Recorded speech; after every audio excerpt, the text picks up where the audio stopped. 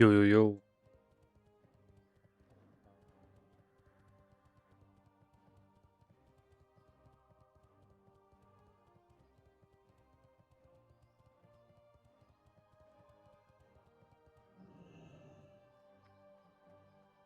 Let's roll.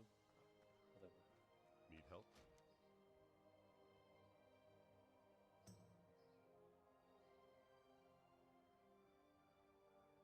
Life bless you.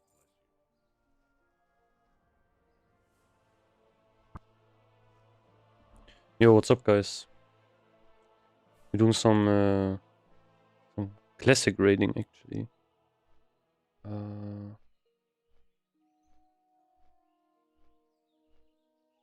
Okay, the stream looks a bit laggy.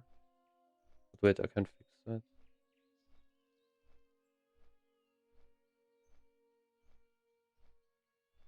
Okay, should be fine now, I think.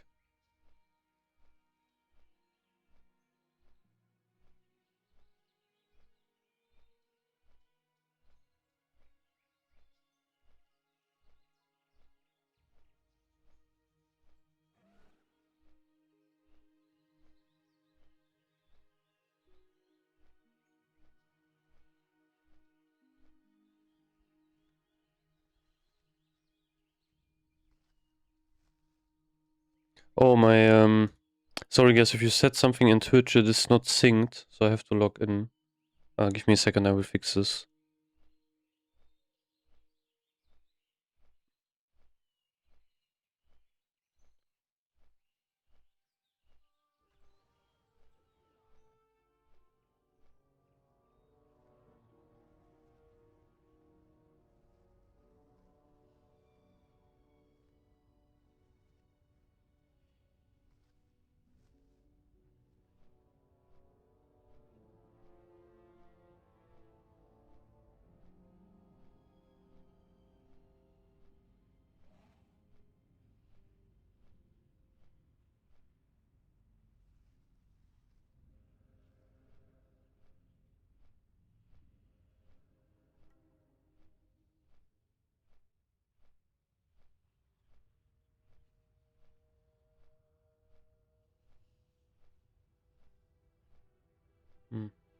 Weird, doesn't work.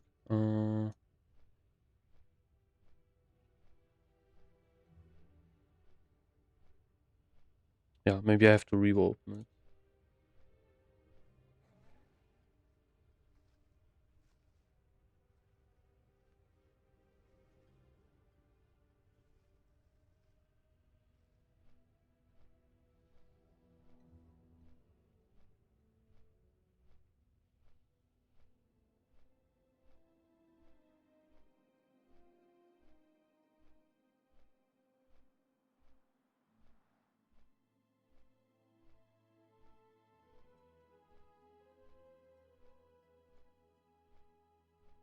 Yeah, why doesn't it work? But okay, I have another idea.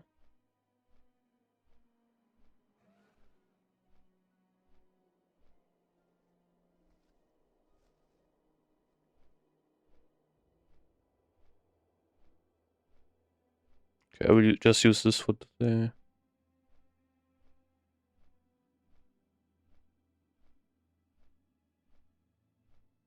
Weird that it doesn't work. I have no clue why.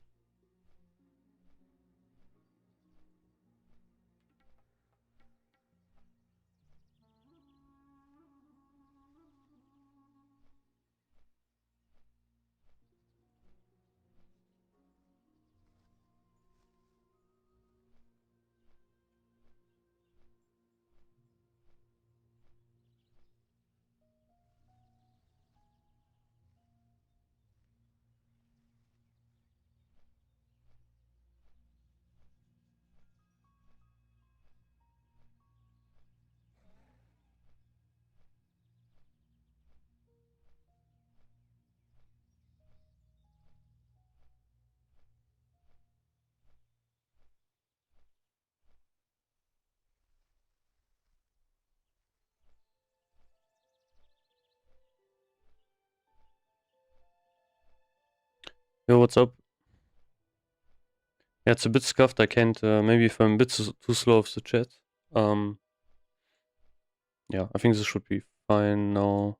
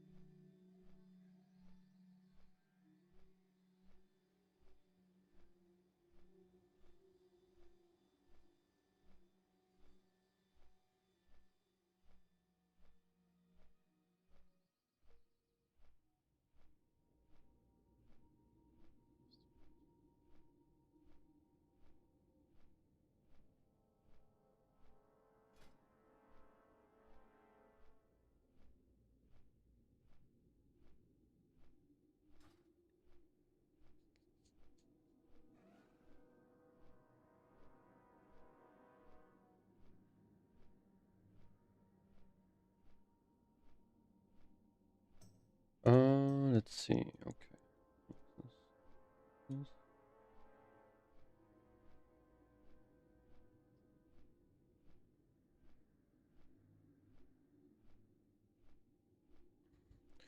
Hey guys, how you doing?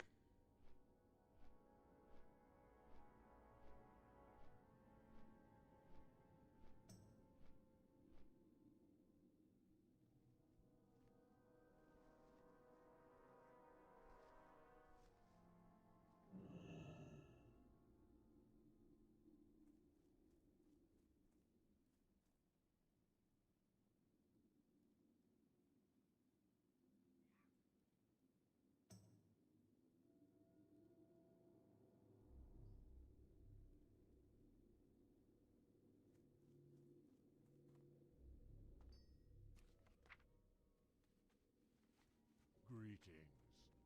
What brings you here? Walk with the Earth Mother.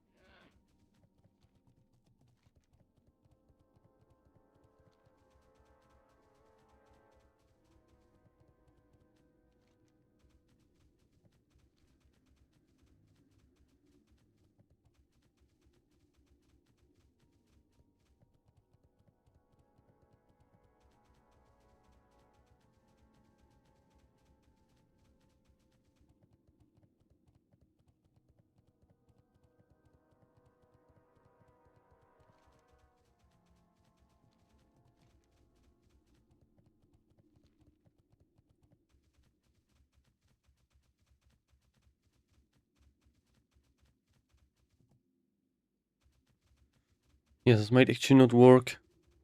We are not enough, I think. It's kind of unfortunate.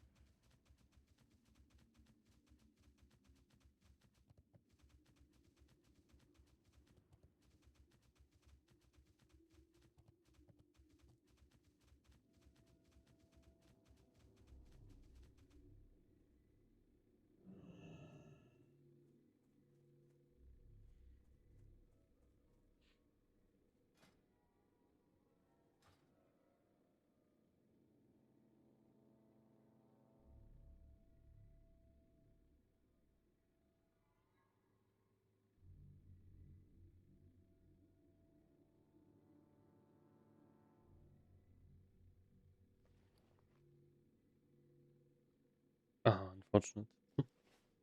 I even bought some stuff for Naxx, like frost resistance potions and such.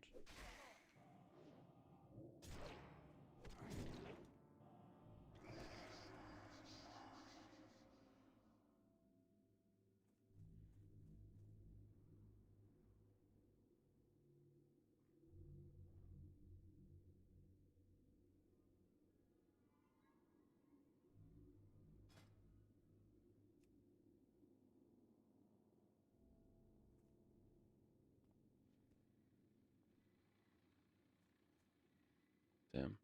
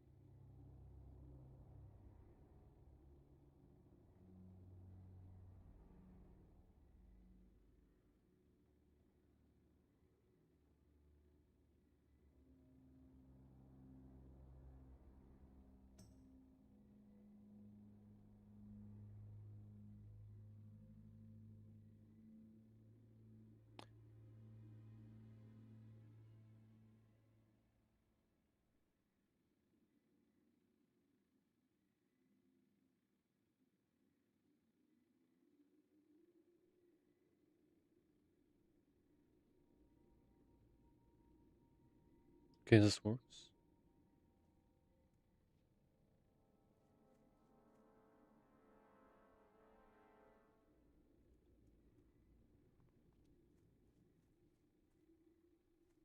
Yeah, I think this is not probably not working. I don't know how many are we. Yeah, we are not even 20.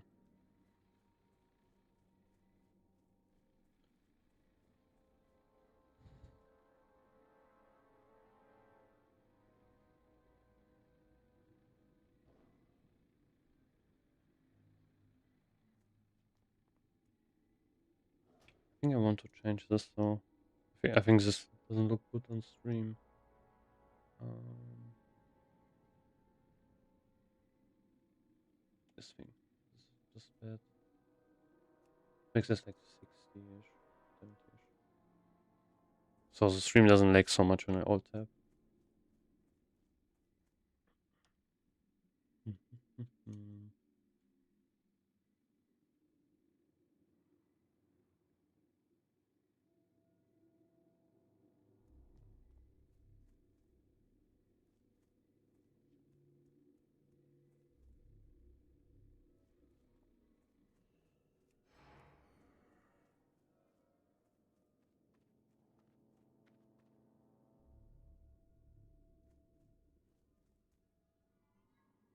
Oh, we got one perk.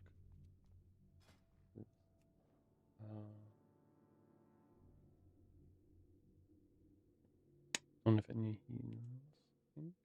Ah, no, we have.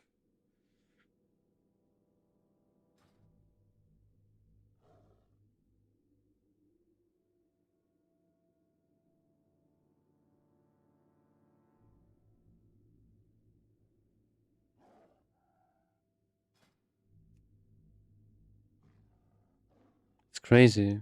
Like in the last TBC, people did Naxx pretty often, actually.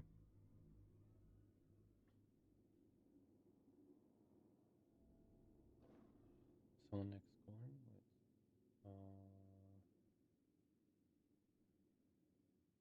Don't think I have LFB to. No. That's wait. I can check here. I think.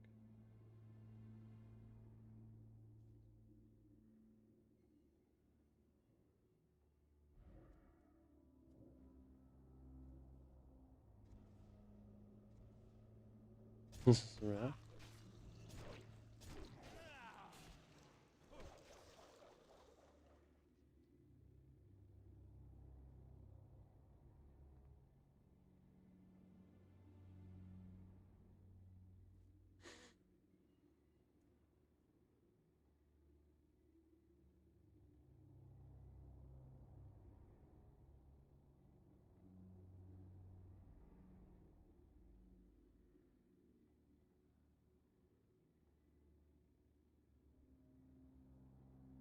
Yeah, it's only us basically recruiting.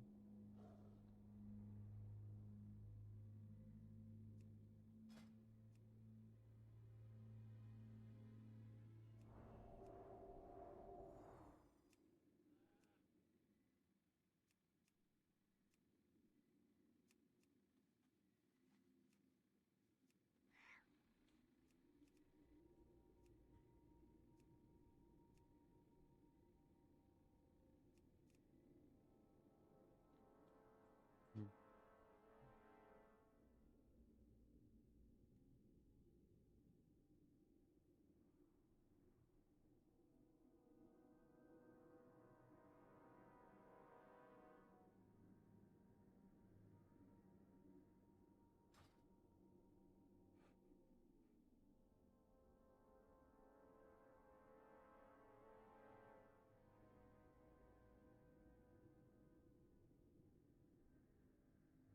Who's actually?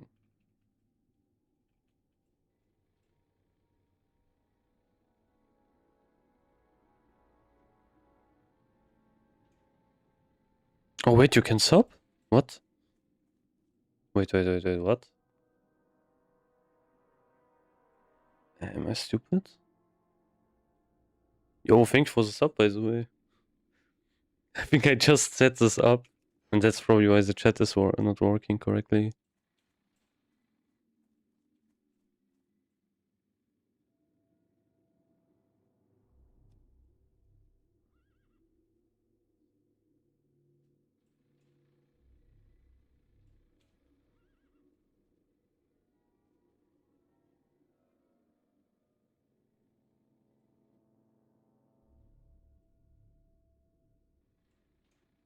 Guys, can you type something? Maybe I'm not sure if it's on my end that's cooked.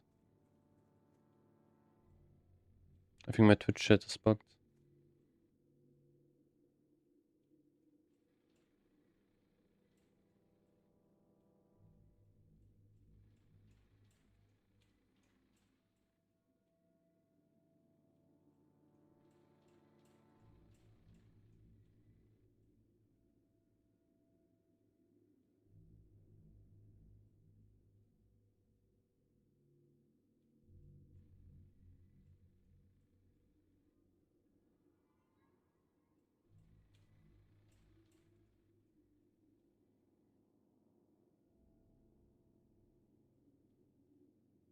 This is kind of else now. Yeah,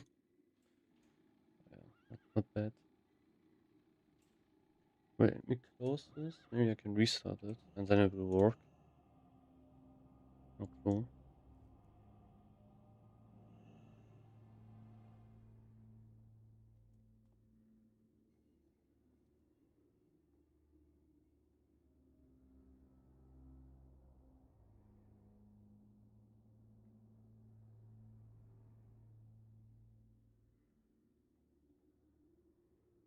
Let's see.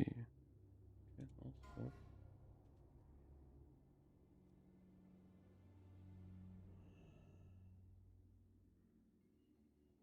It's on the chat again.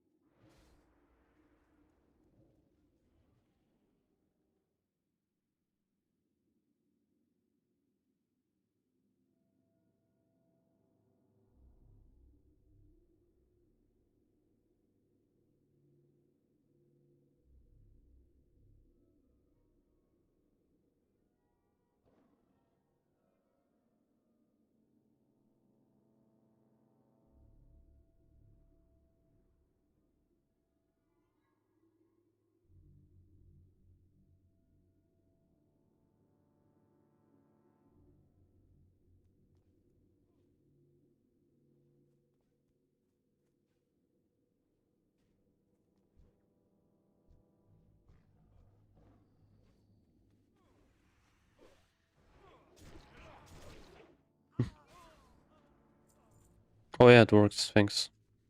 Yeah, I restarted my my chat. Thanks. Thanks for subbing, by the way. I haven't set up anything, so I think I just enabled it today. I didn't even know, you know. Usually you had to like wait, but I guess it's like different nowadays. So that's pretty insane, though. I think this will probably maybe work. Like this next run, not sure.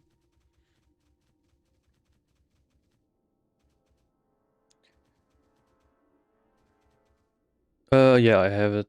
But some people need it, and you know you can get the shoulder enchants, and you can get Atish splinters. Atish actually. We are doing like I think someone asked in the guild or something like that, and then our guild leader basically set something up. So yeah, this was I think kind of last minute-ish. Like did the sign up and stuff like that.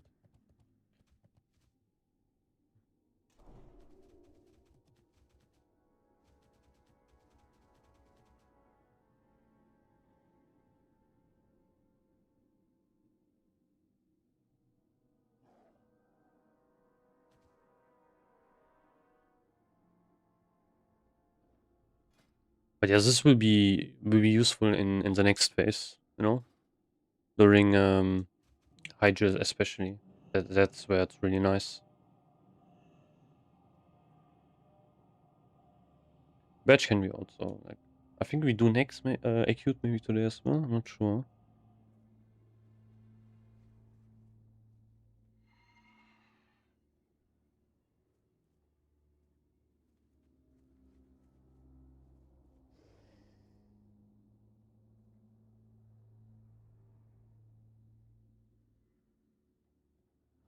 But we are missing some people from our guild.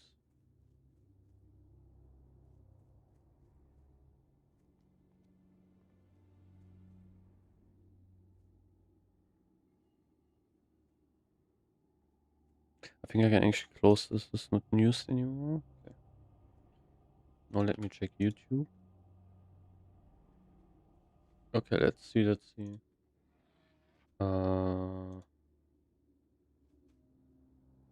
okay, I'm live on YouTube.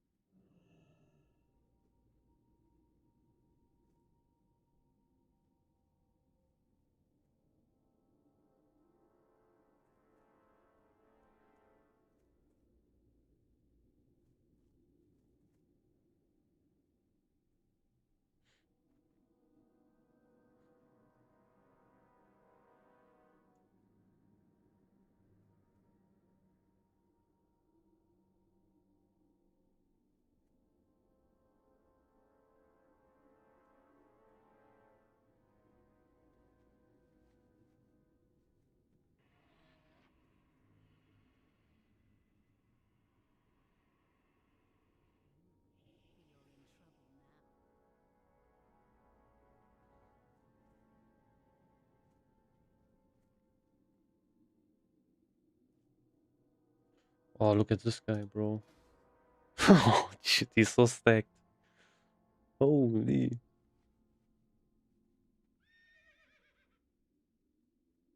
He's almost 2k gas.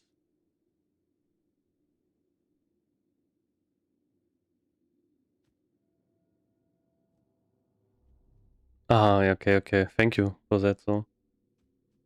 Yeah, okay. How does he have every single weapon? What? Ah, it's a disaster. Crazy, though. He's basically everything, I think.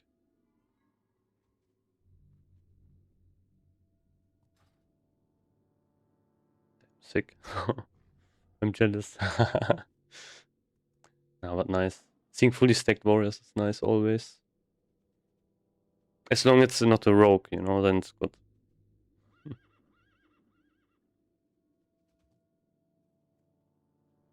Ah, okay. Yeah, I hope people know that you have to be attuned for this. Like, still even.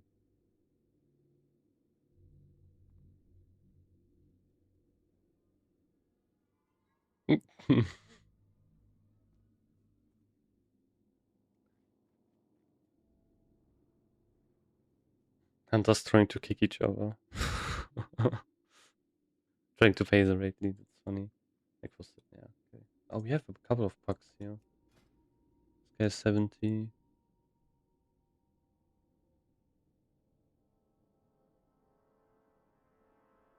No enchant, so. Hmm.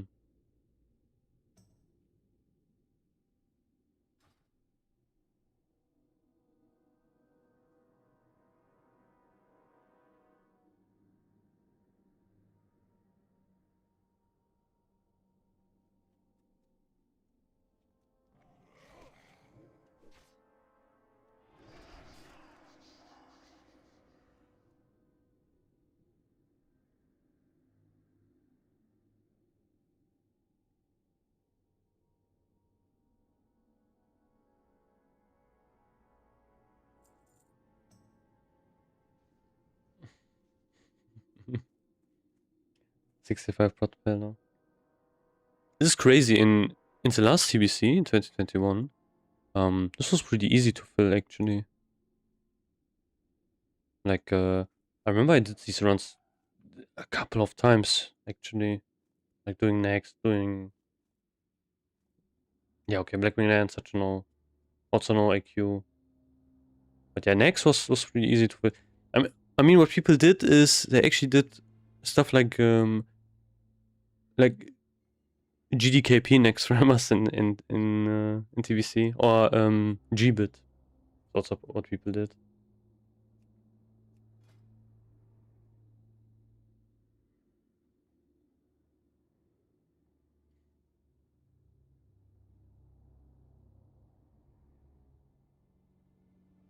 Man.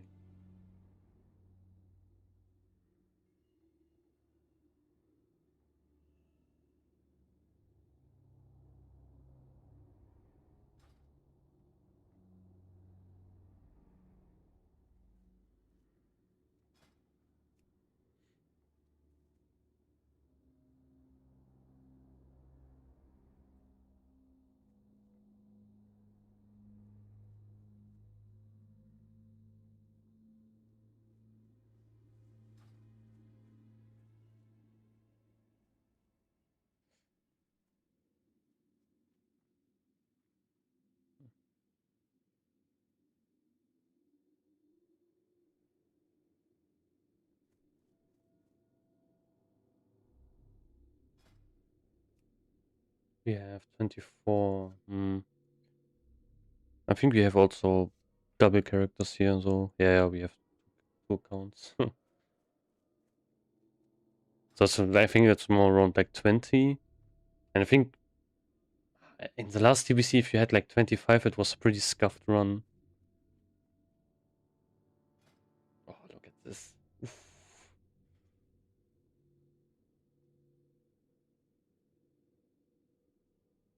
This is probably still one of the best looking models.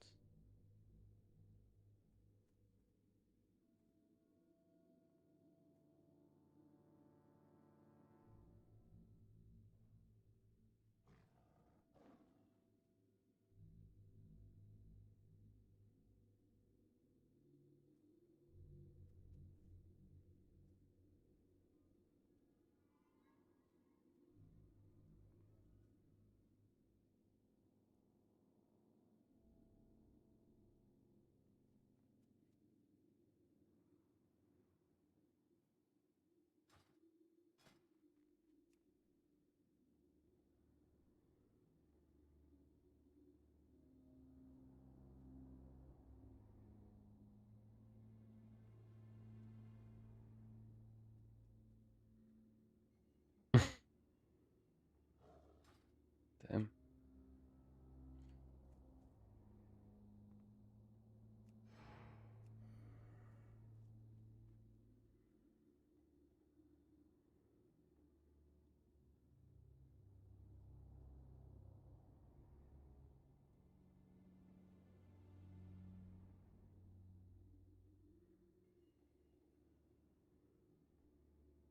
Yeah, we'll see how this goes. And I think if this doesn't work, we will just do Blackwing Lair, the first two bosses.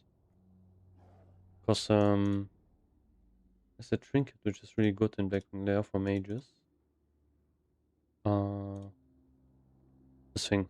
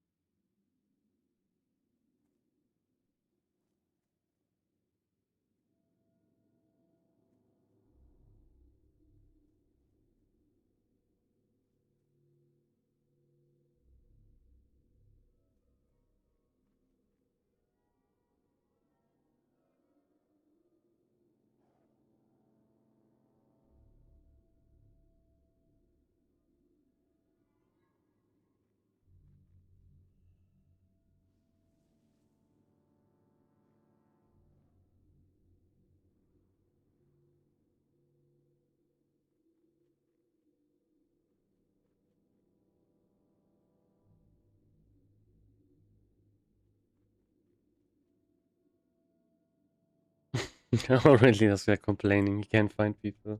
But it's valid. It's crazy, actually.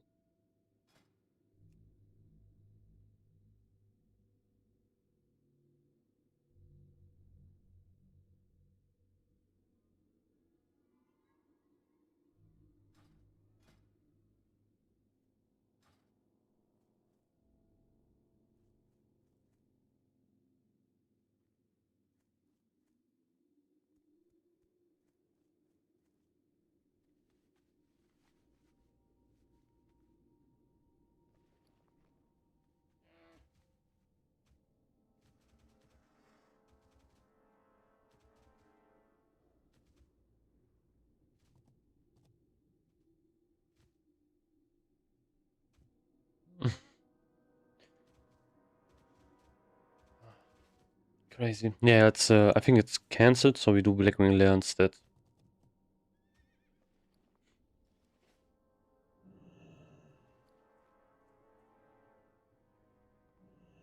I hope I can sell these consumables over again. Maybe I will just send them to my alt and just keep them there, I guess.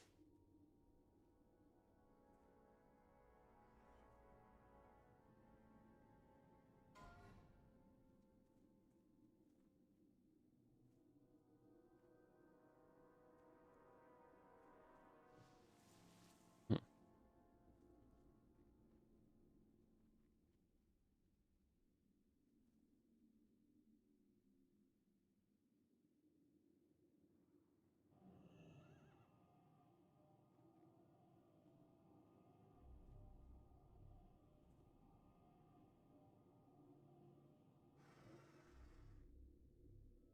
Oh, why the fucking took the portal?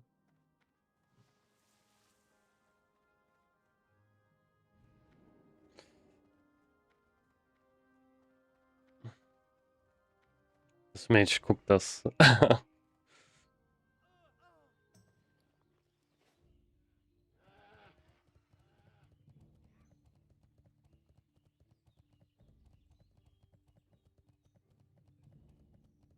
Oh yeah, we need we need our cloaks.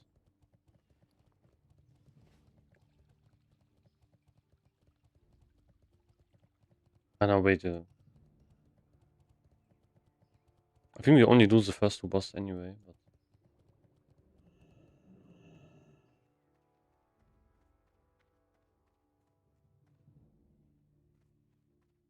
Good day to you.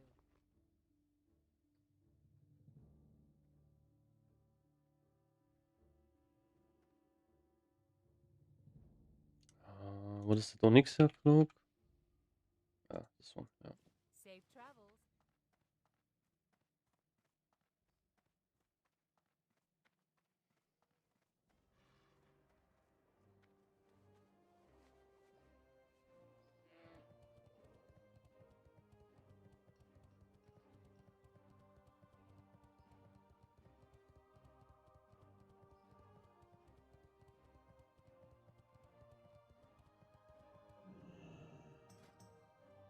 Wait, should I?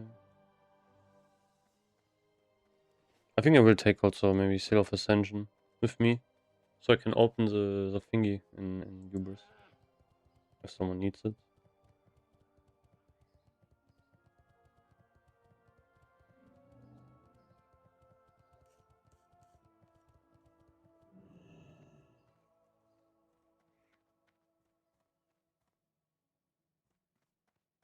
You need something? See you later. Let's go, Blackwing Lair. Man, it has been ages since I was last time in Blackwing Lair, actually.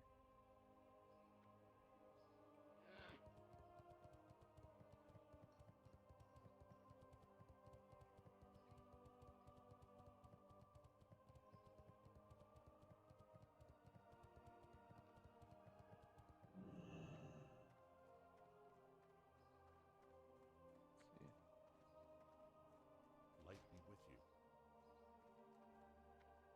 What was the fastest way again? I think it was Boring Point, right? Yeah. Be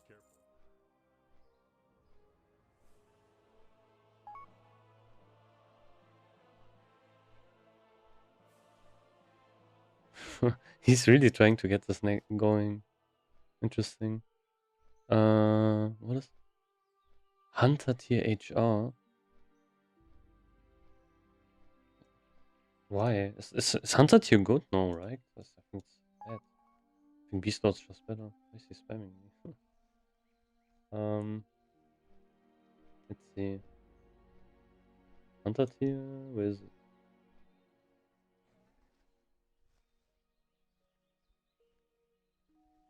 Okay, Rapid Fire.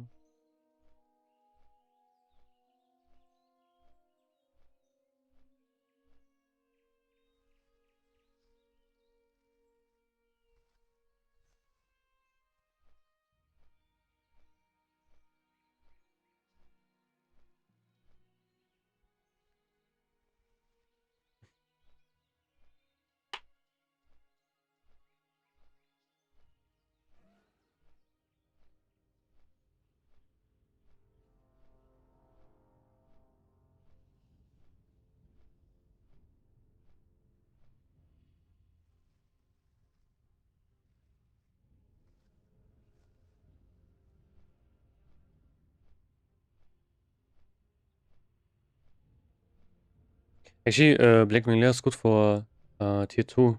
Like if you're a warrior.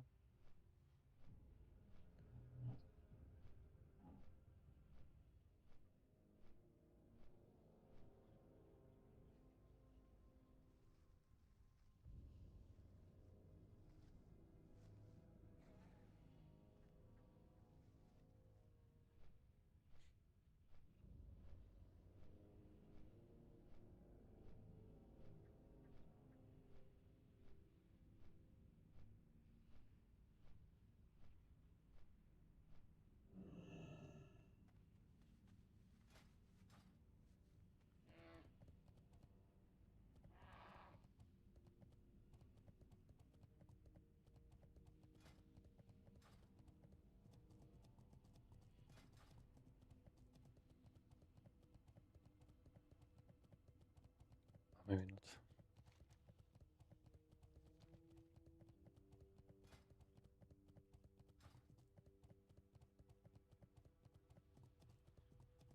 Is there enchanted cloak, by the way? No, of course not. Why should I?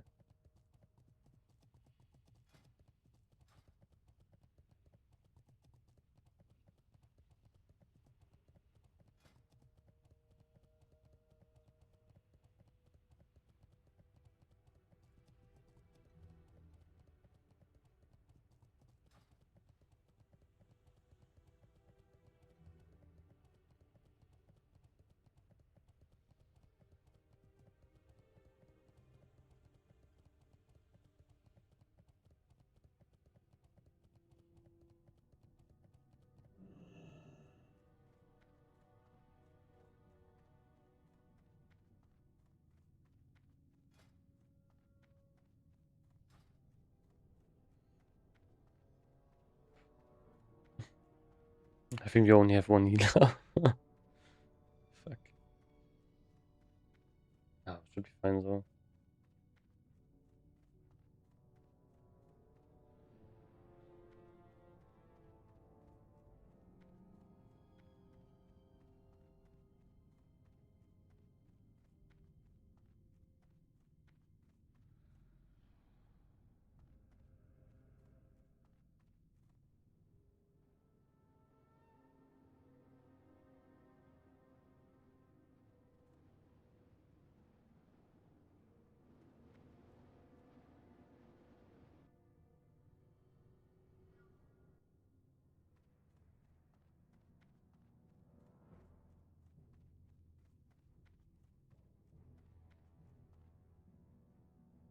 I already did that, okay. I really need this then. Could just go inside, I think.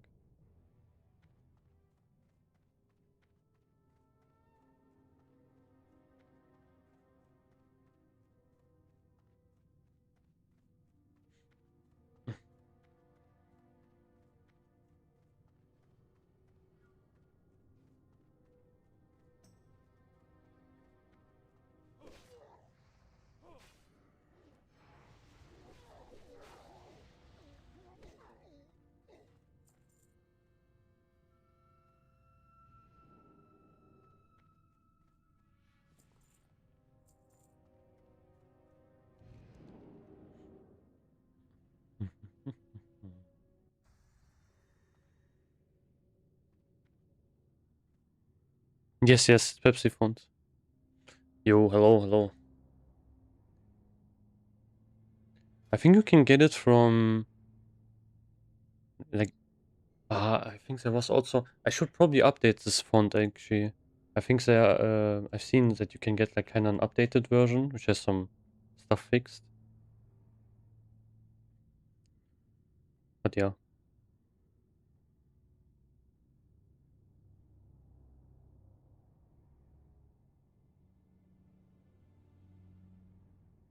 This will be fun to do.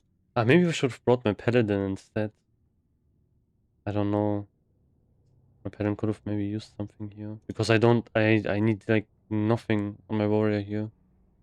I also need nothing on my Paladin, I think, as well.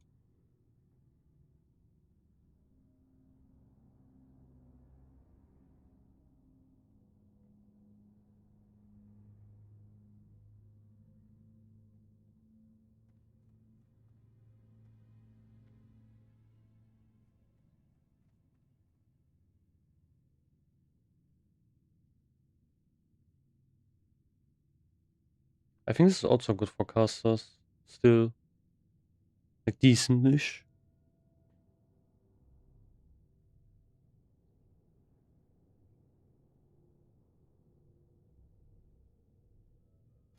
It's gonna feel nice on my Paladin though. But I think it's worse and I think you can get better stuff while questing.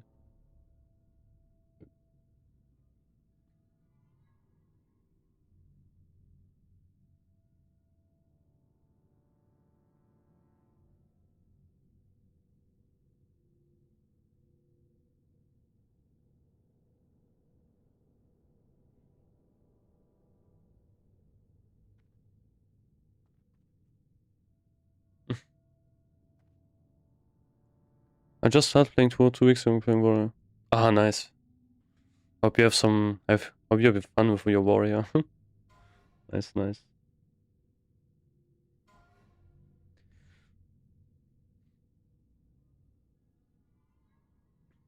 Are you 70 yet? Probably not, right?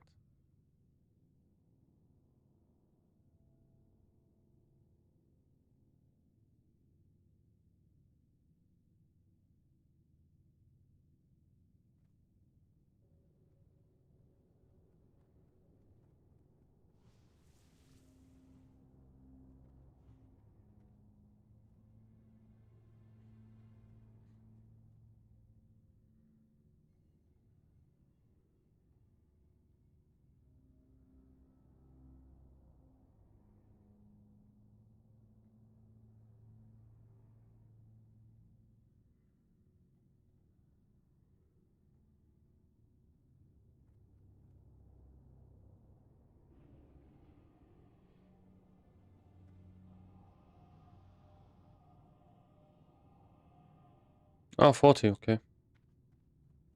Nice, nice. Ah, you're leveling. Ah, okay, you're not boosting. Nice, nice.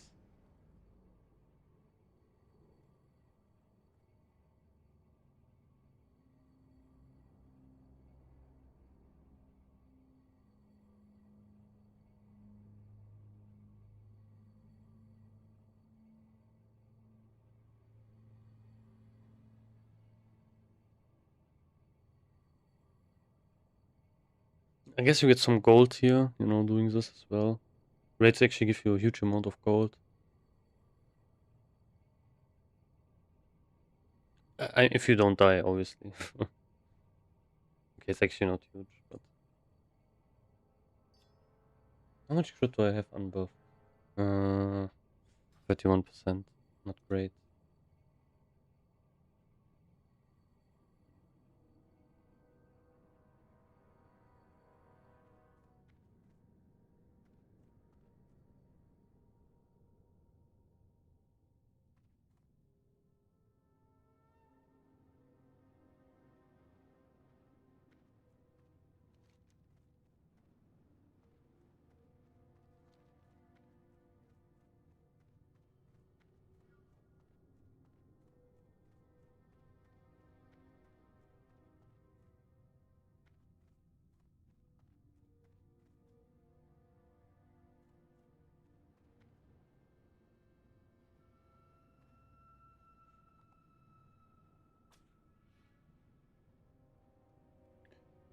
No, I didn't really make one. I think this is a video I will probably make next, actually. I have macros on my Discord, a couple of macros. But they're not really... I don't think if I have anything that is useful for leveling...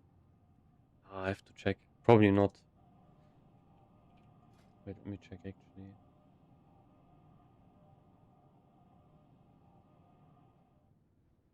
Yeah, this could be useful while leveling. I guess, like, you know, equipping a shield and using shield block, but it's pretty niche, to be honest.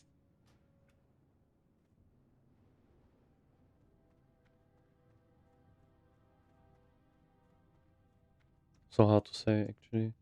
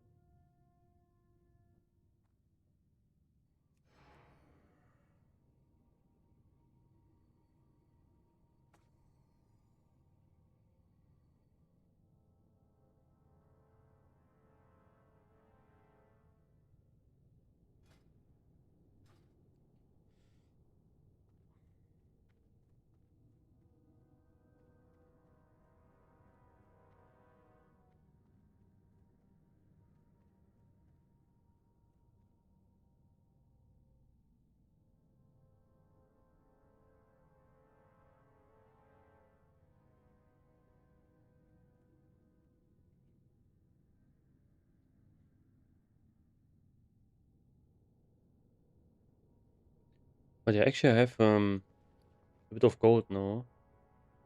So I can probably craft Vengeance Wrap. Kinda depends on the prices of Shadow Cloth, actually. Like, I think it's around... Like, if I can get it cheap, maybe I can find someone who sells it for cheaper. If I get it like for free, I don't know, 380 or something like that, I would probably buy it. Like 10. And then I can find someone else who can craft that as well. Oh, I have to find someone who can actually has Prime level. Maybe I can find someone in the guild who has it.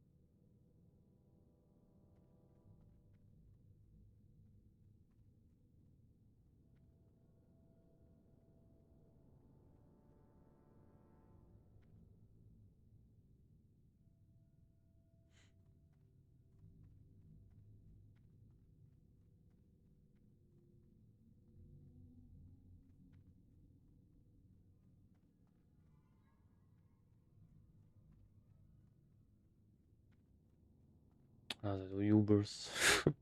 Some people are not attuned. Unlucky.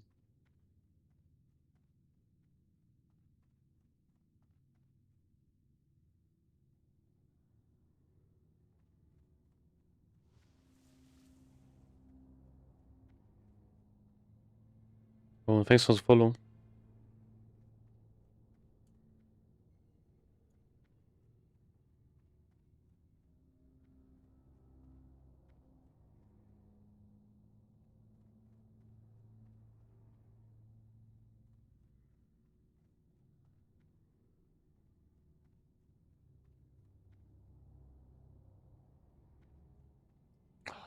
It's kind of boring to be honest. But yeah. Can look at some gear, I guess. This is still worth something. Interesting. I guess people want to craft. I want to craft their Thunder Furies. One thing I'm wondering is in the last TBC, like before Rev came out, Naxx was actually really popular because people wanted to get, you know, the stuff like the enchants and such, like the items which went away with Rev Naxx.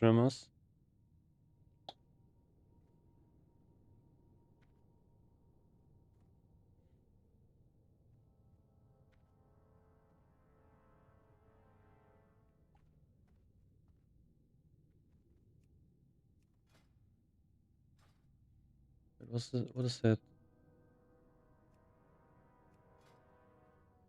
Avengement. Where do we get this from?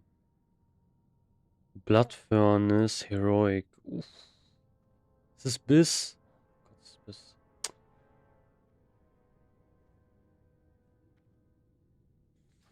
Oof, it kinda sucks. I don't want to do Blood Furnace Heroic. Ah.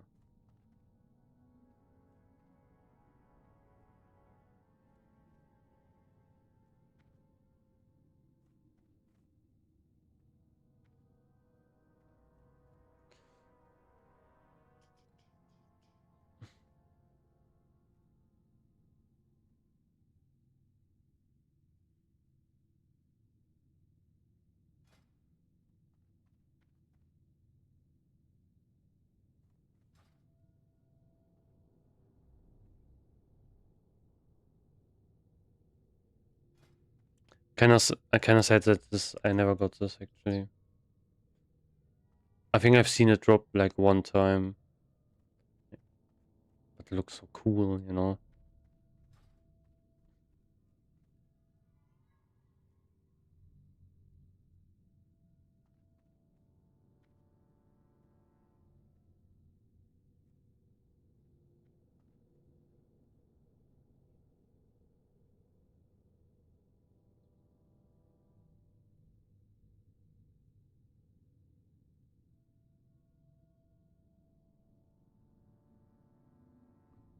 Oh, Plastic apparently dropped in Ubers. Nice.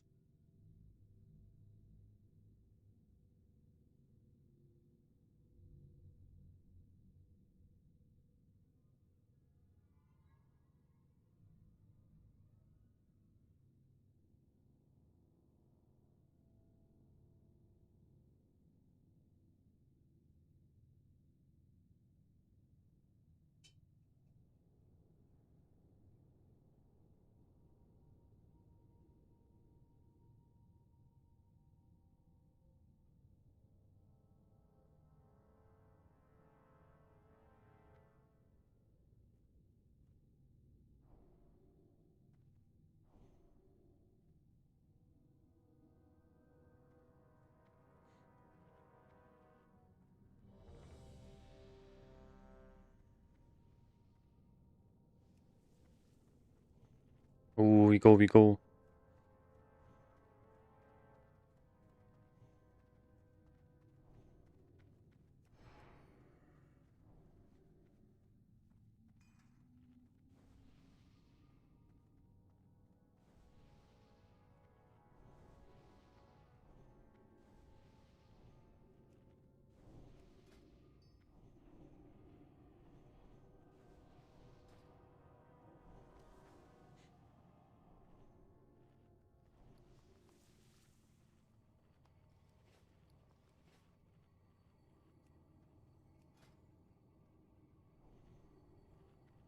This is Propeller.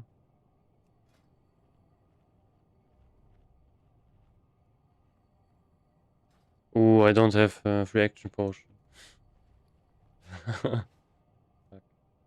Could have brought one.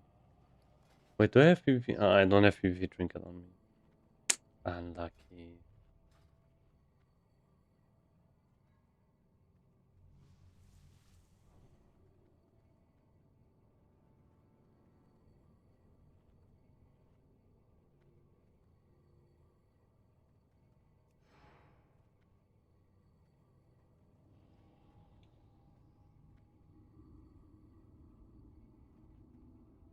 Let's use a big battle shot buff. Oh wait, I don't think I have the items on me. Never mind. I should be still in the bigger zone. Man, I have to change this. Like this tooltip is really annoying, and you can't see the damage. I have to change my UI a bit. I think maybe I should. Maybe I should do something like this. Pull this up here.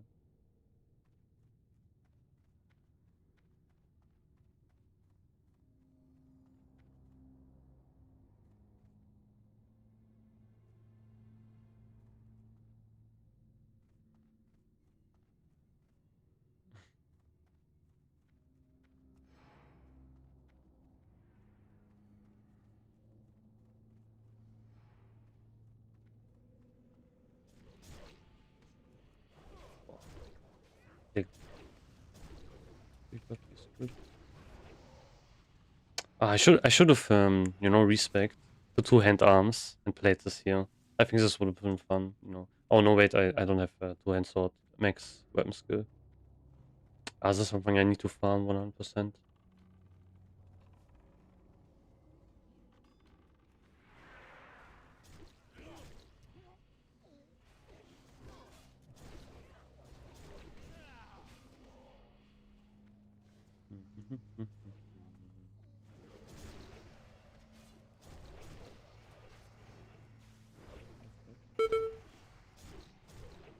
I do like 0 damage.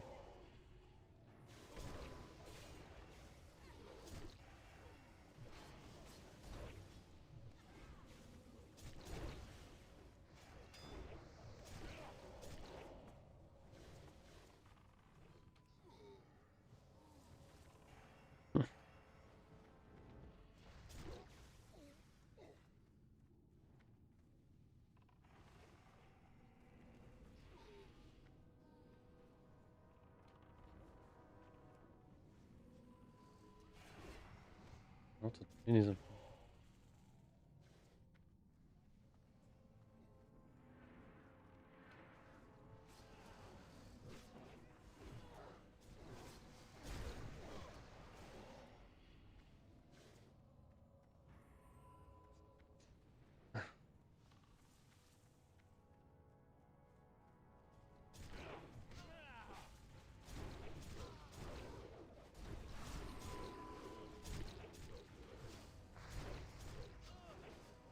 I wonder if this is still bugged. Like I remember details was like really bugged on this fight. Like for the first phase. It was strange. I didn't really like amount the damage correctly. Oh, I think it didn't reset, or it was something like weird like that.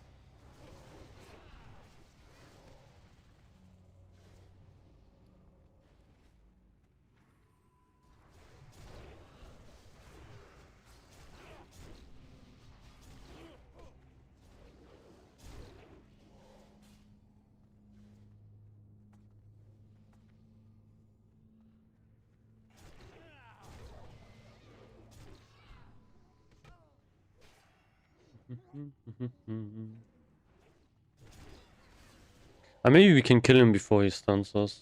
Like maybe we get lucky. Because I'm pretty sure like no one has reaction potions for this. Maybe you can resist it, I guess, as well. You know? Wait, do I have no wait, this is the wrong one. Oh yeah, I have 5 into Iron Will.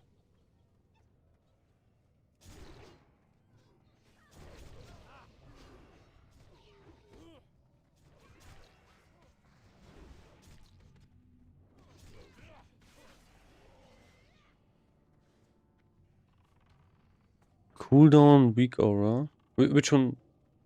Which one do you mean? Oh, I shouldn't have battle shot. Death wish here.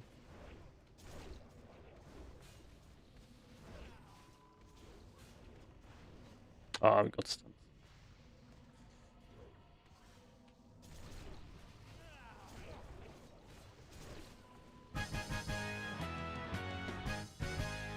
Ooh, ref. That's big.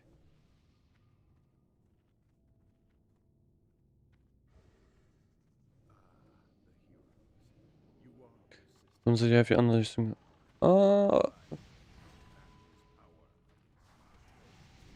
Okay, okay. I know what you mean. Yeah. I can try to link that. Wait, I don't need this.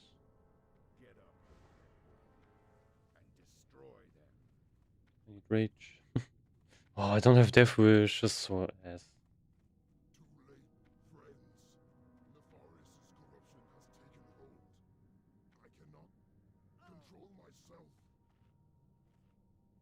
Um.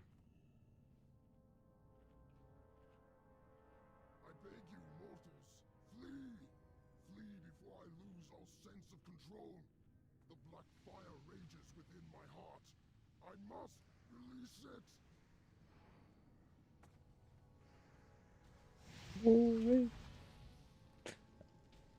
If you are swing time, no, that's from this week aura. Like the swing time is in this week aura actually in.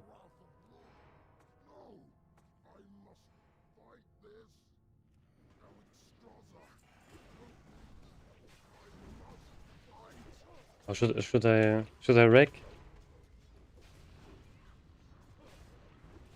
Nah, I don't think I will wreck here.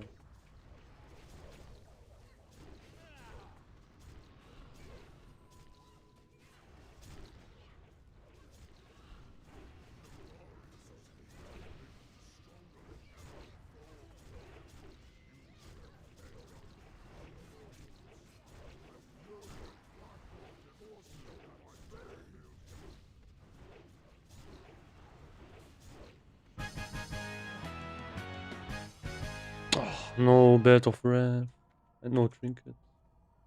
Oof. Okay, wait.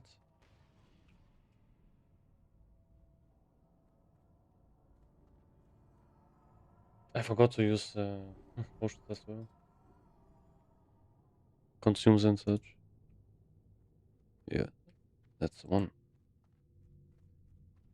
I don't know if this is an updated version because I've made like the one I have is fixed a bit. You know, I changed some stuff around. So if that's not the correct one, I will have to look on Discord and see which one's the updated one. Wait. I think I have it here. Give me a second.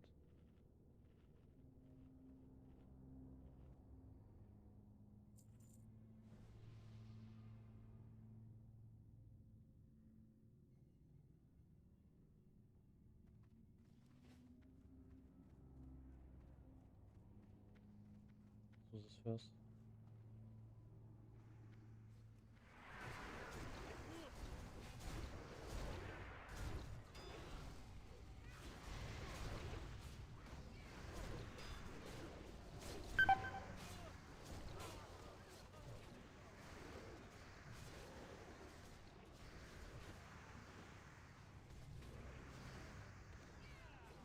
Yeah, ignore the first link. I will delete it. It's not the updated one. Yeah, this one's a working one.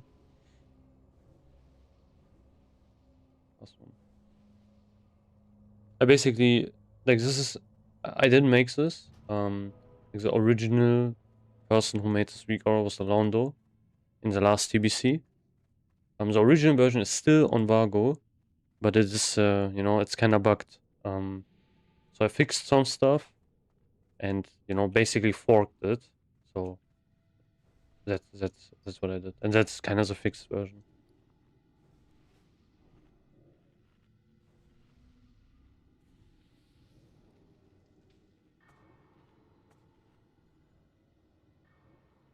With one rogue.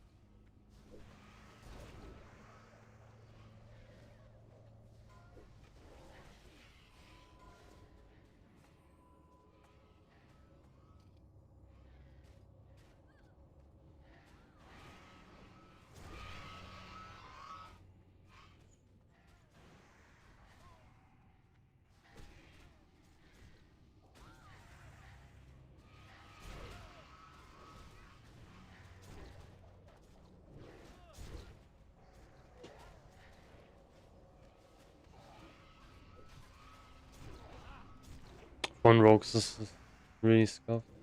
I don't know why we do the full thing anyway. Oh, this guy's still whispering. This guy's crazy or?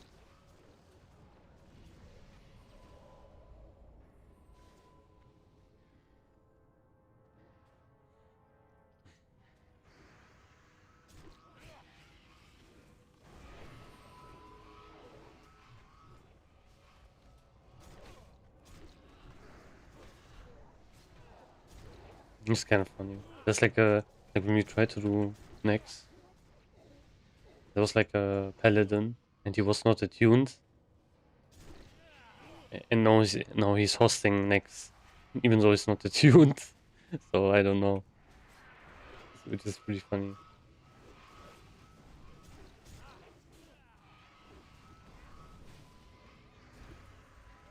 I have to do some. I have to get like a new, not new battle trigger, but like kind of a different one, or change it a bit, because it doesn't show when battle shot's about to run out. Great.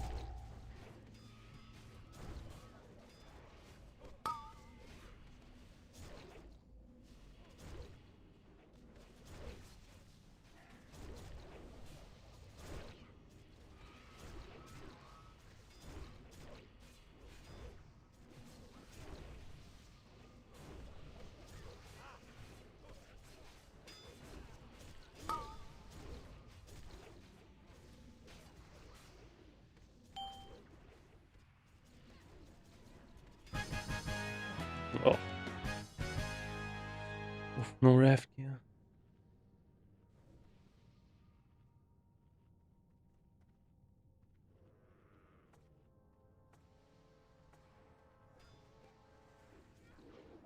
Oh, do you? I hate this. This was the worst part of Blacking there. You know, where you had to kill these fucking goblins.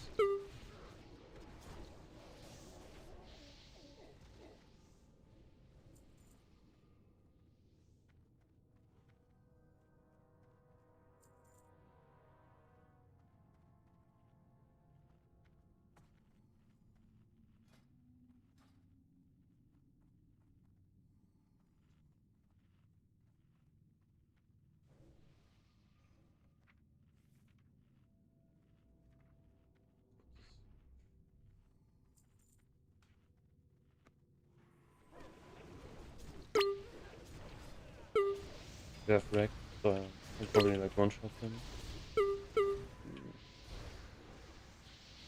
I have one healer. This is. Oh.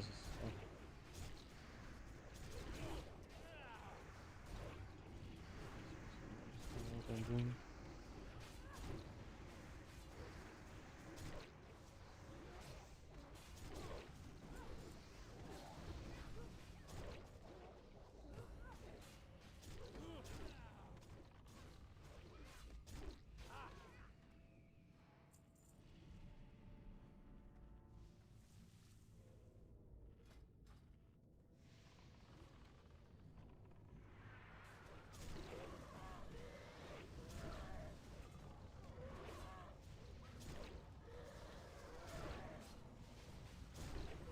I don't have. Oh, I don't have trinket.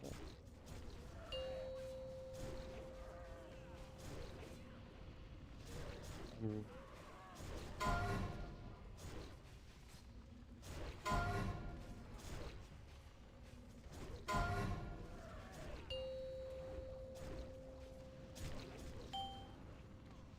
Oh, okay.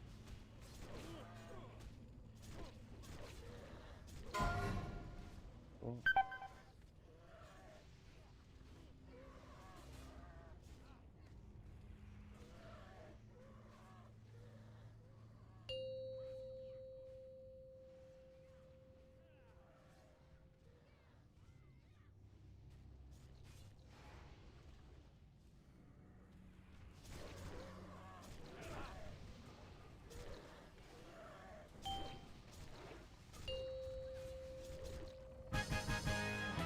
Oh no! Could have. Oh, could have a nice one. Paladin. Oh wait, no, we have.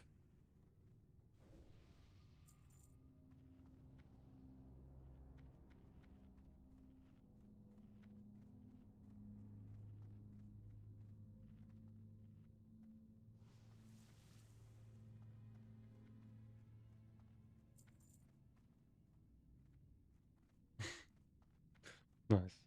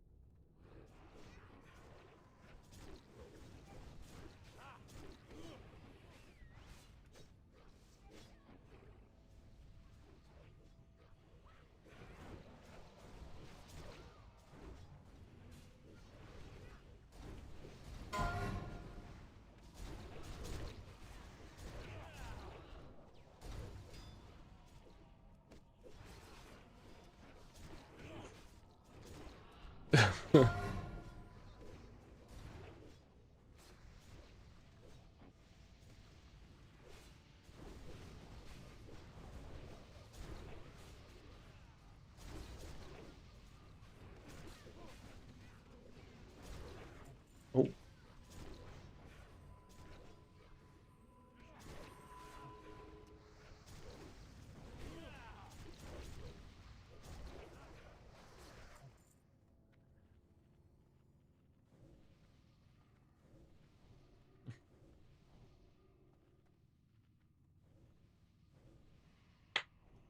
And doing this in TBC is, yeah, kind of funny, to be honest. I think we will not do this like full run probably anytime soon.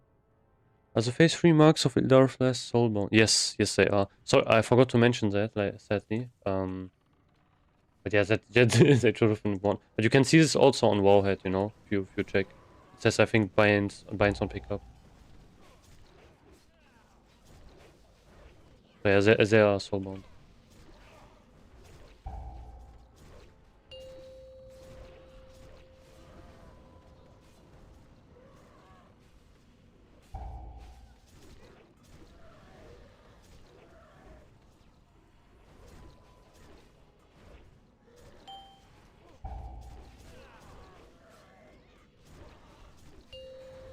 Why did I not use these here?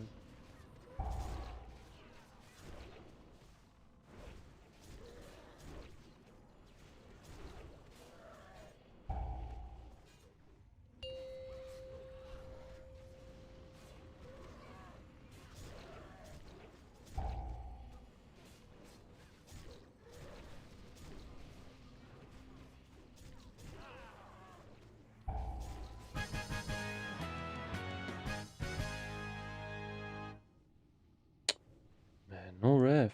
Fuck.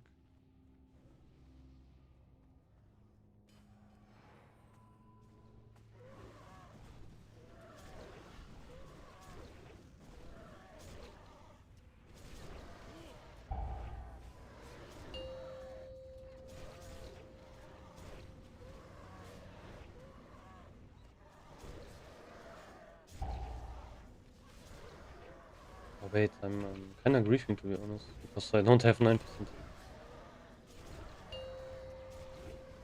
I have so much rage though.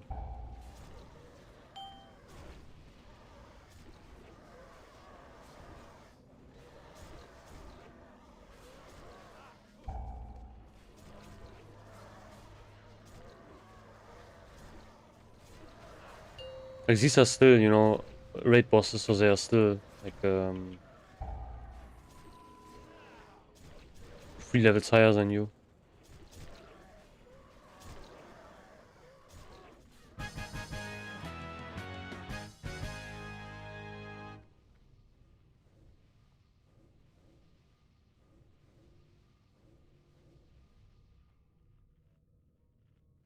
Oh man, DFT would have also been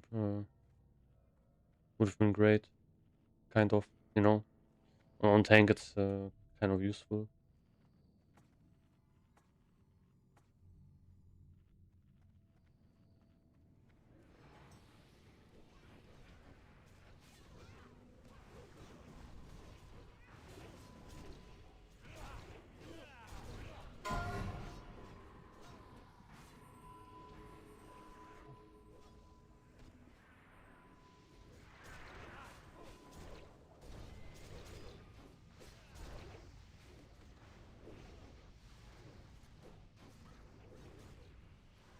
At least I don't get like this sand debuff. What is it? Orange, I think, right? Yeah, orange. I hope I don't get that one.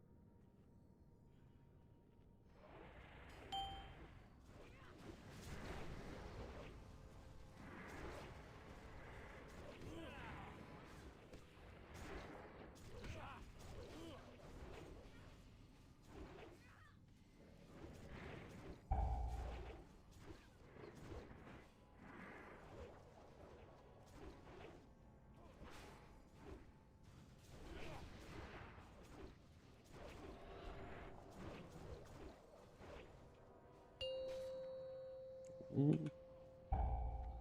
Oh, really? I got bronze. Come on. I don't have sand, I think.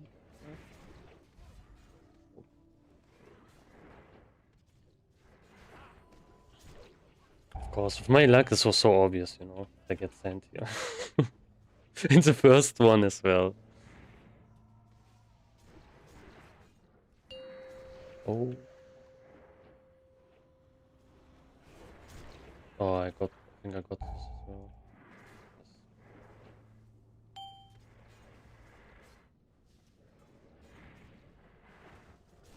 Yes.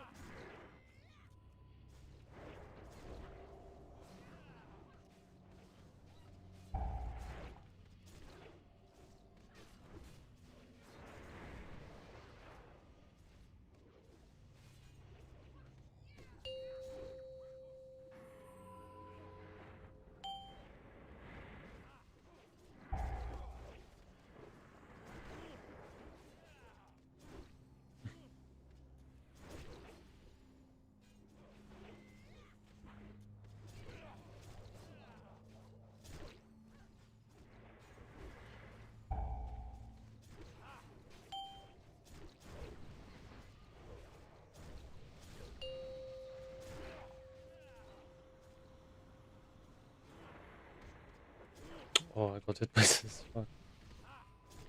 I didn't even see that.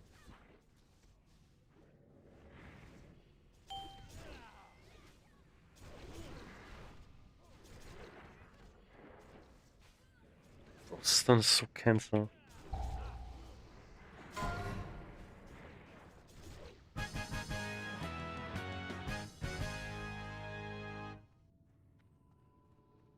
Crazy loot.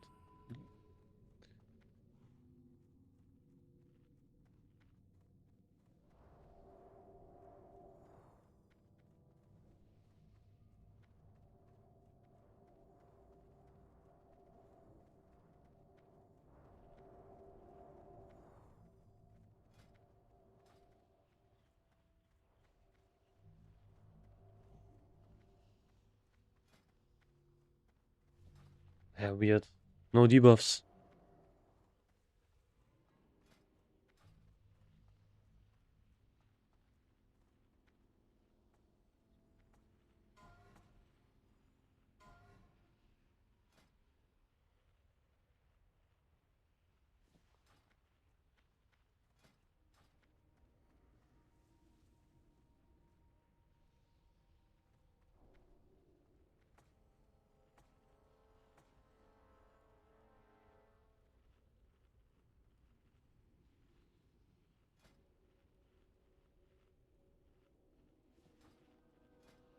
I think we'll still wear the cloak, you know, maybe one tank dies or so. Let the games begin.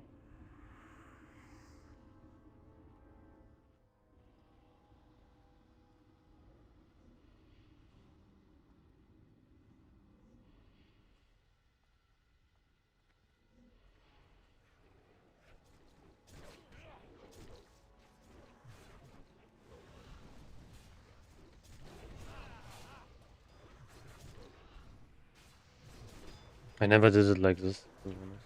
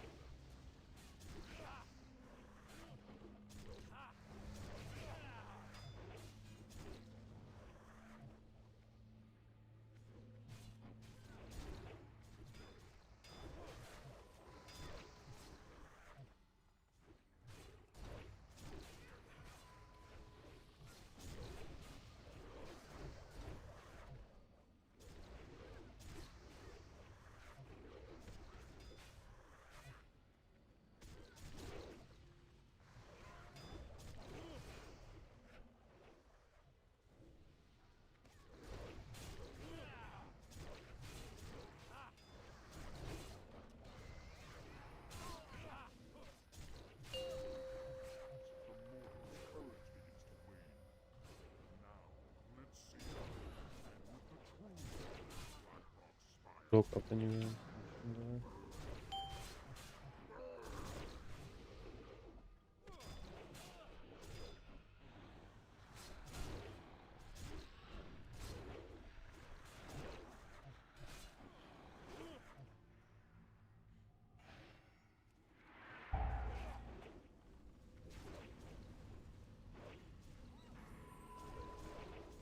Come on, give me a clock. Yeah. A bit too late.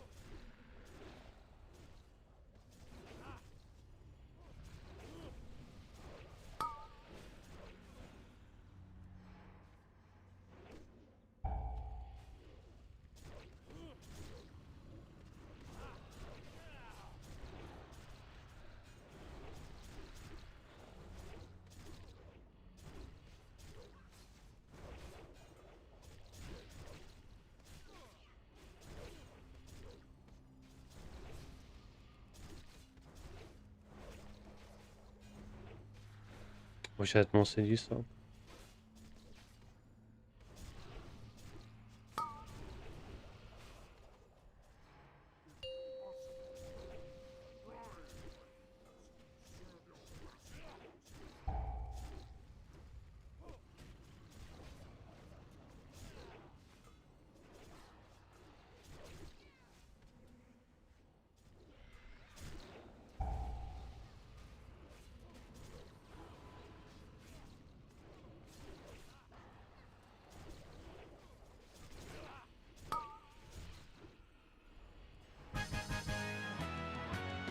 Ooh, Wrath again.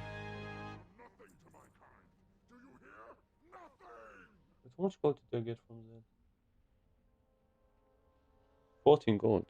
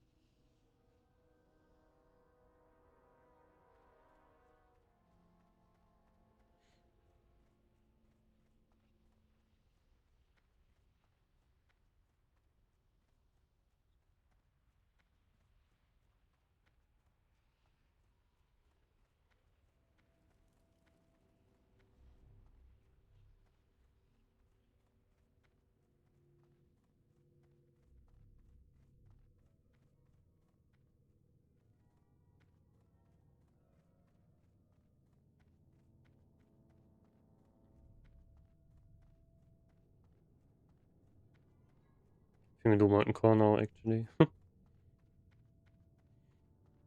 Maybe some binding.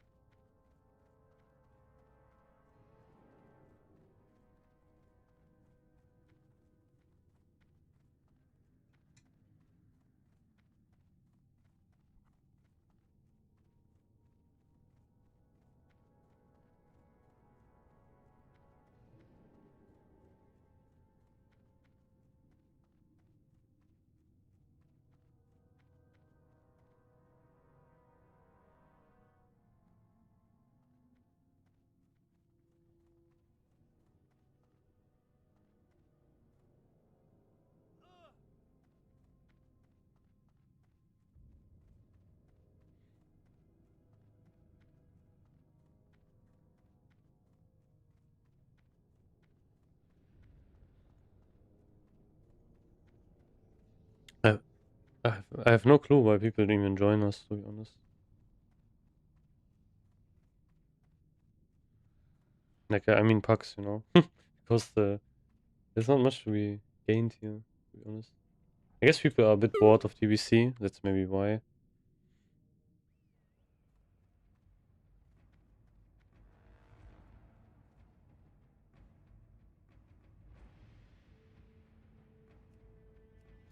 Unless you have...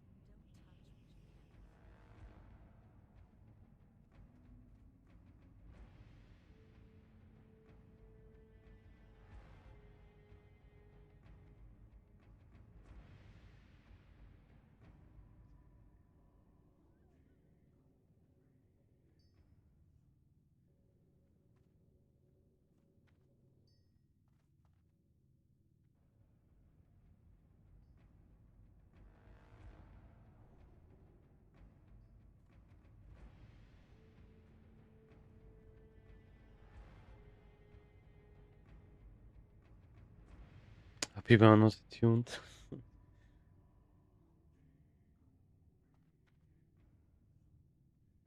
what this guy is.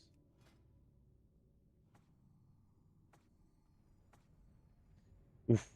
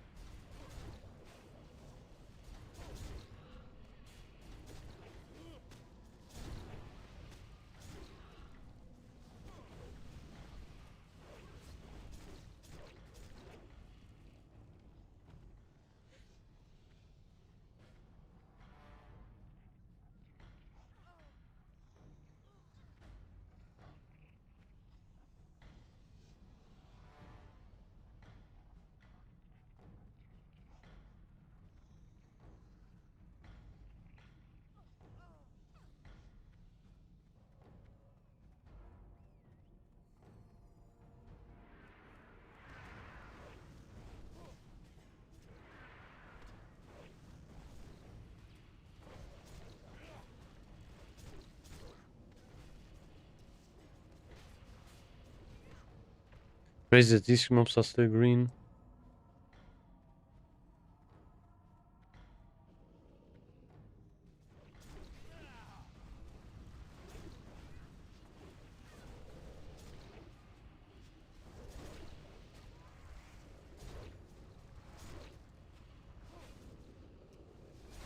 Oh, 0 damage.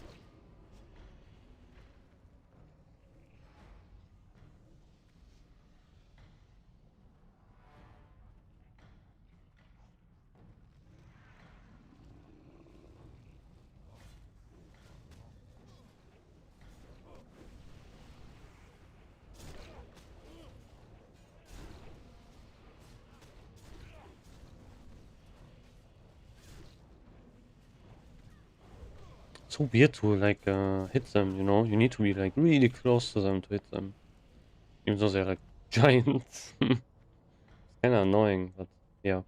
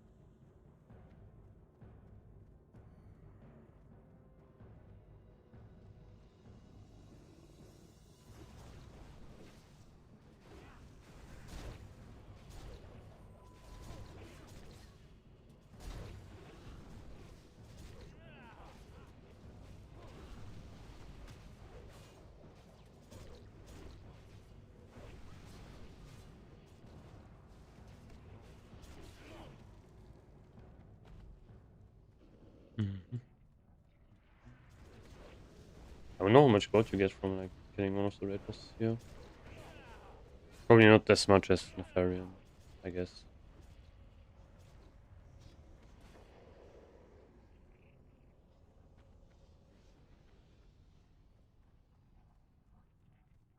That's probably what I would do on retail, you know? I would I would just do Molten Core, get like bindings and stuff like that.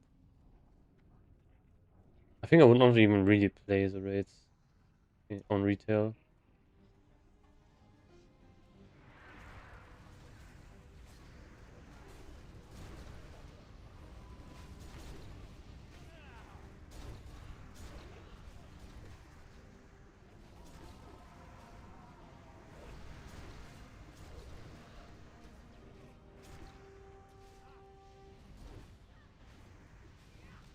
I really regret not respecking, you know, to pull two-hand arms and doing this, like, doing that, yeah. Would be fun. Would have been fun.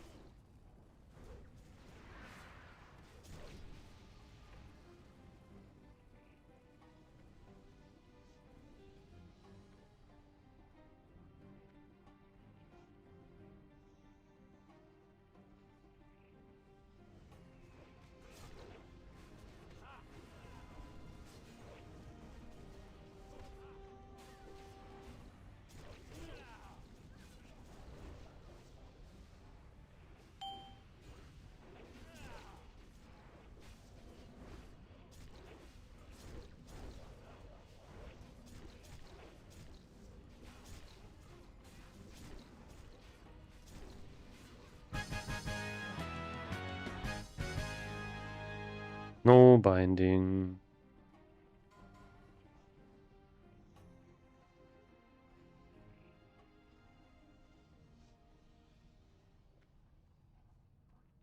Why am I so big? Or slow? What? Oh. Ah, okay, we are still bloodlust up. Moment. Ah, it didn't, it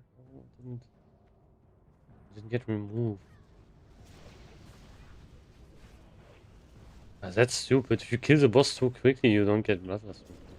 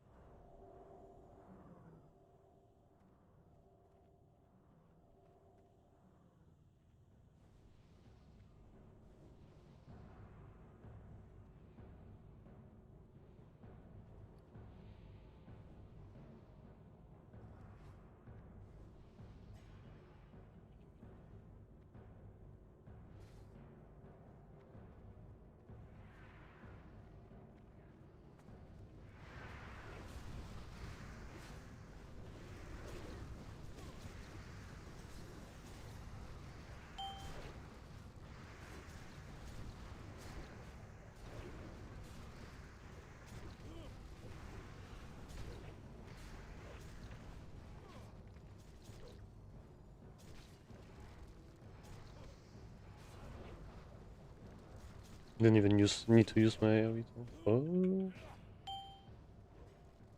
This guy has like a ginormous hitbox though. You can attack him from, from really big range.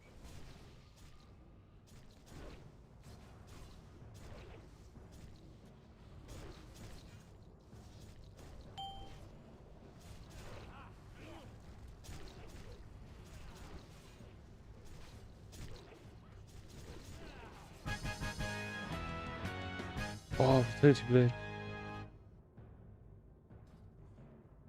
Aubrey. Man, sure. How much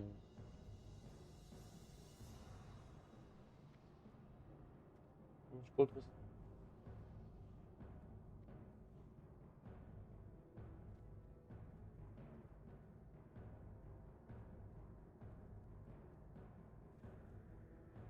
Ah, no gold, I guess. Oh, can't find it.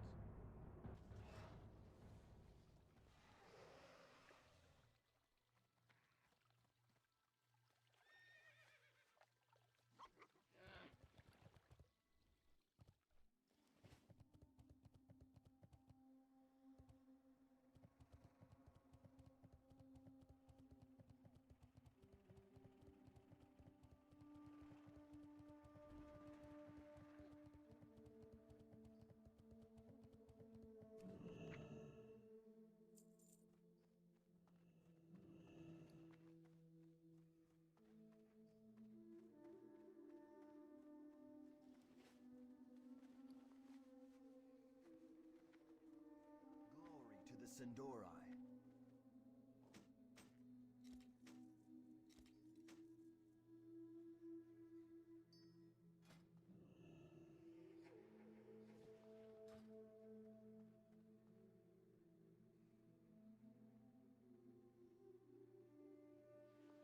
Why did this go here? Fuck. Shorelloran. Anubelore Delana.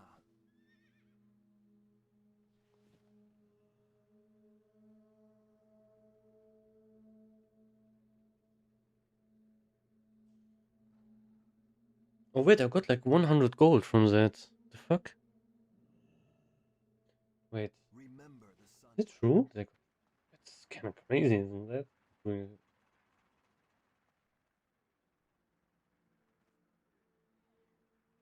Okay, here I got nothing, I guess. Yeah, look at this. Backring there was like roughly 100 gold. It's not bad, to be honest.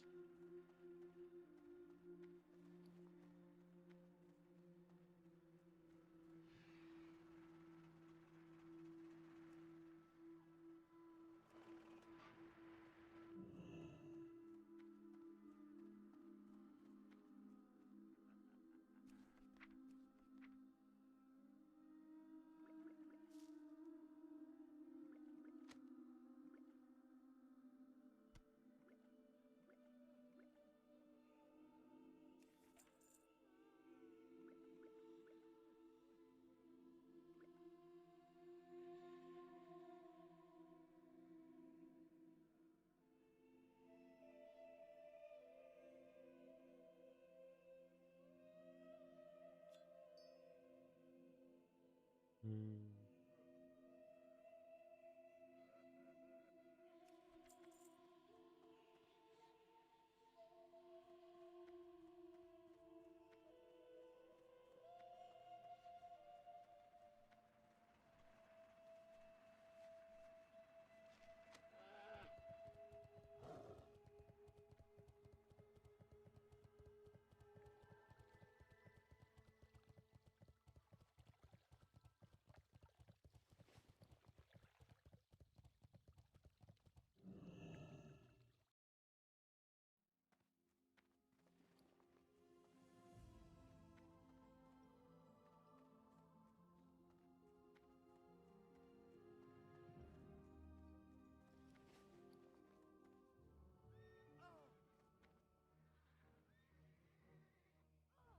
That's it for raiding today, I think.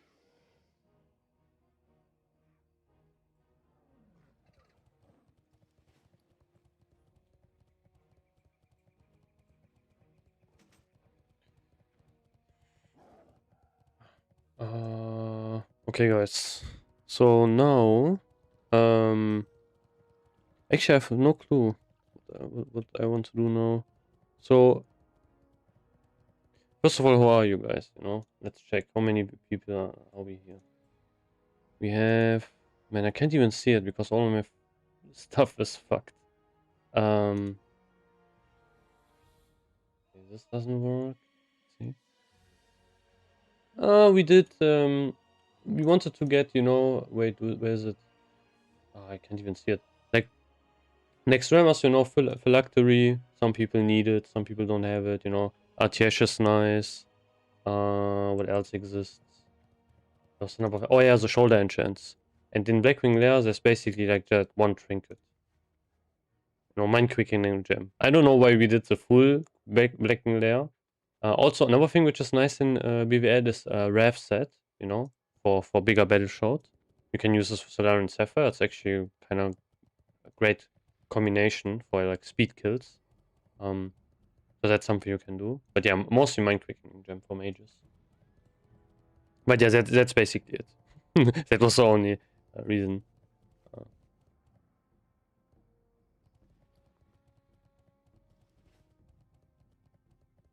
I think the guy probably who recommended me like crafting black Felsteel brace is probably not here. But man, that suggestion has been goated. Look how much gold I actually kind of have. And you know how much gold I usually have, you know, it's basically zero. So, that's really insane. Maybe this? Move that.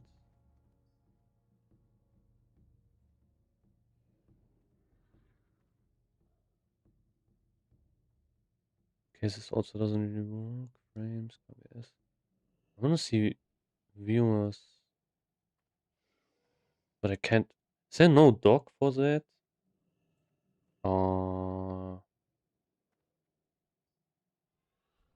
I guess. Oh wait, I'm stupid. Maybe this thing can actually show me event feed.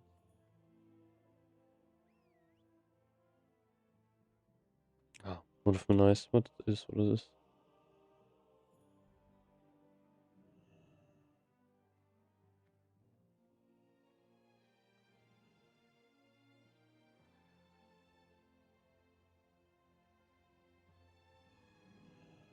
go to here.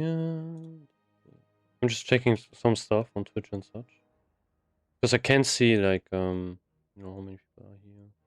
Okay, we have 3 on Twitch. All wrong stuff.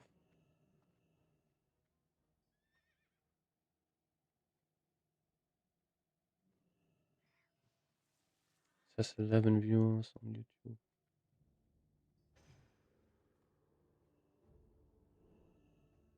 Okay, no, it's a bit less. That's fine. It's fine. Okay. Yeah. So the thing I want to get now is maybe Vengeance Rep. It could be pretty big, but I need to see how much Shadowcloth is. Okay, Shadowcloth is 39 gold. Man, can I get 10 Shadowcloths for 300? Probably not, right? I think no one will sell that for 300 gold. I'm pretty sure.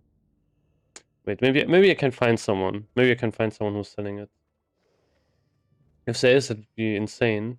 Because then I can get Vengeance Rep. I just need to find someone who has tailoring and can make Vengeance Rep. Oh fuck! I have to. I have to go to the thingy. Oh, do I have to wait?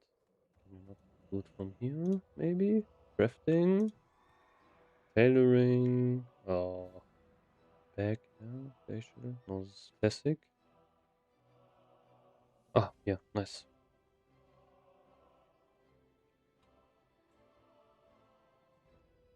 So this as well.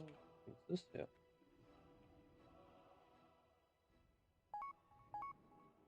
Selling craft. Shop of master.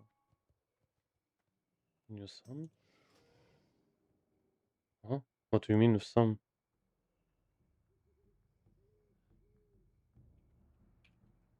just want to buy normal. Buy them.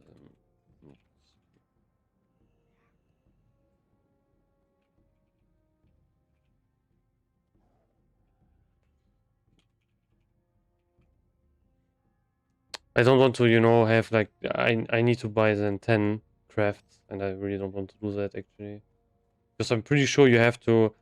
I don't know where you get Shadow Cloth from. Like I think you have to do it in Neverstorm, and I really don't want to do that. To be honest, that would be really annoying to do.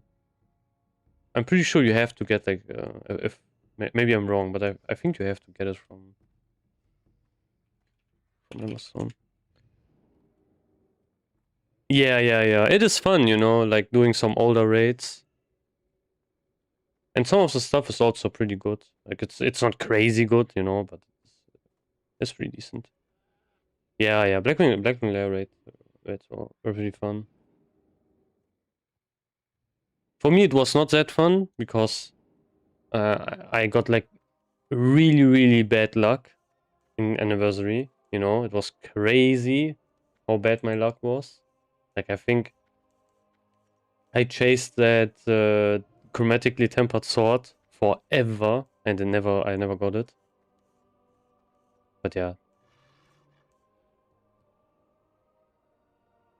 Yeah, you need to go to Shadow Moon Valley. Holy fuck. Yeah, no thanks. Wait, I will do this instead. So,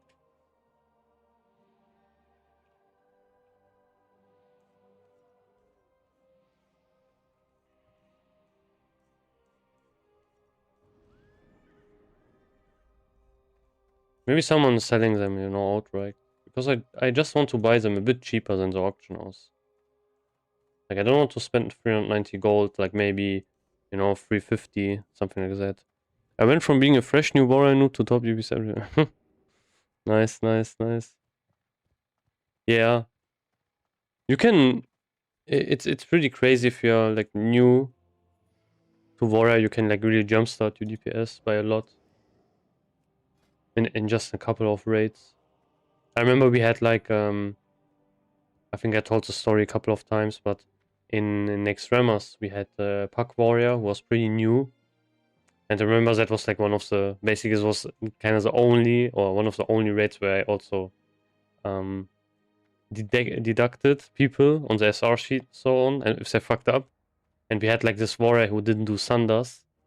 That was like, it was really funny. It was the first time I did it in Naxx, and it already was like so much drama, but not because of that guy. Like that guy, I deducted him. He didn't do enough Sunders, but he was pretty chill about it. He was saying, "Yo, I'm new, whatever," and so on and so forth. And then next, we did like a Blackwing Lair pack on another day. And after that, you know, like before that, I think we talked a bit or so. I can't remember anymore. But yeah, then he was like one of the top DPS, or the top DPS. It was pretty crazy. Funnily enough, the other guy who also deducted because of also other reasons, he made like a whole post on Spine Chatter Discord, telling we were like ninjas, stuff like that. It was really funny. The whole run was really cooked, but that basically kind of saved it. it was really funny. I think I made a video about that one as well. Yeah, got so much flame as well. But yeah, it was really funny. Can I? Man, there's no one selling Shadow Cloth? Raw Shadow Cloth? I just want to get like but maybe I can look at the auction house instead and see if someone's selling it in bulk. And then just ask him if he can give me a discount maybe. Like yeah, he can get some money back because of it. I think there's fees of that. Someone has 9 stacks. Ah, you can see the name, I think, right? Yeah. Goes through like this, I guess.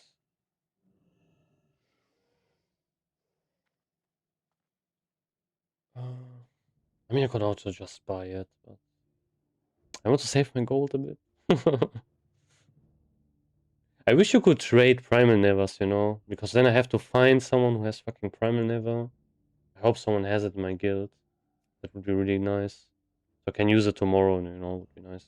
Just put like a bolt gem into it. Chant with 12 agility, and then finally I have Vengeance Trap and people don't meme around on my videos saying I don't have Vengeance Trap. Oh, this guy has a lot of them.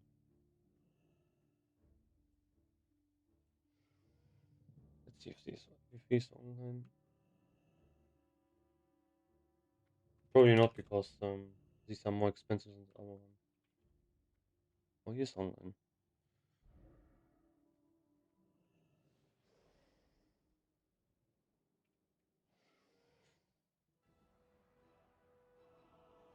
That's one of the tricks you can use actually, you know, to get stuff cheaper. You just look who put it in. I think it's like a really simple stuff, really simple thing, and you can try to get this like cheaper.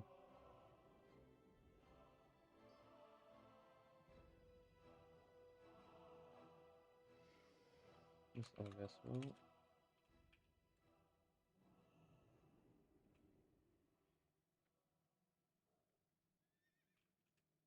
It's also online.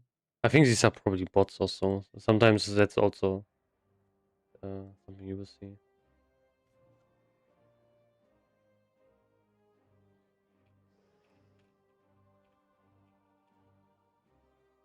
Or just AFK.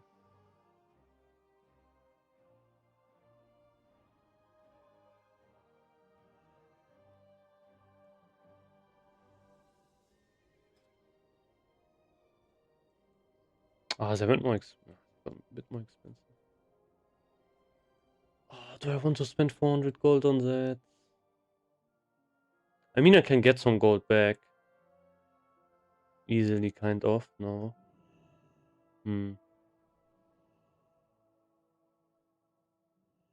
Then I have almost all of the consumes for tomorrow already. Yeah, fuck it. I think I will just buy it. Who cares? Let's buy the cheaper ones first. This hurts. This hurts. From 700 to 300 gold.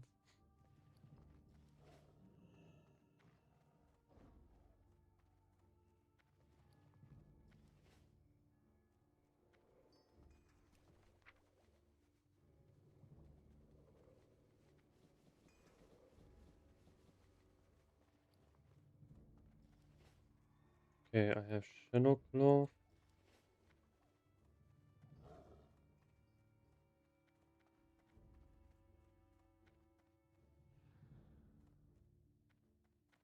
Hey there. Uh,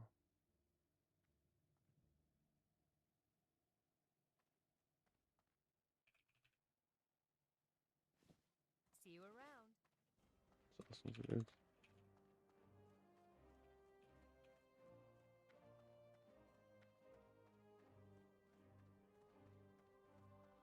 Okay, yeah, makes sense. I found primaries myself as well.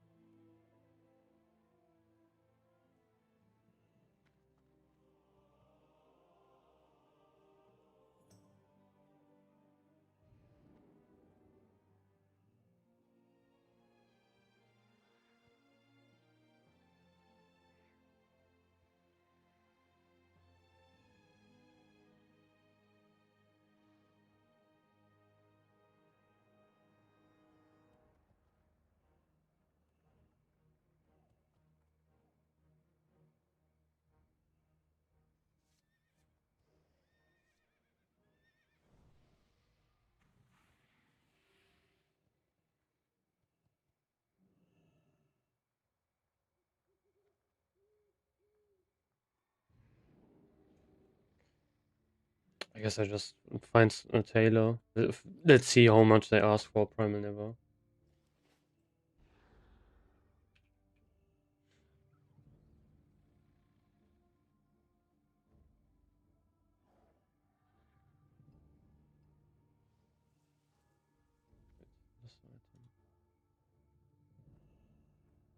No bot?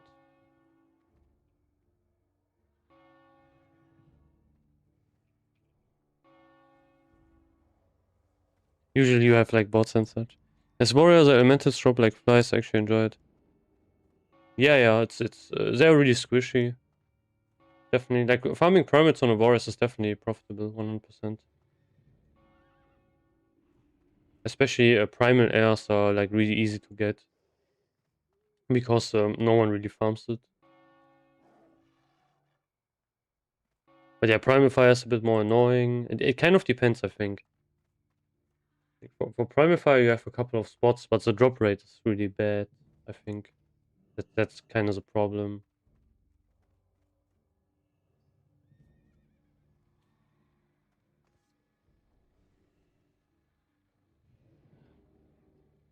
No Taylor? That's kind of annoying. Wait, that's the wrong channel.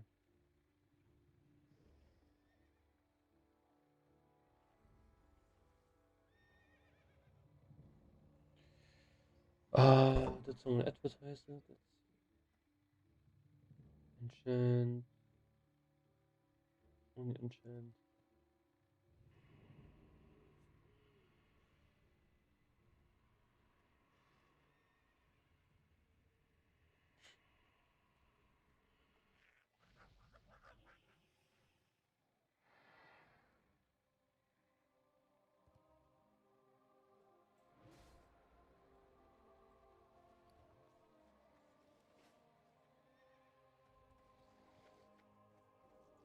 What's this?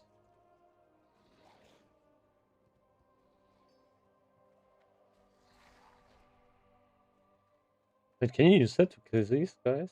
Oh, look. He's 58. Man, these casino bots are... there's a lot of things which are kind of funny about these casino bots. They, he's only level 8. They got like, yeah, they got killed a lot. And people then, they start to boost them now to 58. So they don't die immediately.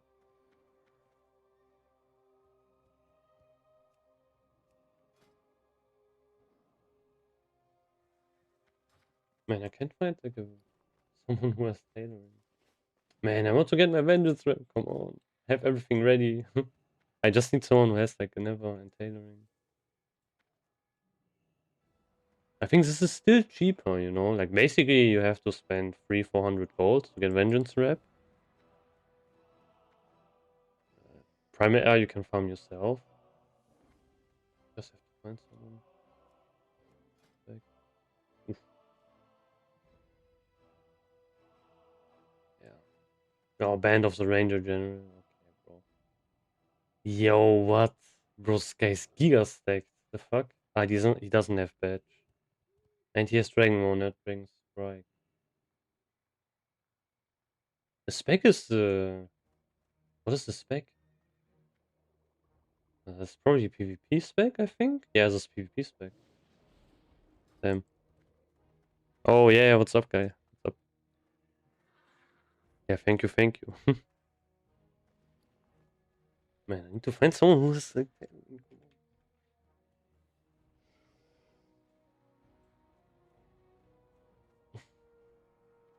No one has...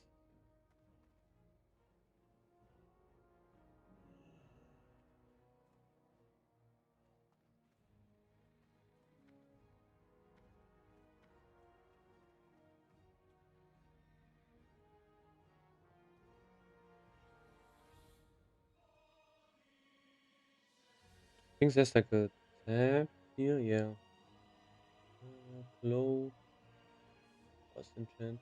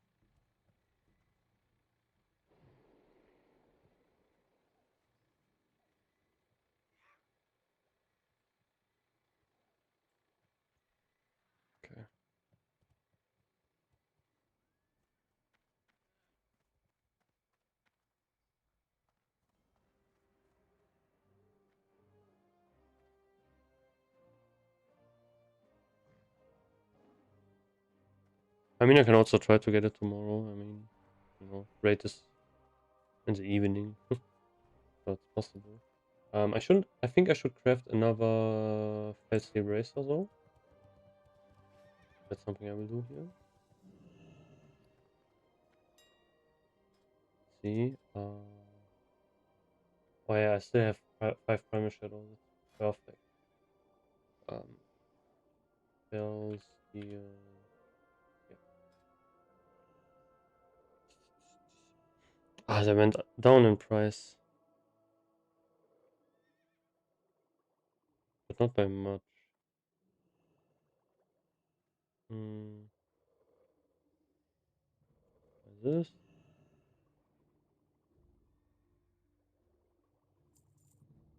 And one of these.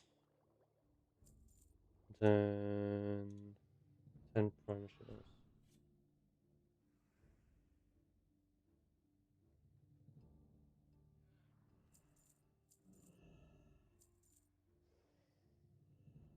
More. Okay. Still have like 100 gold left. Nice. So that should be enough to find, like, to buy someone's Nether. Or like pay the fee. I will not like overpay crazy amounts. Just like at most I think I will pay 100 gold. That's it. That's just not really worth it. Where was someone trading me? Okay. I don't know why, but some add-on has, you know, like automatic when I'm online, people can't really trade me for some reason, and I don't know why. Like it's I think some add-on has just automatically blocked trades for some reason. Is it this one? No, this doesn't block trade, I guess. No. Hmm. No clue. I think it's just probably the generic, like the normal Blizzard thing that does it. This?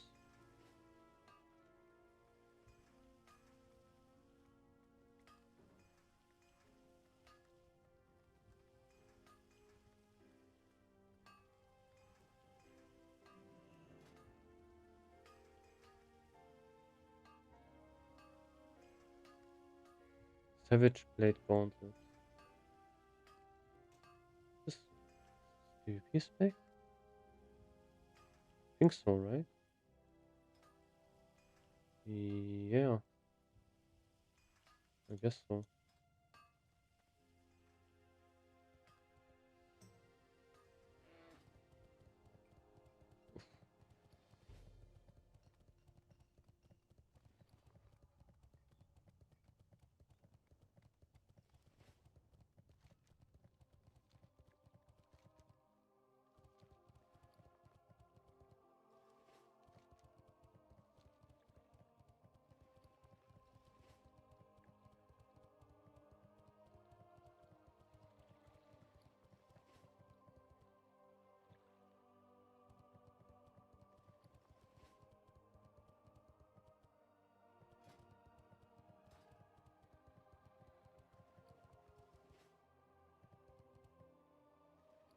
Okay, sell that.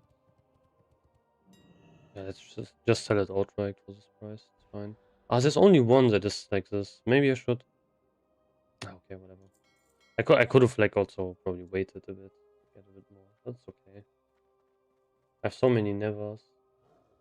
It's good. It's good that I like whenever I was in a raid heroic, even though I didn't really need nevers anymore, I still like rolled need on them. It's actually pretty useful now.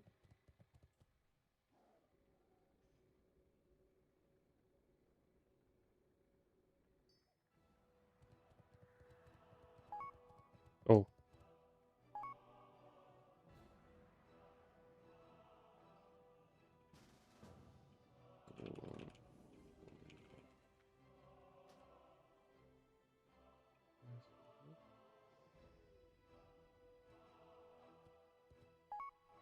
90.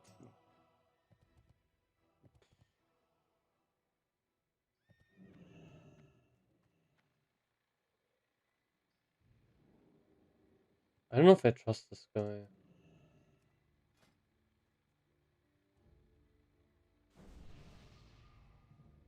Like he has no guild.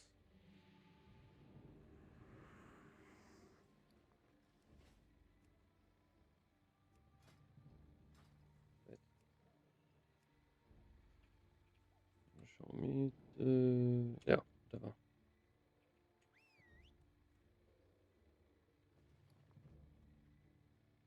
I think it's fine.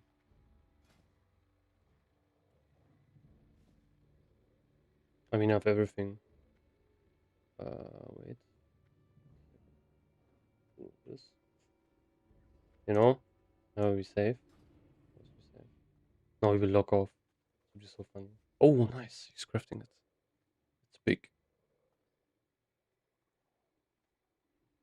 Let's go! I finally have Vengeance Rep.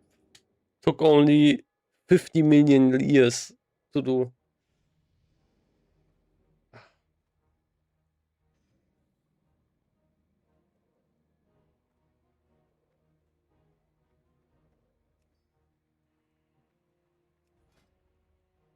Was it 90?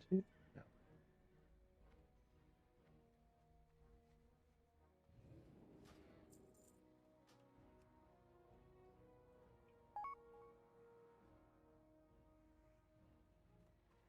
Nice. Let's go.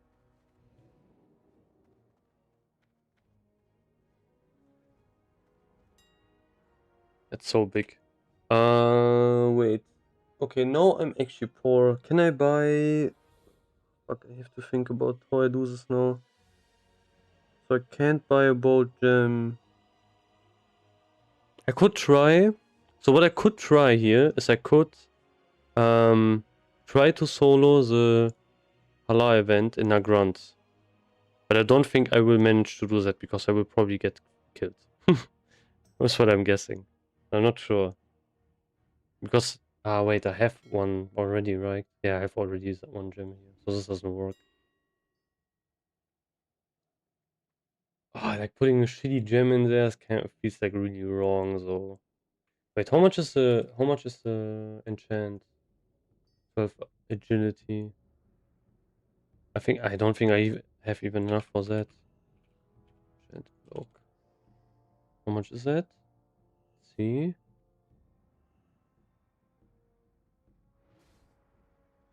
Okay, no, I think... Oh wait, one primal, yeah.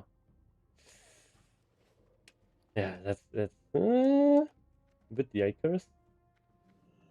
I have to get that somehow. Wait, I can also sell this. I don't need that. Sell that.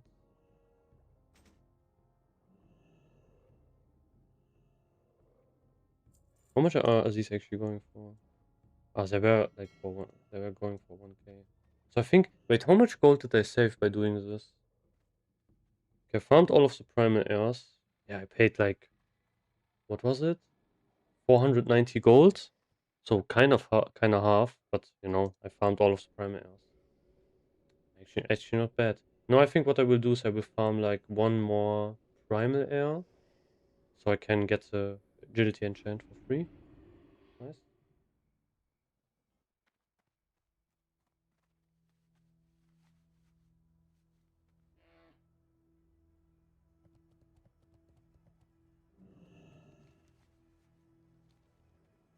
Yeah. Actually, wait. I can remove this. I'm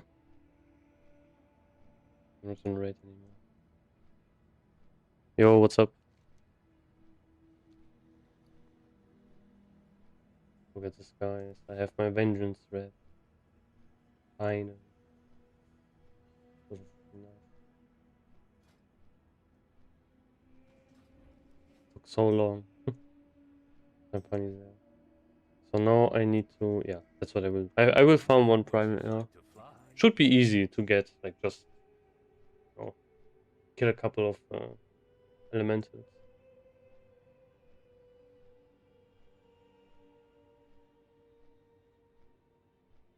Should maybe take like, I don't know, 20 minutes or so.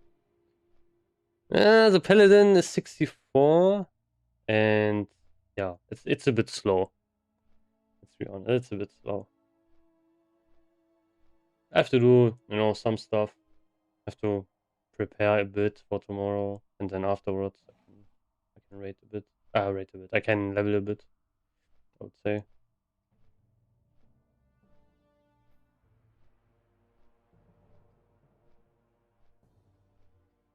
But yeah, otherwise it's fine.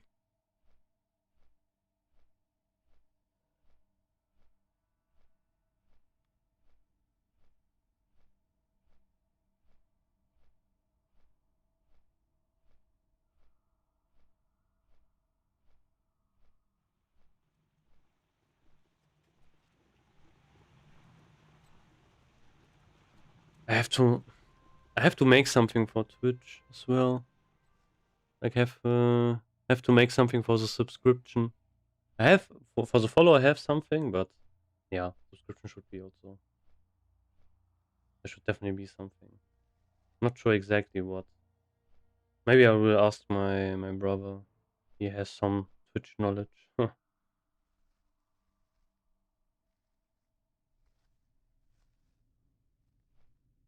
I should have. Yeah, I should have sold the protection potions actually. Oh, I don't know why I even bought them. Maybe people use them for PvP, I guess. But yeah, not exactly sure.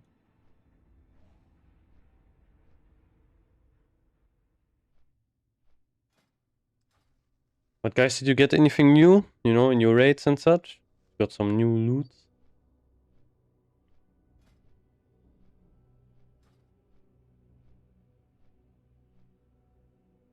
For me, it's tomorrow. Maybe I will get something.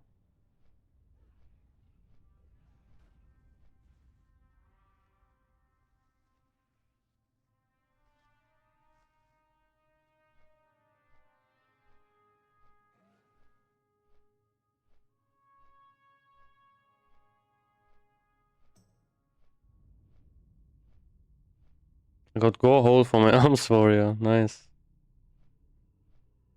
Yeah, gore hole is cool, especially if you're an orc. That can last you a while. Okay, not really. Not really. Actually, I don't know. I don't know why there are no two-hand axes from a raid. I think there's one you can get from a world boss, but I'm pretty sure after that there's no new one you can get, which is weird.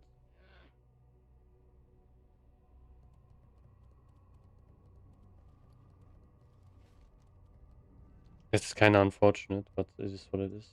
Look at this. It's like free. Yeah. Gear's fine.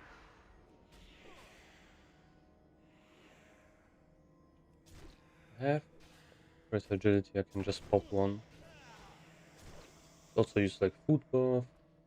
Oh no, I have all my food buff on my other character. I have one of these. No real luck in tier 5 yet, but got the Kazakh. Oh wow, really? Damn, that's insane though. That's crazy.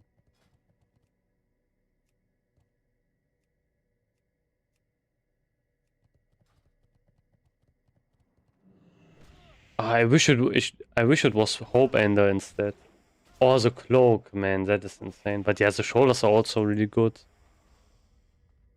It's going to get the 2-hand PvP sword next week, but now I'm thinking about using the points for other gear unless the PvP sword's better. I think the sword is better. It kind of depends or if you are orc or if you're orc or human or so. Because on orcs you can use egg specialization. It is still a bit worse than sword, even if you play orc. But it is usable. It's basically because of that, to be honest.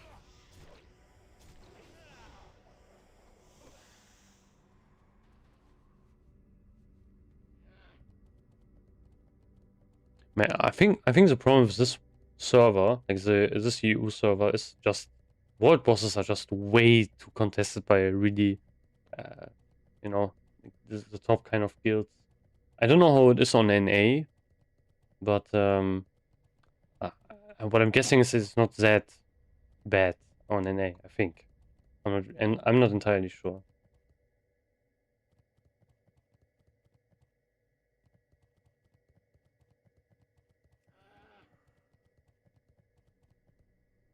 Oh, look at this! Do you see this, guys? Black Felsi Bracer sold for 429 gold. So yeah, I can basically afford all my enchants on my cloak. I can also buy a gem. Oh, that's nice. I love it. So I can also. I have to think. I think I have to farm actually Nevers. Man, it's like 100 gold or so. It's yeah, but it's actually pretty insane because the craft costs like 300 gold. You know, so it's it's pretty insane. Like it's 1/3 profit every single time you sell it. The problem is you need Nevers. That's the issue. So it's actually not 100 gold profit because you need Nevers. But I don't know how you will rate, like how you are going to, you know, like rate Nevers. I had like 7 in my bank sitting doing nothing. So I thought, yeah, why not? Just do this. Especially, I think in the next phase I will become bind on equip. Okay, yeah, not bind on equip. But you know what I mean. I think you can sell them in the next phase. Okay, I need to get another layer. This is not great. Let's just kind of put this layer. Ah, yes, this one's better.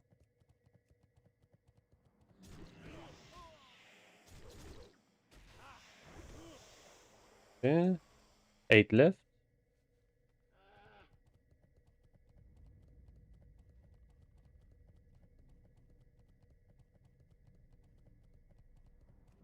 I have to see what I can do, you know, for never runs. Like I don't know if I will host it myself.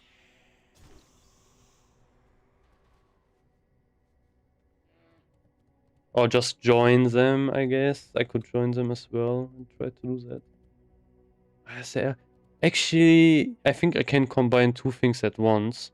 I can do the Neverstorm Heroics, because I need rep, and I can also get Primal Nevers. So maybe what I will do here is, I think I will do something like this actually.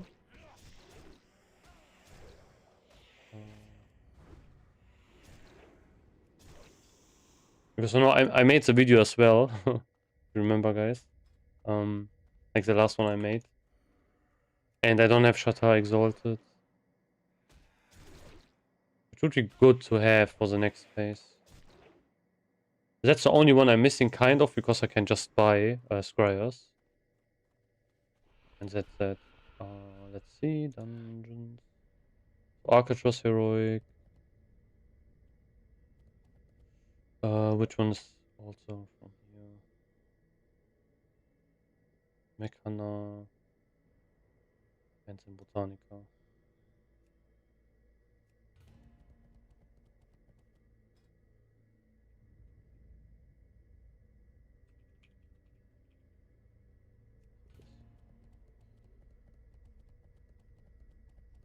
Oh, they're missing it. All of these groups are missing. I'm not tanking this. I don't want to tank that. Like, I also, oh yeah, I also don't even have my tanking spec. So I will not do that.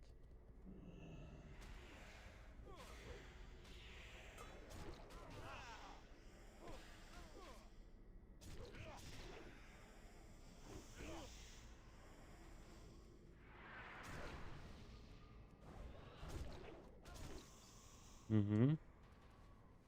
Nice, got some stuff. These 2 mobs here, they never ever drop one mod of air. Like, every time I do this here, like 2 mobs, I see, oh wow, 2 mobs.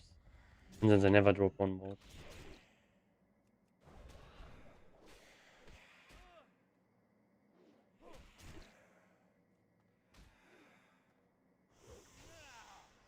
Okay.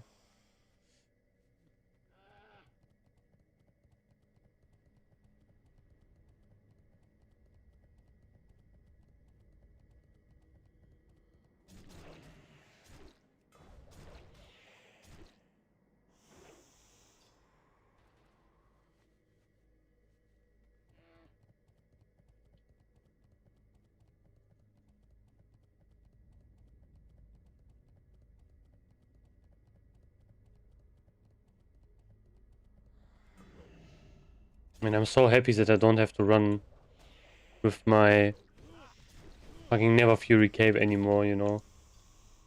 It has been such a long time. I have to pre-farm a lot of gold, so oh yeah, I have to be ready because I think tomorrow I will get enough um enough Never Vortexes for Dragon Strike. So I will have that tomorrow as well. So I have to get like another mongoose.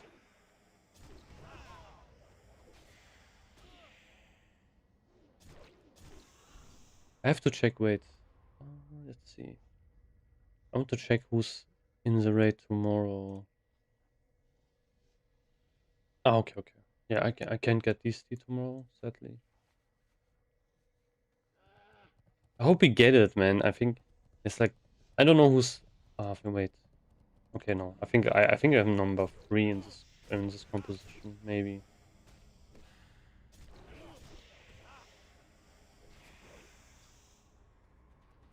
3 or 2. Yeah, not entirely sure.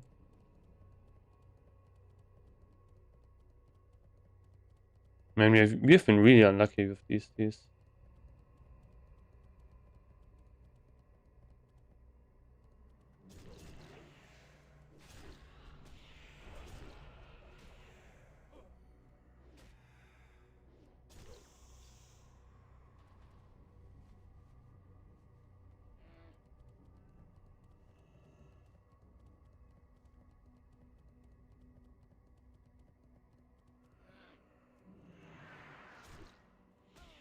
Herbalism on a rogue is also kind of wild, to be honest.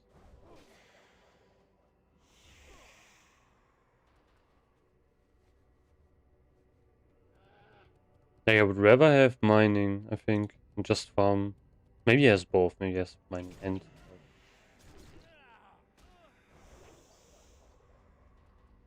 Nice, I got finally one after like I don't know how long. Okay, okay, okay. Nice, 6. 2 in a row. Maybe I get like a double. I think these can drop 2.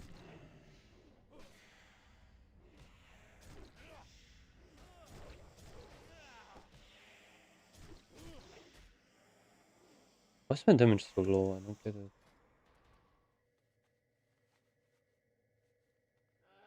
Not sure.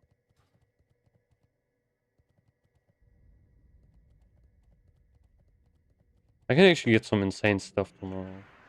Like I can get one more tier 5. Then I have like the set. I can get Dragon Strike. What else? And also some other items. Just some off items. Like bracers. Stuff like that.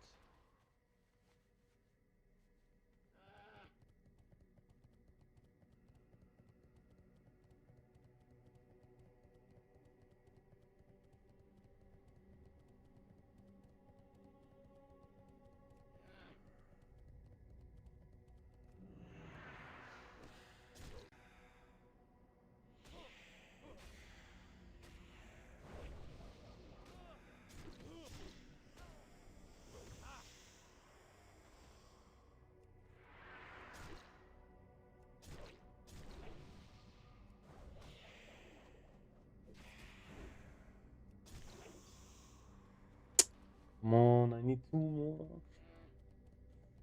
So annoying.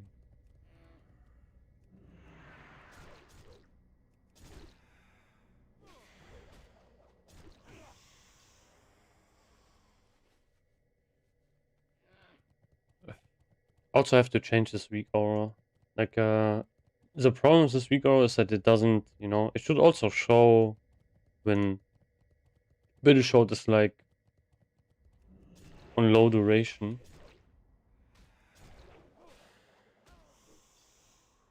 So I can like refresh it. Or maybe I will make like a new weak aura for that. Not entirely sure. Because that's kind of the issue. Like, for example, what can happen is you're, in the middle of a fight and You did just one global.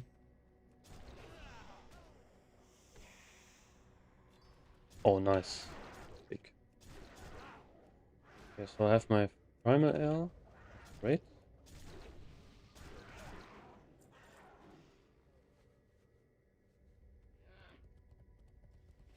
No group going.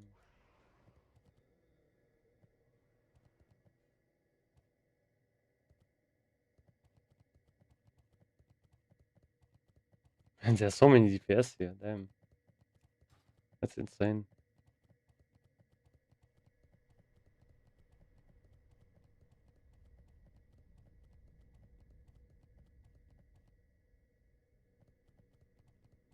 So wait, let me check which reputation I don't have exalted.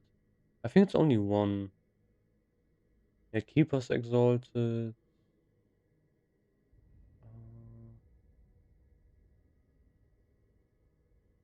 Exalted. Kikuna is not important. Yeah, this is also not. I think it's only Shatar, I'm pretty sure. Yeah. And I'm kinda close. I need 7k rep.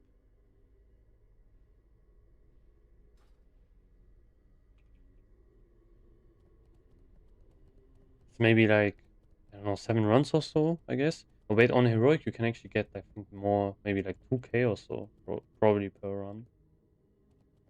Just have to find a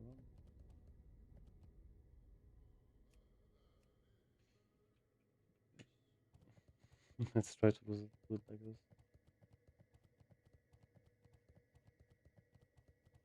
I kind of want to get, maybe I want to get my off spec going and change it to 2-hand arms.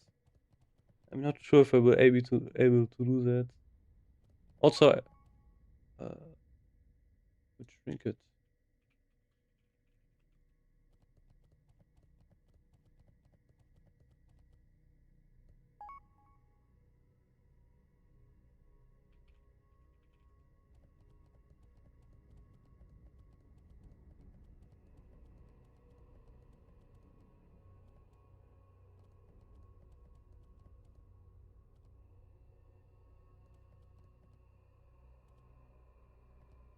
My warrior, I'm main spec arms, off spec prot.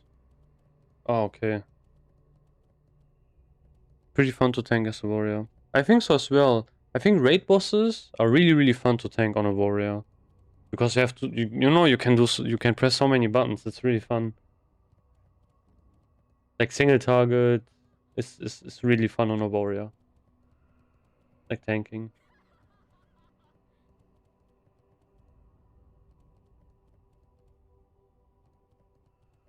I think the biggest problem is that they just compete with feral tanks.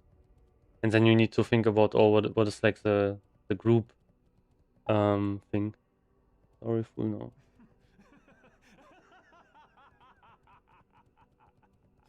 Which is kind of annoying. Like, what is a group buff you are going to get from a warrior?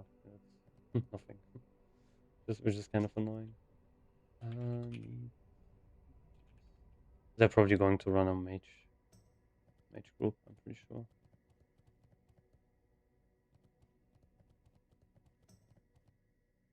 Yeah, missing a tank. Yeah, it's cooked.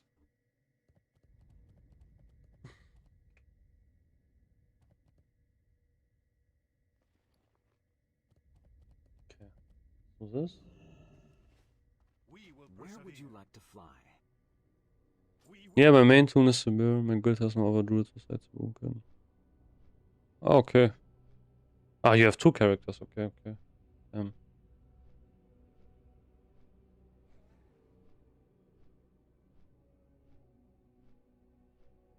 The biggest problem is just, like, for example, why proc warriors are not really played much. Because the content is, I think, not hard enough. I'm guessing if you would have gotten pre-nerf, like SSCTK, you probably would have seen more protection warriors, especially early. Just because they are so tanky.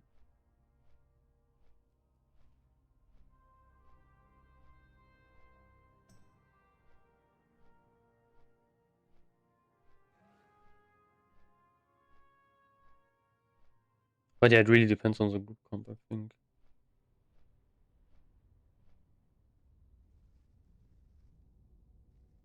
People are maybe going to run more free melee groups as well. I'm not entirely sure, but that could be a thing.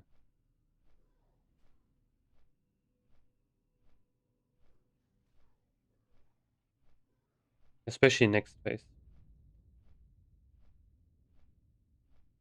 Next phase is insane.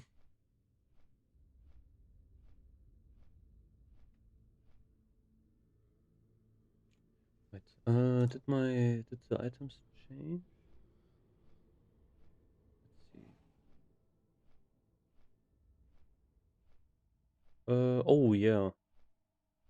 Wait, no, one item. No, two items are not correct.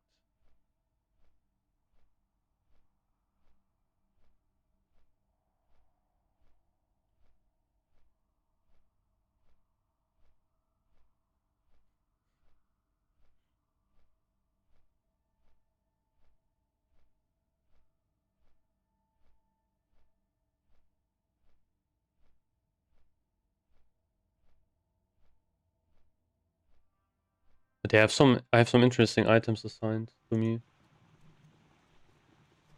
A Rod of the Sun King as well. Which I think is, yeah, can be a pretty fun item to use. I think I would maybe even prefer it over Talon, because, you know, the rage thing is kind of fun, even though it's basically nothing.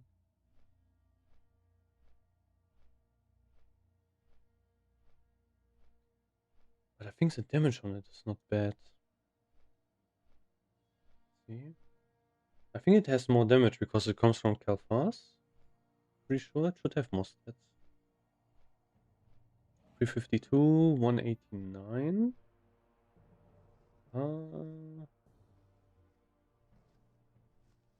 Morgan. 182, 339. What was the other? 352, I think, right? So it has 182, 339.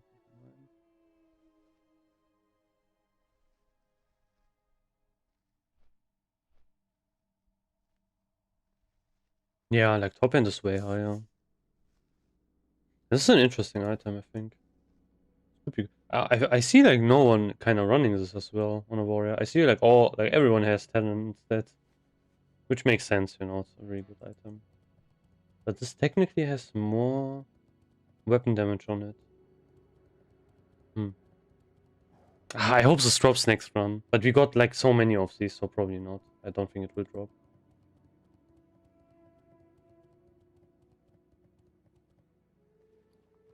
Would be insane though to have that.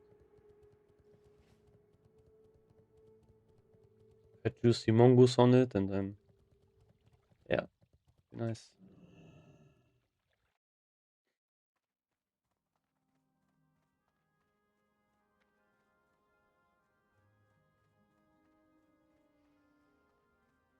Kind of want to get. I don't know how many. I think we didn't get the twin blade yet, but it would be cool if I can maybe grab like one. If I can manage to do that, I will probably go two-hand arms for my off-spec. Definitely. Even though that requires like different gear. But I have like shapeshifter and it should be fine. I'm doing a pack decay later on to see if I can get that sword. Ooh, yeah, okay. Yeah, I hope you get it. It's a really good sword. The nice thing about two-hand arms is that you are not 100% required to go like blacksmithing. Because if you get twin blade, you know, you can skip it, which is nice. And you can, you know, save some gold. Even though lots of top warriors are using it. This is funny. He went away. But yeah, he had some funny gear. Dragon modes and everything was like blues. Any thoughts? Anything you should buy now that it become expensive next phase? Let me think. That's amazing. Yeah. One thing, 100%, which I will probably also, if I don't forget it, stock up on, is this demon slaying. Oh, they're already more expensive. But yeah, this will... I'm pretty sure these will get more expensive. I remember they were around 7-8 gold. Because you have... Like, we can... I can tell you why, okay? So we go over, you know, Black Temple. We can see. Okay, this guy is not a demon. This guy is... Oh, is Supremos a demon? I think he is. I think he is. I think this guy is a demon. I think this guy is not a demon. This guy's not a demon. This guy's not a demon. This guy's undead. This guy is a demon. And Illidan is also a demon. So we have a couple of demon bosses in Black Temple. Now, Hyjal. Hyjal, not a demon. I think this guy is a demon. Wait, maybe I'm stupid. Let me check actually. Because I don't remember the names, but I know there are so many demons. Yeah, this guy's a demon. Ah, yeah, that's a big guy. This guy's a demon. This guy's a demon. This guy's a demon. So we have we have 4 demon bosses here. 1 not demon. And pretty yeah. Like I think demon slaying will go up 100%. This thing, I think this is from Atlas. You know, like I think it's from this. But I'm not entirely sure where this is actually from. Yeah, it says Atlas here at the bottom. You can probably see it. But yeah, I think you have to get Atlas. It looks nice, doesn't it? Actually, I like how it looks. Yeah, this thing. Yeah, these are the Atlas maps. I'm pretty sure that's why it shows up. Like if you go to Atlas here and then you go to what was it? Hyjal, right? Yeah, where's Mount Hyjal? I can't even find it. Oh no, wait, it's I'm stupid. It's Kalimdor. Yeah, Mount Hyjal Summit. Yeah, look, it's this map. So it is from this add-on from Atlas.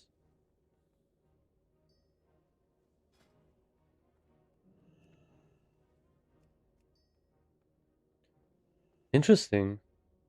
You can wait. This is weird that you can do that. So this is kind of funny, you know, because here you can select this, you know? This is not available here. But if you use the add-on, you can find this. For some reason. Wait, does this work also for Sunwell? Let me check. Where's Sunwell? I mean, it's useless, but no, this is Eastern Kingdoms, I think? Should be Eastern Kingdoms. Yeah, Sunwell. Yeah, funny, actually, that this works for some reason. I guess there's like an API call, and it's just not available on the window, but in the background it is, I guess. You can call that. Oh, look at how many raids are going, man. So many ghouls. Damn. This is kind of something I'm curious about.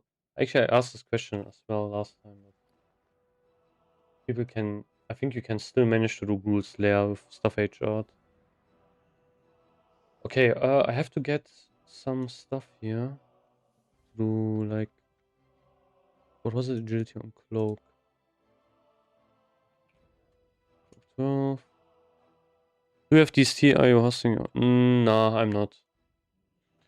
Ah, you remember when I hosted my own these ghouls, actually? Nice that you remember that.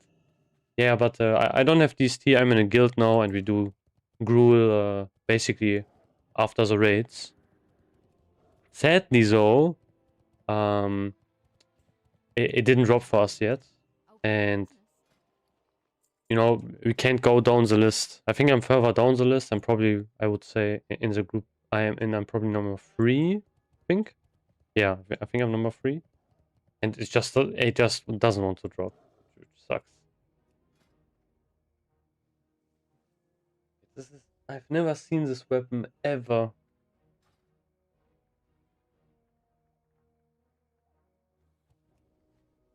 Hey, it has pain storm.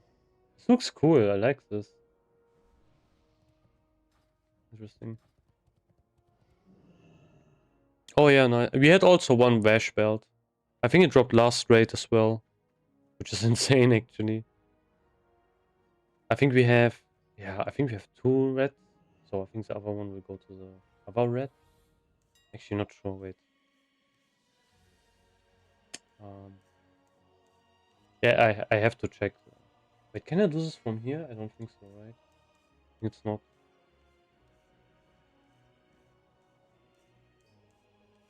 Wait, can you import stuff?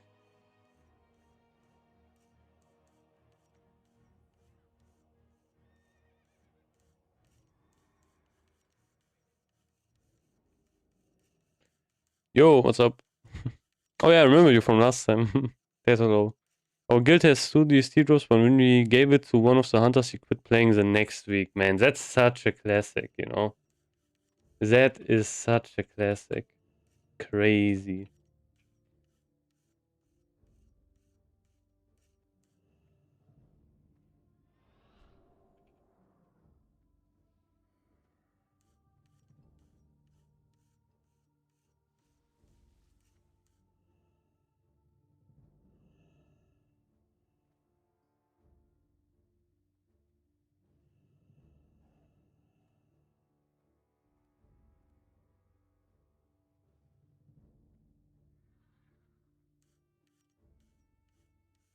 Yeah, that's so annoying though.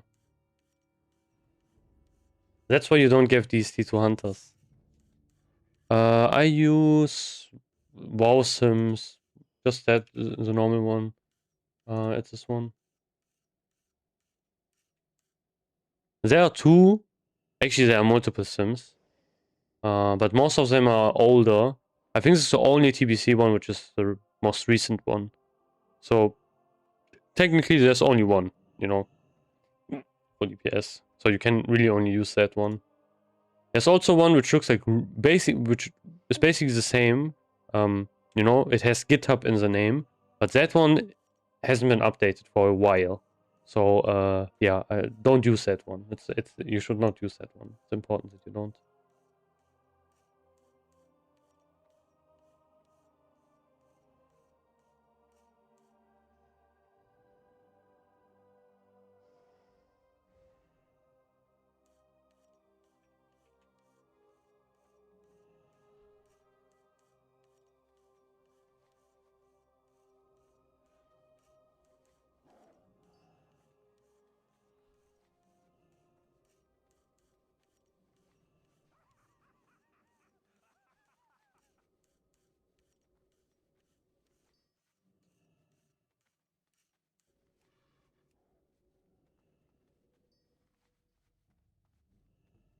Oh no, here I can see my items. Nice.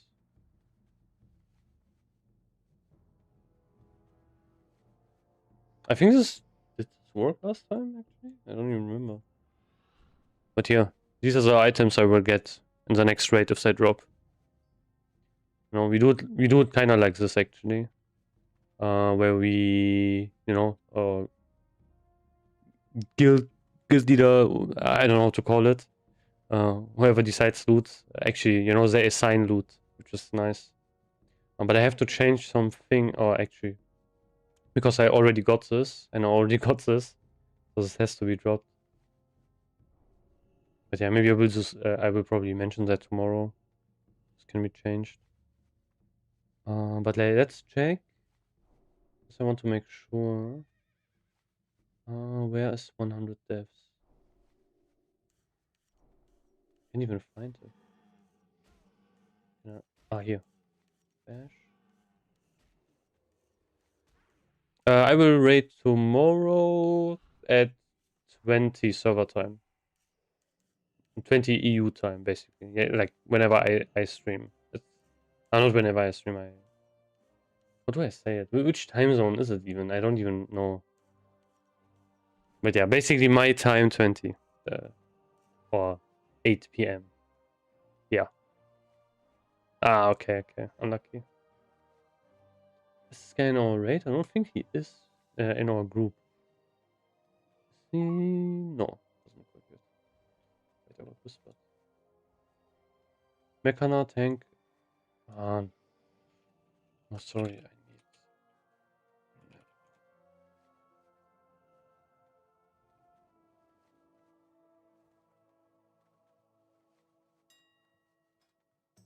Look at this. 400 gold. Juicy. Okay, craft. I think, yeah, I can craft 2 more and then I'm cooked. After that, I have to kind of decide how to get more nevers. Greater Planar for arcane dust. Oh, I think I can afford this actually. So Greater Planar is okay. This is easy. And then what's the other one? Arcane dust. Okay. Need 4.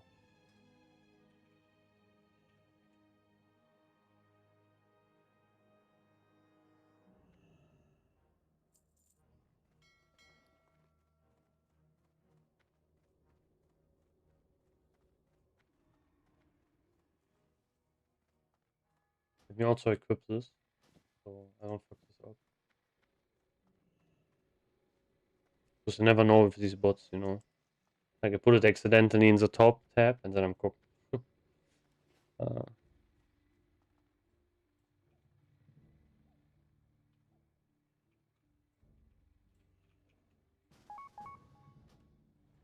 it was me. Need to... Wait, you know what?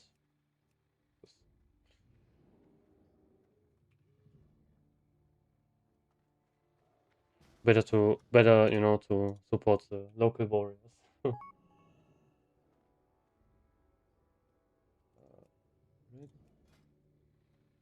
Oh wait, I'm stupid.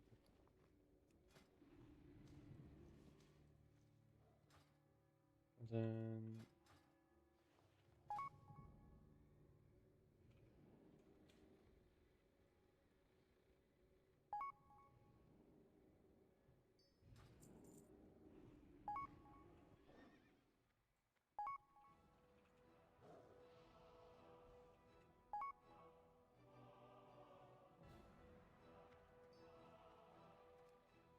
okay, we get like spammed 50 times from 50 different people. So many people are enchanters, crazy.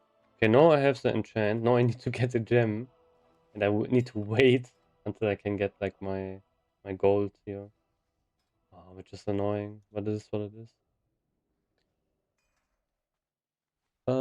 Yeah.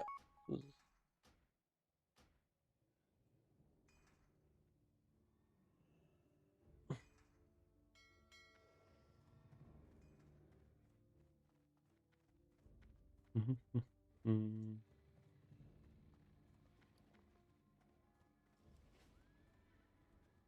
I need to check how much bold gems are. Man, getting epic gems in the next phase is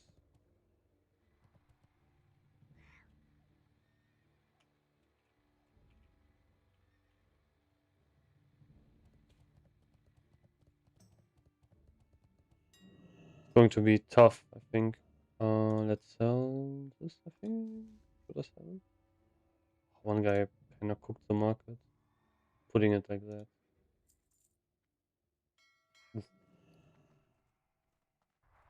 I don't know why, but elemental blasting powder went really up in price. Yeah, he really wants that enchant. Maybe he needed the skill up. Okay, I kind of feel bad though.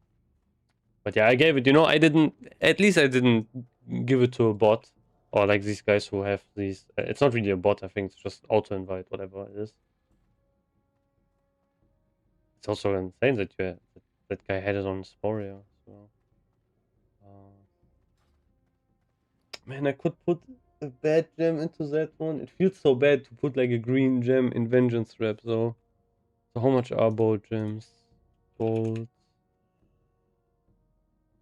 Uh, Not these ones. Oh, what are they called? I think I forgot what it was. Living Ruby, yeah. It's Living Ruby. 84, okay, yeah.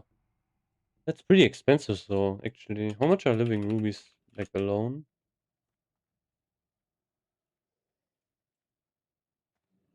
Okay, it's like 10 gold more. Whatever. Like you said in the video, it's better to have green gems than no gem. Yeah, I mean you're right. That it feels so bad. But yeah, I will replace it anyway, you know, it's whatever.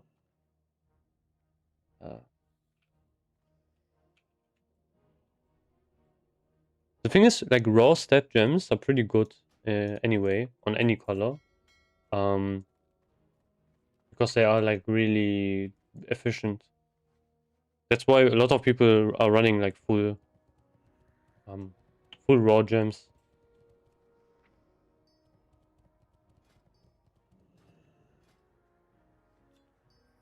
I mean, it looks kind of nice, so. So, with the green gems, so. I kind of made the mistake. I should have waited because, you know, I forgot where it was. Where did I put the... Wait.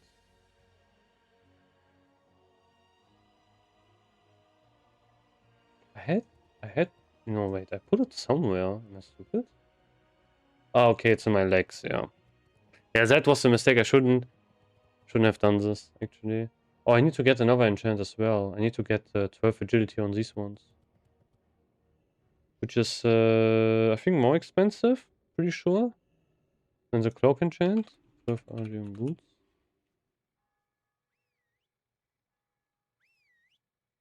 Oh, it's 8 greater luminescence. Oof. That is 56 gold, I think. Man, it's so expensive.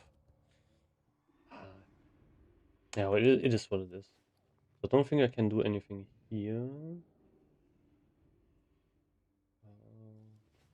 Yeah. Actually, we can check loot a bit. Let's see how it goes.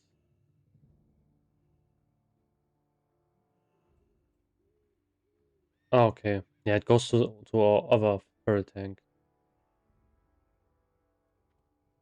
Yeah, yeah. Let's see. Okay, okay. Makes sense. Makes sense.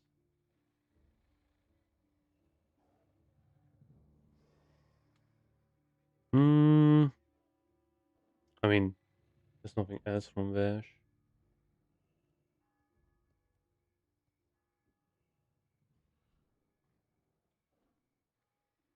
Get the ring, so these fucking legs also didn't drop yet, which is annoying. But I think I will pass the legs, to be honest.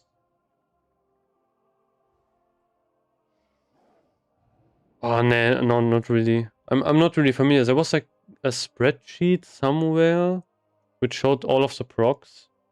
I remember seeing it, but I forgot where it was. But yeah, the wording is pretty vague. That's true. It's probably kind of the same, I guess, in Crusader. Actually, no, I think Crusader procced way more than Mongoose. I'm not really sure, to be honest.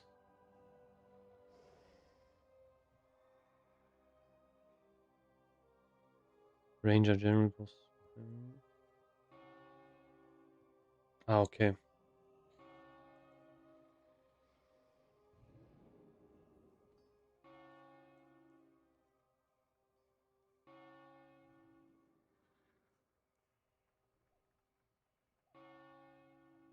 This also hasn't dropped yet. Oh, Warpstone Coil hasn't dropped yet. I hope this drops. We only have one rogue, but it would be cool if it would drop, to be honest. Like, thankfully we have not seen this one without a rogue in the raid. Like, we have not seen it at all. So, yeah. Actually, tomorrow we will have a rogue. So that's really good. Maybe I will... Oh yeah, and I have Vengeance Trap. So I will... Yeah, we'll try to blast a bit more. Maybe I can do some nice damage. We'll probably stream it as well, but I'm not 100% sure. I think I will. Like last time I said I kinda want to do it, so we'll see. Okay, I don't need that cloak.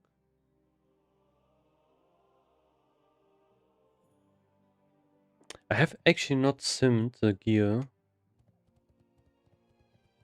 for like if the ring is actually better. So let me... I have to change my gear a bit. So I'm running... Wait. So this would be my 6% setup, I think. Check. I think this would be... Yeah. I think this is my 6% setup. So one thing I want to change here is as well, you know... No, I changed the gems here, actually. Yeah, but these gems are horrible. Like, this is really terrible. No, wait, this is my 6% setup. Good that I got the new boots, so you know, so yeah, I don't have to put like new gems and iron striders. This is pretty good. So yeah, I think this is my 6% setup, which looks pretty fine-ish. One thing that is annoying, I think I need to really replace like one item here, which is Deathforge Girdle. And that would be red with red belt. But yeah, that's kind of tough. And also I'm not in any heroics anymore for some reason. I got rest. And where's Mecha now? Okay.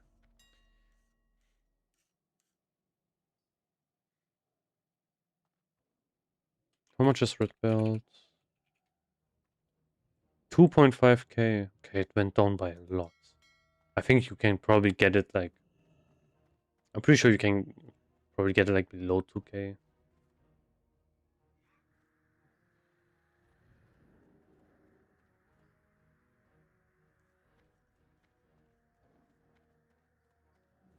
I think I will probably try, because we are going to do Gruul tomorrow, I will try to maybe get like this belt.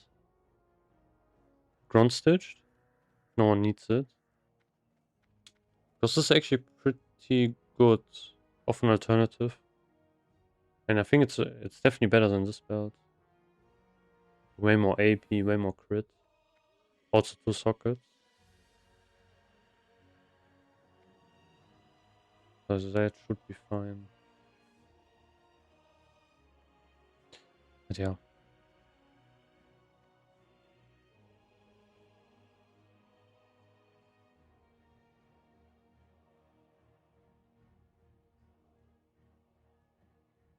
I forgot what I wanted to talk about. So I have to summon my gear. Okay, I use war boots. So let's do this. Let's do that. Let's import this here.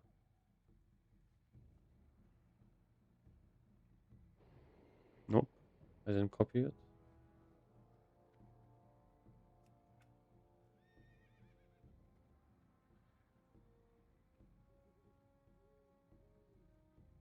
And let's put dexterity on this one. Save this. Okay. So for strength, you know, like one strength gives you 2 attack power. And I think agility, I think it was 33 agility gave you 1% crit. And it gives you some armor and dodge. But yeah, you know, we only care about that. We only care about that crit. You don't get any attack power from agility.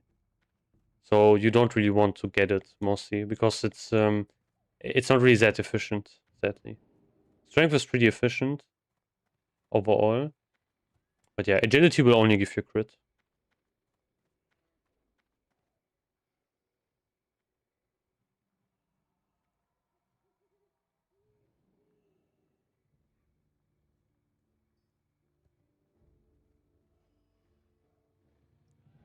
Swimming this gear. 2.1k DPS. Huh. Is this correct? Wait. Okay, 2-minute fight. Did I forget any buffs here? We have exposed armor.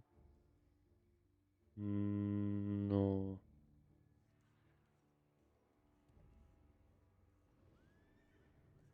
This is as well.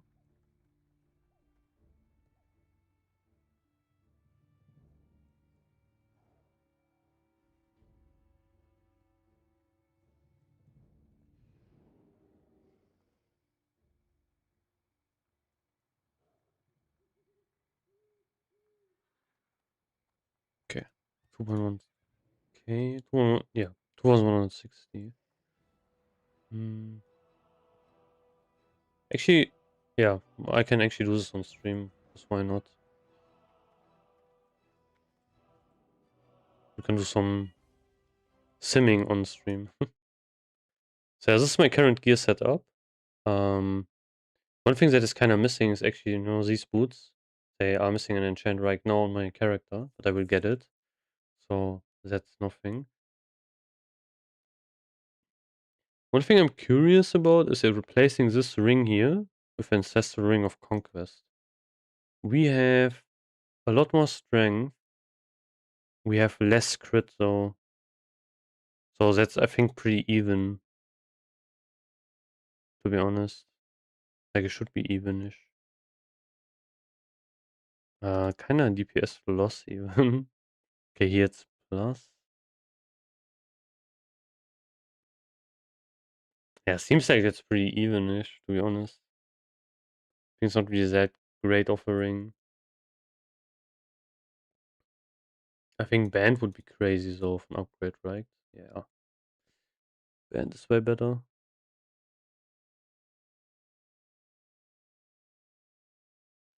Man, 20. This ring is so crazy good.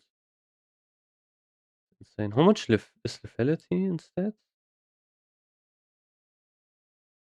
Okay, that's also more of an upgrade. It could be the reason because probably of the hit, I guess. Maybe it makes it like more consistent. Even though I'm already hit capped. But yeah, what is interesting? Rod of the Sun King, actually. Let's try this one. Wait, let me check the rotation. Okay, it's Fury. I don't... Wait, let me not use Overpower. Let's resim... Oh, wait. Let's resim this. Because I don't use Overpower anyway, it's not...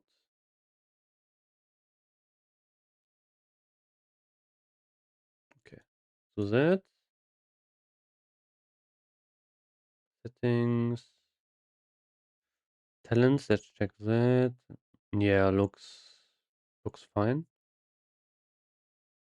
Okay, let's have that as a reference. Can replace it with Rod.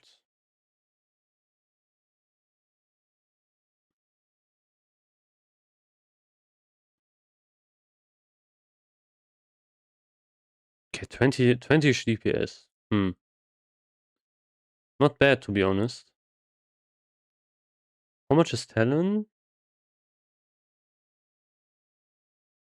Talon is quite a bit more. Actually, okay, it's only a couple of DPS apart. And then Merciless.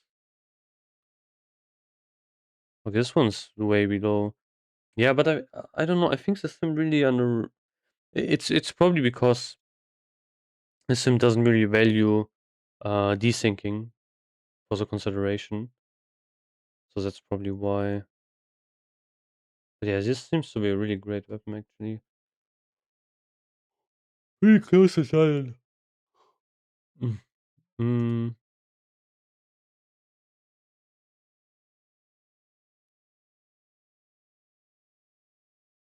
Also, one thing I want to check is how much of an upgrade is this bow here.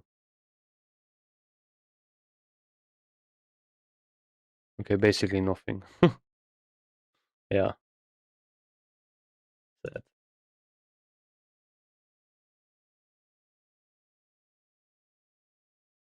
Oh, wait, this is interesting. If I would change that to this one, let's see how much of an upgrade this one is. Because then I have like a tier as a like faucet. Oh wait, no, I don't have faucet. I'm stupid. I need to replace this as well. Oh wow.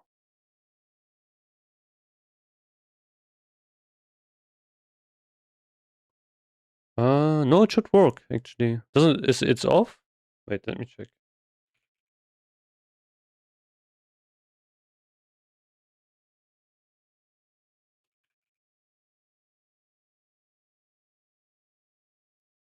Maybe the stream is dead.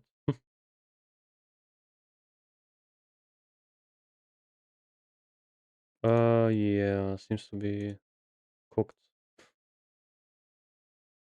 I have no clue why though. Yeah, that's not great. I think I will relaunch that one. Maybe it will fix itself, I guess. I have to disable something though. Oh wait, I will just let it, I guess. People are going to get pinged again, but yeah, it is what it is. So let me try to restream it. YouTube is still going to be on, you know, I'm just going to reopen Twitch. Weird that it's broken though. Yeah, but look at this is actually crazy. Like if I get shoulders and I have hands already, it's a pretty big DPS increase. So the foresight is pretty good actually, you know, 5 less rage. It's pretty nice.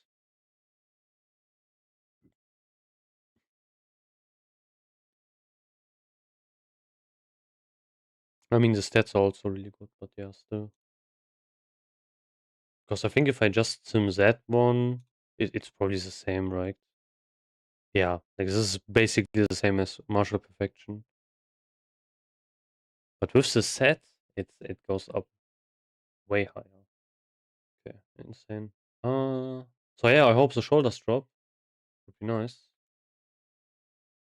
Like last time, I think we got the same one 3 times in a row, basically. And if 3 times in a row, but we got one token 3 times. I forgot which one it was. It was I think was it the Paladin one? I'm not really sure. Definitely not the warrior one, which was unfortunate. Okay. You have to do AQ40, sadly. So if you are in a guild, you have to convince, you know, your guilds to do AQ40. Okay. Twitch stream also works, by the way, now, again. Just so you know, guys. Like whoever was watching on Twitch, it works now again.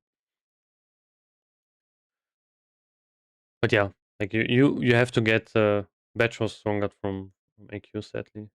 It's annoying. I hope in the next phase they are going to, like, if they are going to make some changes to maybe heroics or whatever, they should really also, you know, have that one drop. Same thing with mind quickening gem somewhere.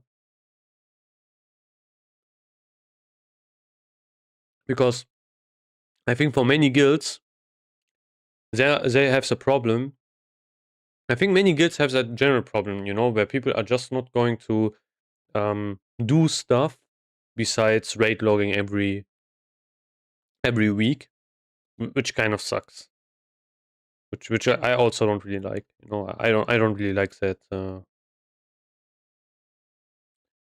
people will just raid log for the current raid that is on. But yeah, that's what it is. I think I will. Yeah, actually, we can check. Okay, how much of a DPS increase would badge give me here? Spoiler: it's going to be basically loss. I'm pretty sure because the fight is too long.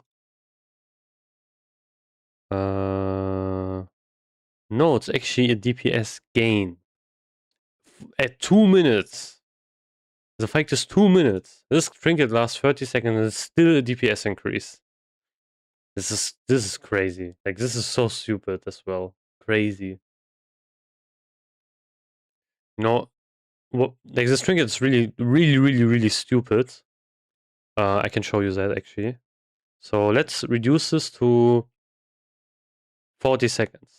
Okay, 40 seconds with wait. Are people doing 40-second boss fights? I don't think so, right? I think it's too short. So let's even do like 50 seconds instead. So 50 seconds. Oh, this is with badge. Okay, this is with badge. If you replace this with even Tsunami Talisman, look at this. 57 DPS loss. Isn't that insane? I think even if we do this... Yeah.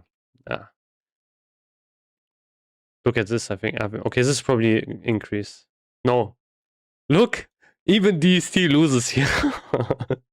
Even DST loses here. So, I think people are just not aware how strong badge is on warriors. It is completely stupid.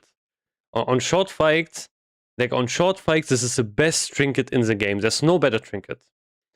Yeah, brother, it's the same for me, you know. Like, it is crazy. I did... Wait, I can show you this. Oh, man. Yeah, same. I think I saw it one time, you know. I saw fucking... I saw it one time, and look how many times I did AQ. Like, I did AQ so many fucking times. I killed Satura 21 times, and I've seen one single... Like one single one. You know? A single badge. It is crazy. And towards the end of Vanilla, I hosted the raids. You know? I hosted the raids every week. Every week I did this, and it never ever dropped. I think I hosted probably 6 or so raids, maybe a bit more, maybe even around 8. Yeah, didn't drop. So yeah, this trinket haunts me. It's crazy. I was saying, you know, in... Oh wait, I can swap over. No, I think. I was saying in basically at the start, also in vanilla and such. If I don't get badge, it's cooked. I really have to get badge, because if I don't, it's really bad. And yeah, like it never ever dropped, which is cooked. So this is the one trinket I really want to get. I want to get this trinket way more than DST. Like DST, okay, it's nice. You know, I really want to get badge. Even though that sounds like kind of crazy, because badge will basically be not that relevant anymore in phase 4. Because in phase 4, so that's something, you know, in phase 4 at least it's going to be a bit better. We have Zulaman, and we have this enchant here, where we have like a proc and we get like 840 armor penetration. And that's basically what we are going to run. And that's, you know, that's where DST loses, badge loses relevance. But yeah, until then, DST badge, best trinket combination. Unless you have a really long fight, like maybe 3 or 4 minutes long or so, then you can use something else instead.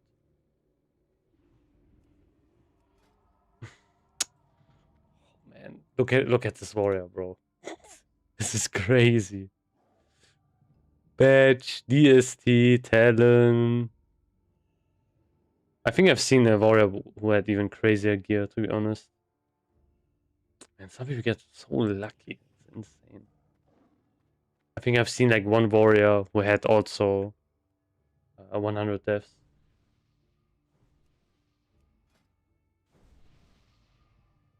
What is that? Destination. Ah. Okay, wait, I have mail.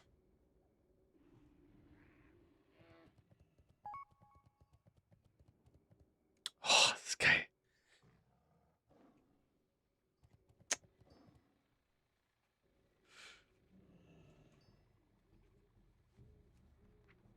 Oh, nice.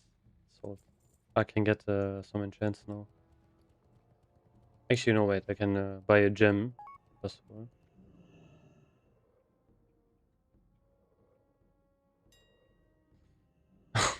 That's a guy in inspected as well. Damn. Man. It's a sad life sometimes. My last TBC, I got so lucky with DST. It's crazy. That's probably why I didn't get it yet. Oh my god. That's insane.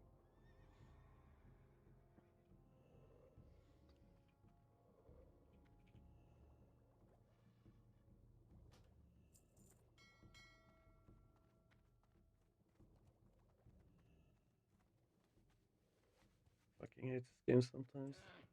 I remember one, like in my old guild, you know, a guildmate of mine, he did one puck You know, it was a puck, you know, and like it was nothing was HR'd or so. He like Badge of the Swarm Guard dropped. He won that against so many other people. And then also they did Blackwing Lair and Drakefang Talisman dropped, and he also won that. So he won like 2 trinkets in one day.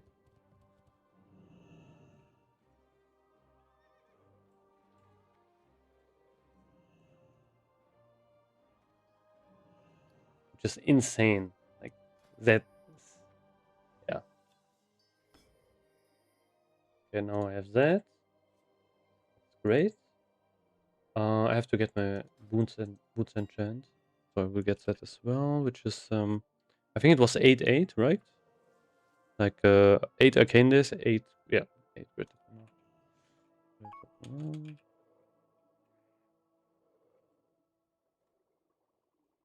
3 at the moment on guild, 2 from own runs and 1 from book.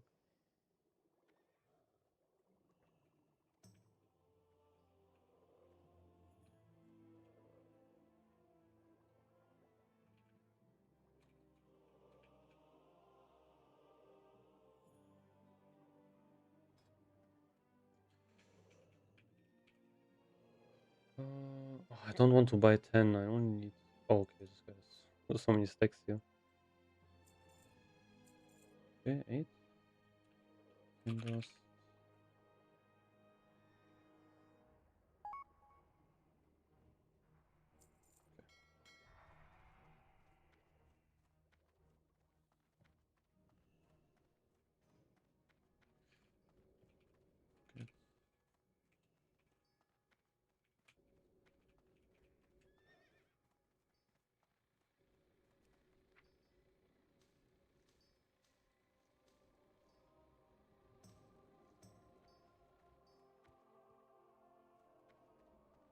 Okay, now I need to find like an enchanter.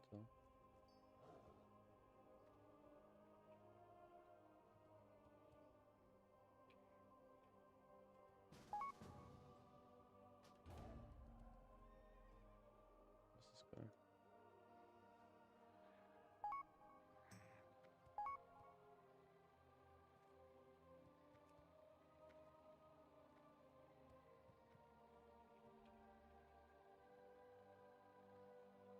Let's just trade this guy. Oh, yeah.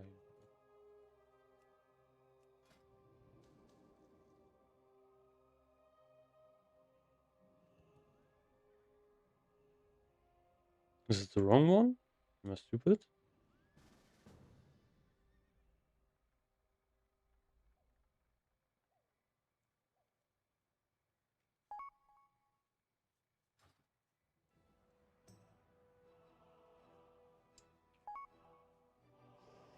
Oh, okay.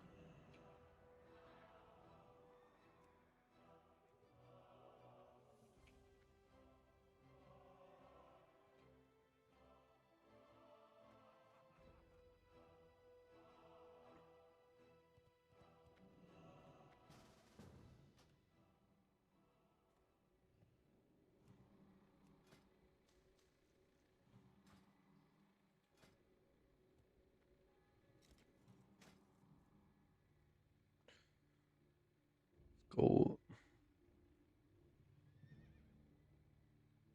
Nice.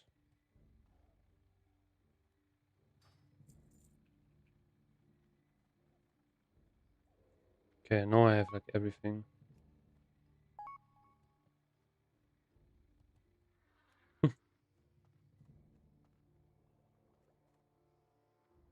So now I need. I don't even know. So I have. Yeah. So I have vengeance. Oh, I need 15 strength on hands. Actually, how expensive is that? Does anyone know? Wait, I will check that myself. 15 strength and.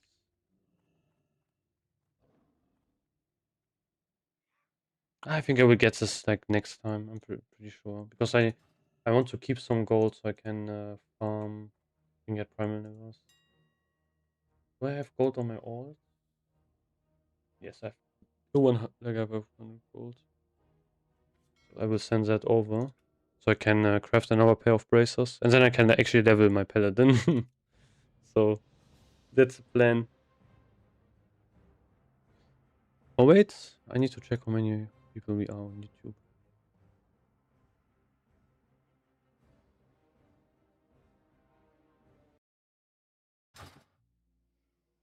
We're like 8. Okay.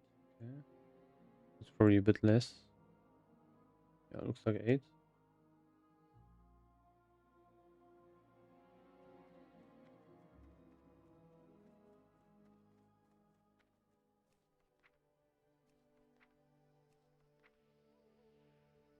It sent like 80 gold.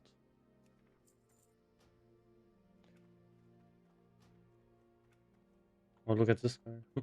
Yes. Oh, PTS. It's actually crazy if you have. Man, I would have like. It would have been really interesting to see how fast you can level your warrior if you have, you know, like really good classic gear, like aggressor stuff like that, and so on. Like I had like pretty like really good gear. I had like kiss and everything, but I dungeon grinded. So I don't know how that would have been if I would have quested instead. Okay. So now I should have enough to buy the mats to craft another felt steel bracer. Yeah.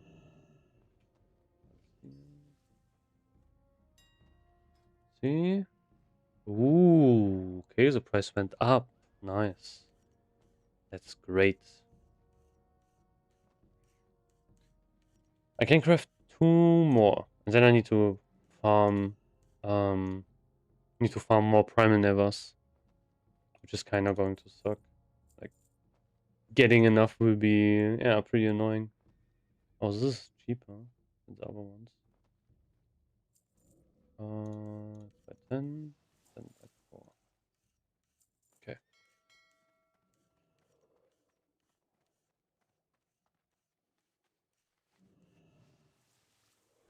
So if I sell that one, I will probably buy consumables.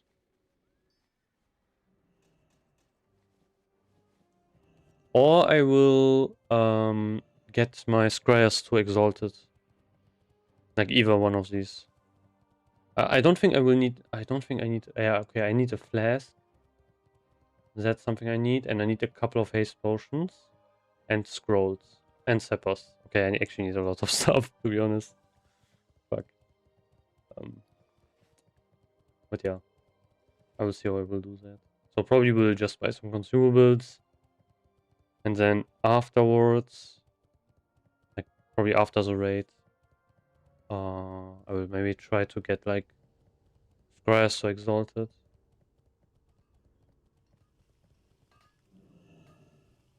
But yeah, at least I got some progress done today. Finally, you know, finally Vengeance Rep. Which is crazy. Such a big upgrade.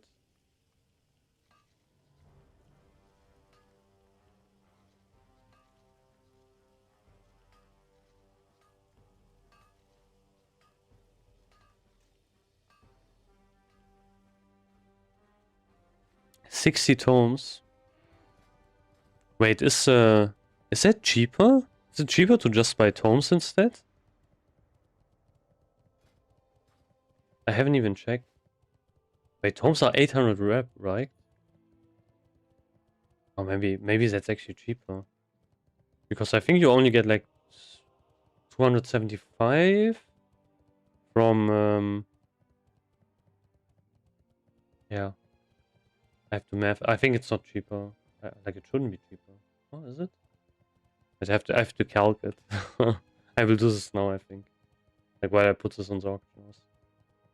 Because I think I'm honored. Pretty far down the line honored. Ah. Okay, we have 2 stacks of 1. I hope this guy doesn't overtake me, this would be bad. Okay, let's check. So we have Sun Fury Sickness. Oh, they went down. I think they were 60 silver, now they are 50. Okay, this is good. So we have that. So that's, yeah. So that's 5 gold. Basically. Which is interesting. So 5 gold for 275. Yeah. Makes sense, makes sense. That's 5 gold for that, 275. How much arcane tome?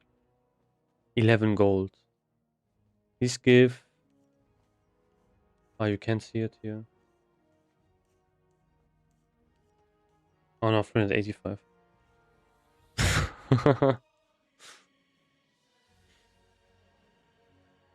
This time it's not a video, it's a live stream, you know? So it's not the same. Ah, no, only 385. Yeah, I think arcane tomes are not worth it, I would say. They are just way too expensive.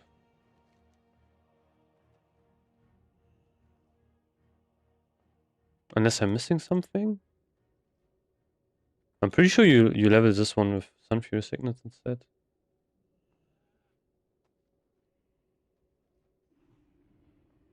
I have to do these quests though, you know, Turning Point. And yeah, Turning Point. I need to do this quest. Like it's 1k rep. And it's also 24 gold. Yeah, 350. I think it's not worth it. It's too much. Like 11 gold for 350 is compared to 5 gold 275. It's definitely a difference. Like you save like half your gold. But how much would it be if it's 275 and I need... I calculated like once, but I forgot. So how much rep do I need?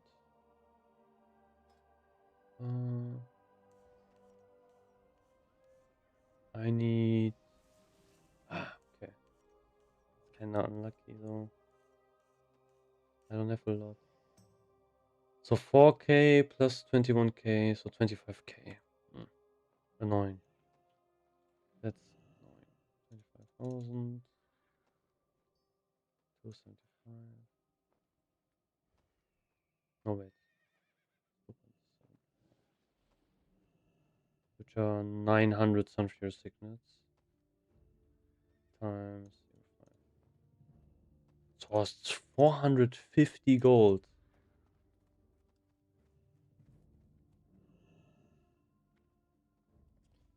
Man, it's so expensive actually. 450 is actually a lot to buy so many.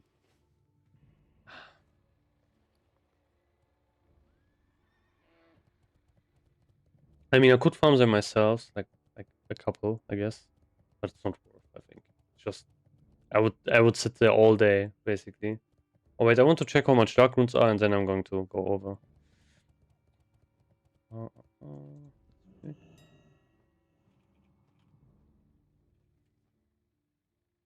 Nothing. 4 gold 50. It's crazy. Man, they are going down by a lot. How much are haste potions? I think consumables are going down a bit. Yeah, still 14 gold, so... Besides haste potions, everything kind of goes down.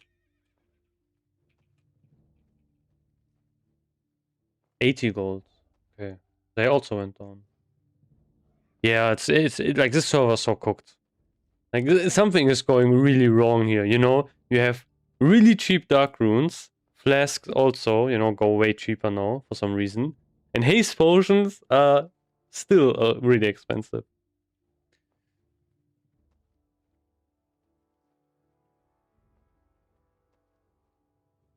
Yeah, it's crazy. I think it's because we have post-nerf content, so everyone just wants to parse. People are kind of speedrunning the content, basically, so they don't need a lot of flasks, but they are still popping like haste potions like crazy. But the thing is, haste potions should also go down, because you don't need to use like 2 to kill the boss really fast. You only need to use 1. So I don't really get it. So something is like, yeah. That's the same as Night Slayer. 80, okay. This is kind of funny because I had like a viewer recently who was also playing Night Slayer, and they told me that it was like 140. So I think it like went down on Night Slayer by a lot as well. Like flasks were not really that expensive on Spine Chatter, I think the highest I've seen was 120, probably.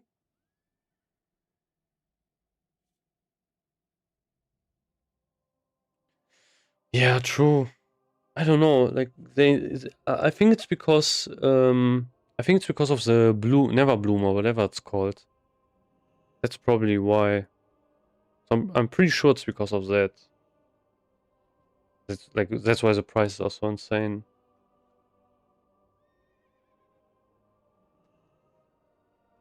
But yeah, scroll. Opportunity. Okay, these are also kind of expensive. And we have. Okay. Like these prices don't change. Yeah, that's a problem. I think they should do something for Neverbloom. It's not great, and that's really fucking the prices. I think Destropods are also so expensive. Destruction. This. Yeah, this is crazy. Like 16 gold for one Destropod. This is the one time where it feels good where you don't play a caster. This is insane, 16 gold is oof. I think layers are not going to fix it. 100% not. They need to do something else.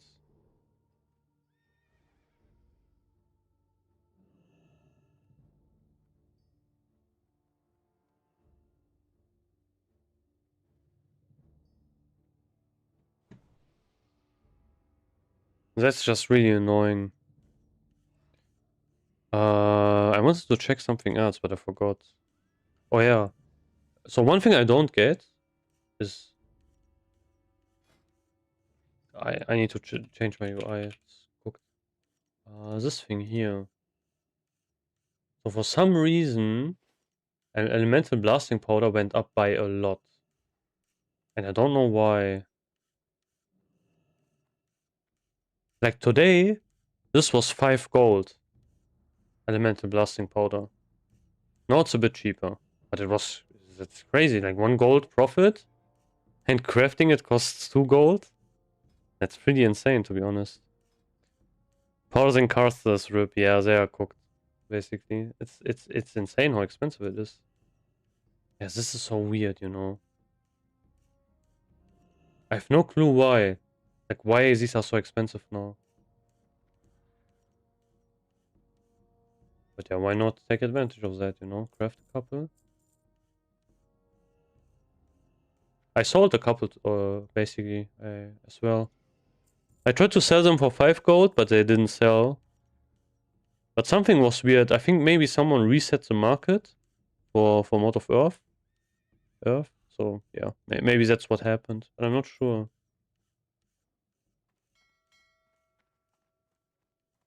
Well, because it was crazy. I was checking the auctions. I was checking Seppas, and I saw what? Elemental blasting powder 5 gold. Fuck.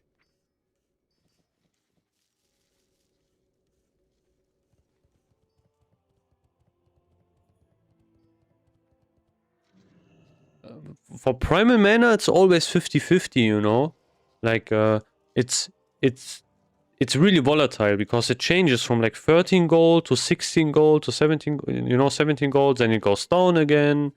It's all over the place. It's kind of in that range, like 13 to 17 gold. But it's like kind of consistent. But elemental blasting powder, I don't know why, but it spiked to 5 gold today when I was like online earlier, and I have no clue why. It was just farm modes, motherfuckers, when an act of raiding is 250 gold at the minimum.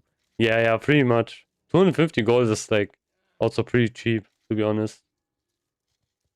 Like that's a flask, flask 90 gold already. I mean, if you just use mongoose, I guess you can obviously save like a lot of gold. But yeah. That would be something you could probably use. Just use mongoose and then yeah, but tomorrow I think I want to kinda get more consumables in. I have to go to where is it?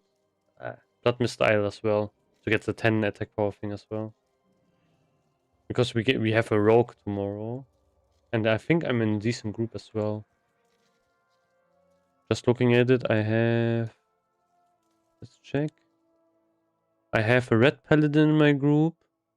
Yeah, and all of the standard things. So I have. Yeah, it's kind of like every week.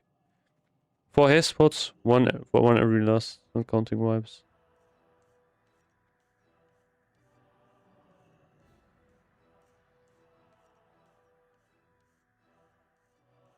Yeah, it depends. On some bosses, you can use 2 haste spots, you know. On Alar, for example, you can always use 2 haste spots. On Vash, you can kind of use 2 haste spots. What else exists? Void Reaver is kind of a long one, so you can use 2 on that. Morgrim's longish. But yeah, that kind of depends actually on. I think Morgrim you can get down beforehand. But yeah, I will check in a second. So let's try to sell this. Let's do like 4 stacks. Come on, let me sell this.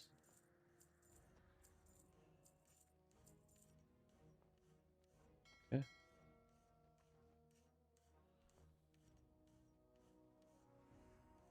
So yeah, Hydros. This guy you can get down pretty quickly, I think. Lurker. If you get unlucky, you can, this boss fight will also take a while. So that would be something. So you could maybe use here. Leophorus is something people try to speedrun now, so not really. Featherlord the same. So it's like, yeah. I think we have like more Grim, maybe. Vash would be one where you can, I think, definitely use like 2 save spots. One at the start and one at the end, when you pop Lust. Yeah, KT as well. I think Tempest Keep has more bosses like that. Alar, 100% you can pop too. Void Reaver depends on how fast your raid is, like how much damage you have. Got the target dummy fight. Astromancer as well. But I think, yeah, this is a boss I think more people will speedrun. And Calfast, we have basically 2 guaranteed ones. And then 2 which are more... that's a problem if you are in a guild, which is not that great. It's way more expensive to raid. And that's really annoying because obviously if you have people who are not that great, they also probably don't have a lot of gold. So that's kind of, like a double... it's kind of a snowballing effect. If you are in a guild which is better, they're basically not going to wipe. You can use just 1 pair of consumables for the whole raid. You can use 1 haste potions for every single boss, mostly.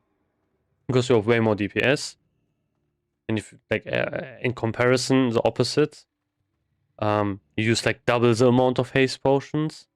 You use, like, you wipe, then it's even worse. Then even more haste potions. So it's pretty annoying. I don't know. I think with these consumable prices, if I would be in a worse guild, I would probably not, after a couple of wipes, I would just not use haste potions anymore. Because it's crazy. Like, imagine you wipe, and every time you wipe, you just wasted like at least 15 gold or so, even more so. It's insane. I mean, it's not the same as in Classic, but in Classic, when you died once, you lost like 300, 400 gold probably. If you also encounter like vault buffs. Like what was, I think, yeah, rent costing like 90, 80 gold on Alliance. All of the other stuff as well. It was crazy. So it's better than that, but still, it's still awful. So I think if they fix haste potion prices, the other stuff is, I think, fine. Yeah, haste potion and destro pots, obviously, as well. So yeah, I think potion prices should be fixed.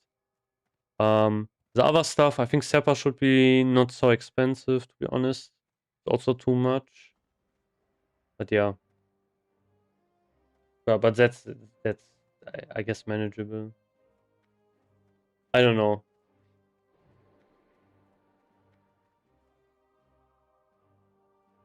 Maybe they will add something. which can help. Like maybe if you do in heroic or in dungeon, you get like a package, and you can get some consumables that way.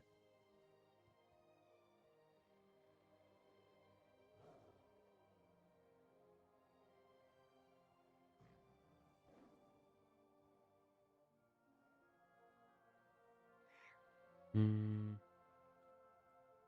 Let's see what this warrior has. Yes. Oh, okay.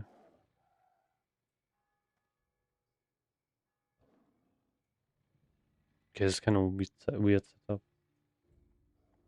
Half PvP gear, half DPS gear as Fury. Hmm.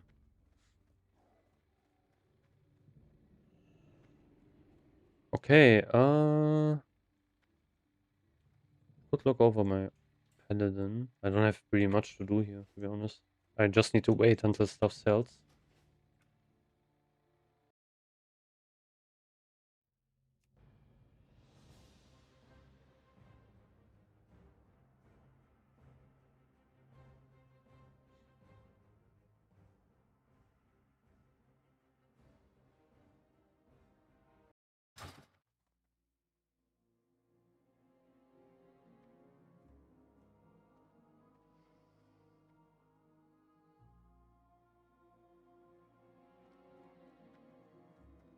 I don't know how many people are watching right now, but guys, do you want should we do like the classic survey? What do you think?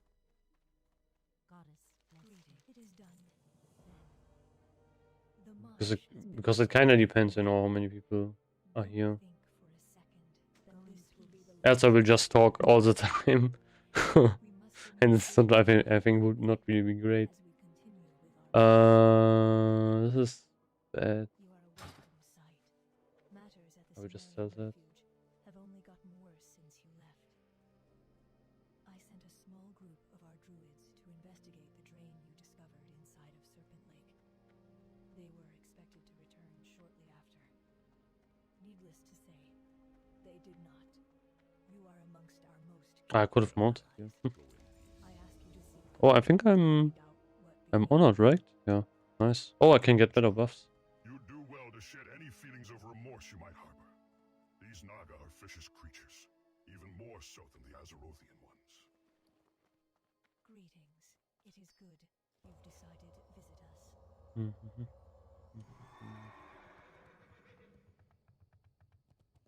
But yeah, I think I will just level for a bit. Nature favors those willing to learn How much is it now? 30? Okay. My guilty just got red belt yesterday, so I hope I got next to 3 belt by next raid. I think from the mats, I forgot how much it was, but I think it's like 300 gold or so. 400 gold. Nature is a powerful force. Those who seek to subdue never succeed in doing so permanently. Oh, 50 attack power. Wow, it's 20 more attack power than it was at friendly. Damn. That's crazy often buff. Wait, let's check. Blacksmithing. Waste.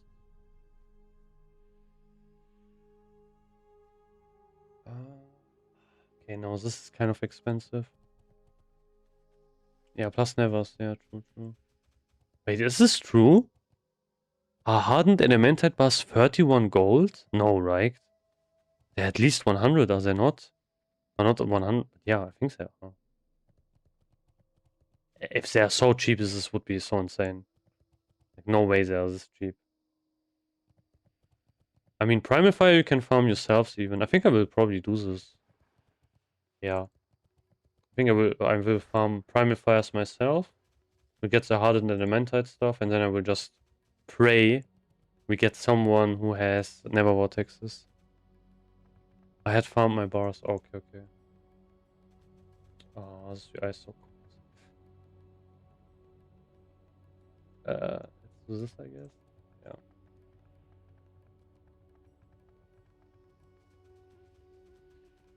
Oh, I need to kill spore bats.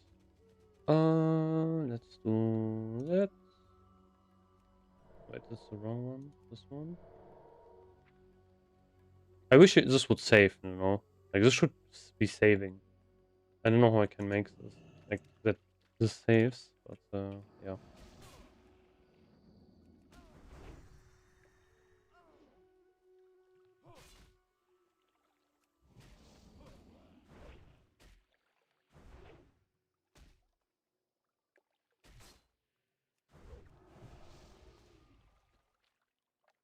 No luck.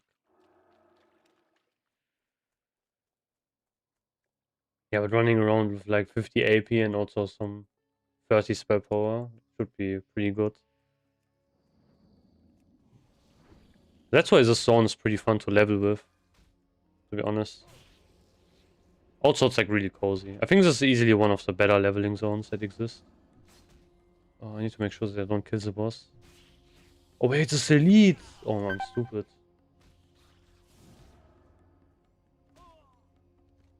Oof. I didn't even notice, fuck. Wait, don't I need to kill him? I guess not. Maybe I abandoned that quest.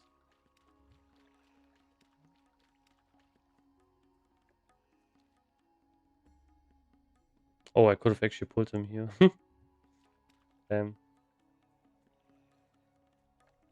I was like wondering, whoa, why is he destroying me? And then it's the elite. I have to buy drinks.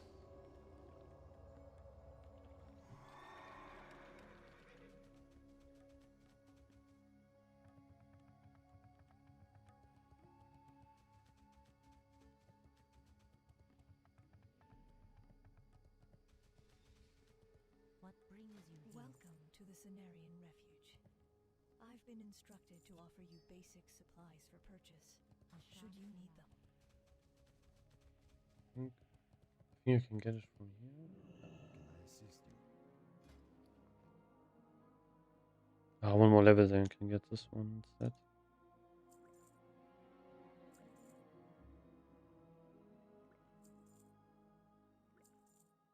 Okay, that's fine.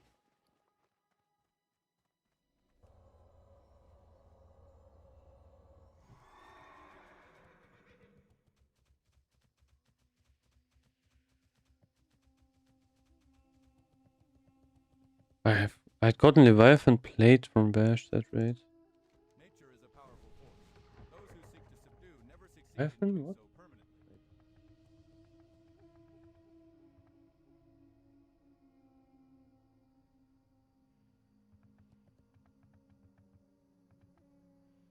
Is that a recipe? Am I stupid?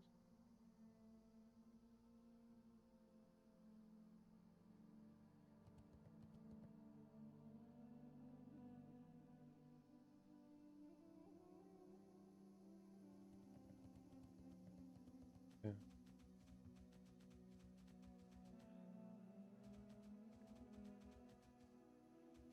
What do you mean with Leviathan plate?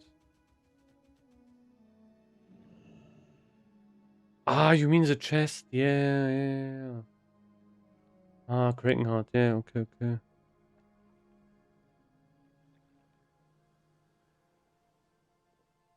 All I need is belt and helm. Yeah, I need the belt too. I still have Deathwatch girdle as well. Which is not great. I think that would be probably one of my biggest upgrades. Like going from Deathwatch girdle to, red belt. And also some nice hit as well.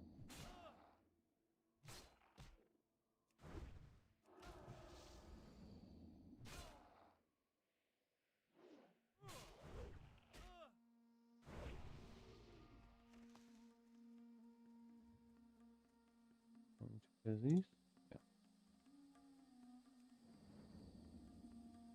But I can use the potion here, so why not? Oh, this buff is so nice. Man, you can get so many insane buffs here.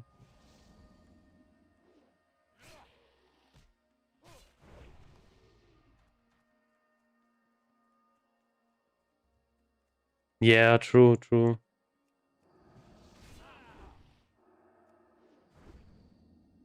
Are you also seal twisting while leveling? What do you think about seal twisting?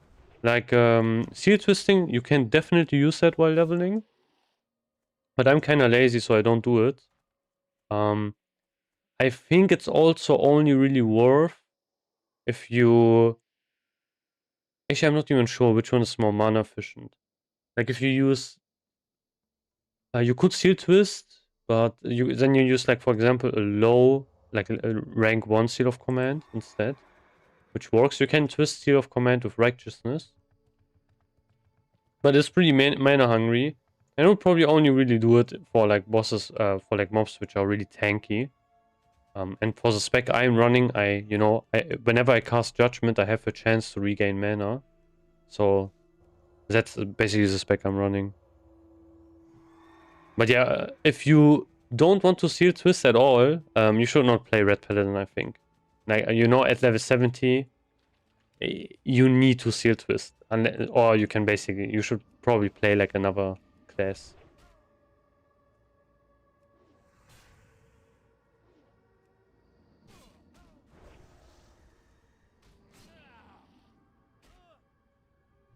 I think this is pretty...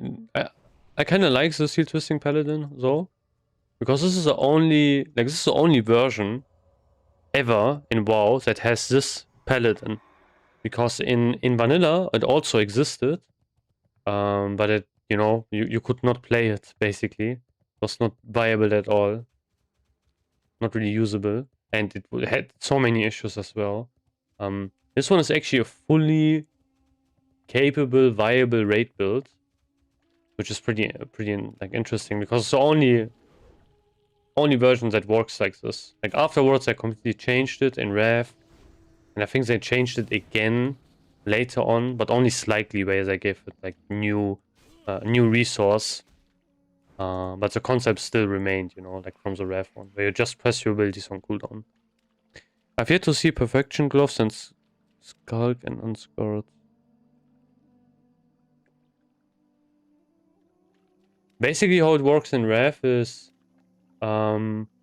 you like the way you play Paladin in Rev is way simpler.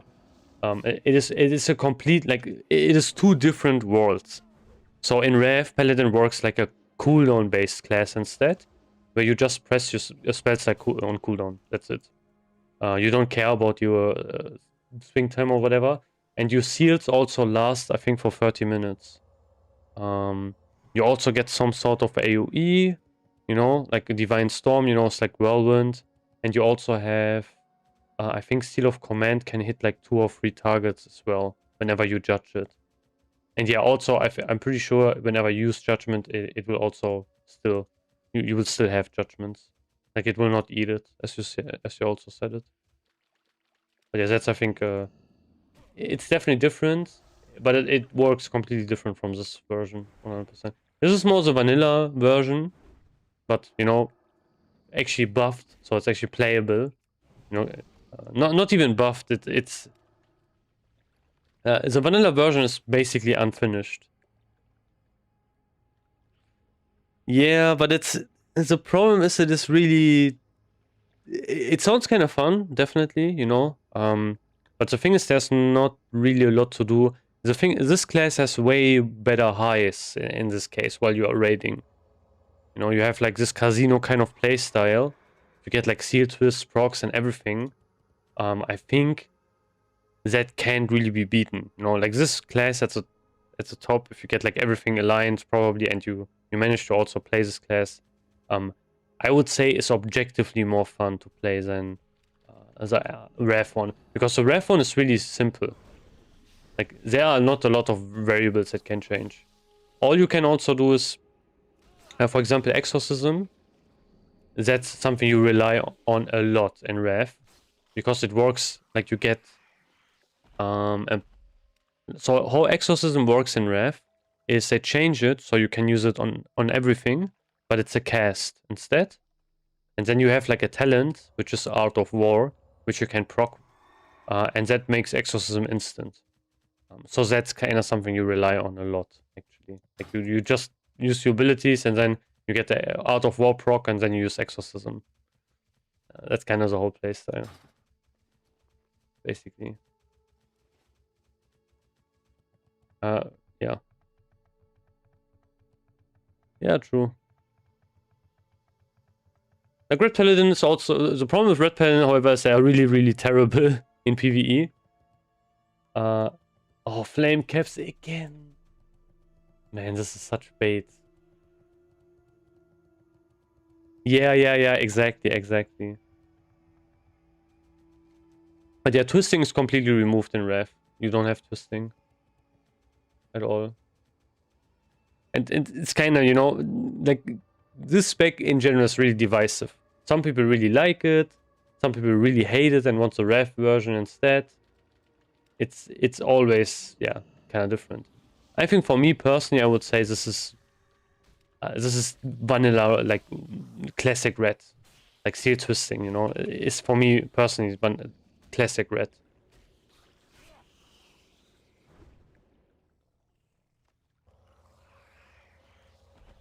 You know, you can also twist in vanilla. It works basically the same way, but here we have like a new seal, so you twist that one instead. Wait, did I kill this guy? I think I did, right? Yeah, I think I killed him. Yeah. Pretty sure I did.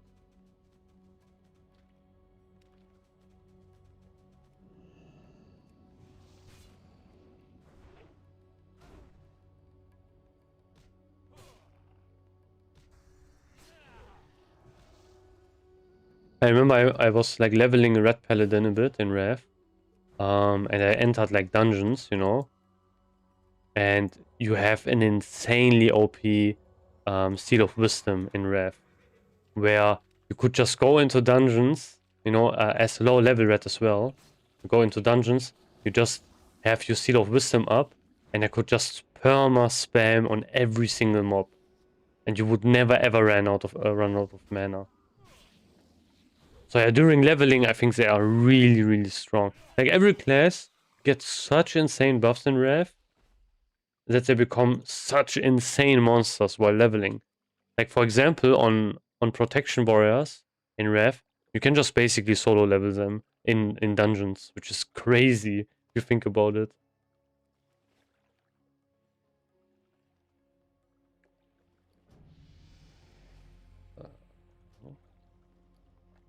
I don't really need a guild.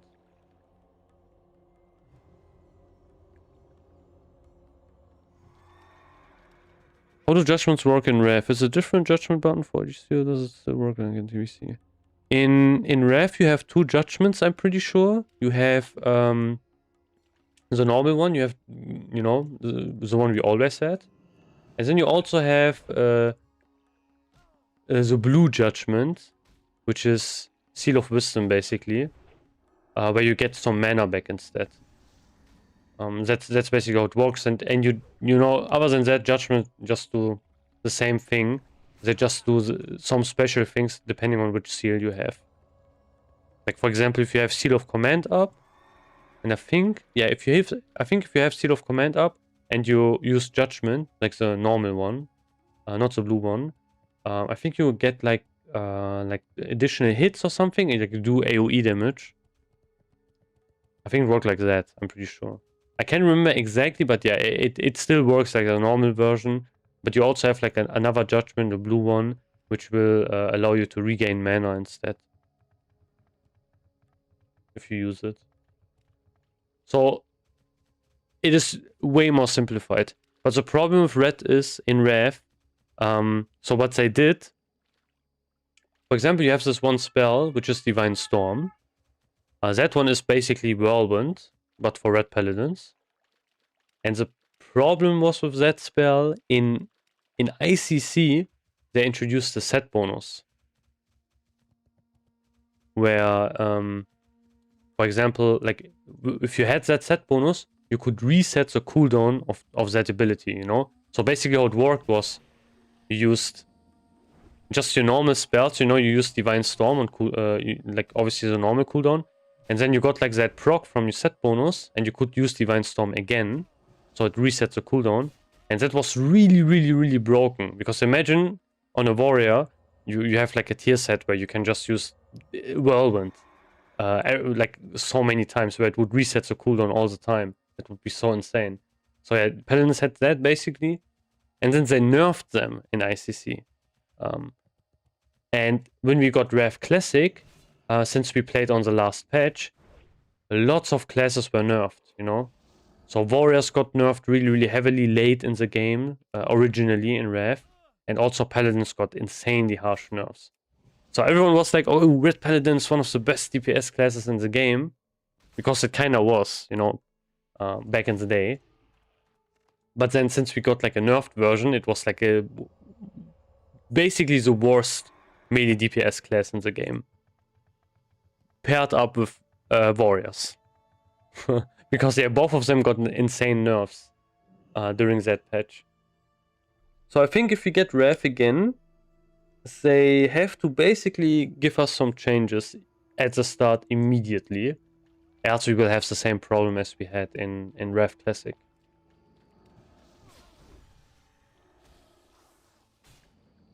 I think actually, like, this might be maybe a bit of a crazy take, but I think classes in TBC are more balanced than they are in Rev.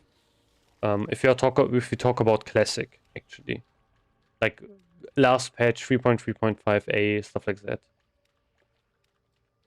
Yeah, I mean, the set bonus was really broken, but the problem is if you know, you are in the first phase of the game, but you are running from the last patch with all the nerfs in, that just doesn't work.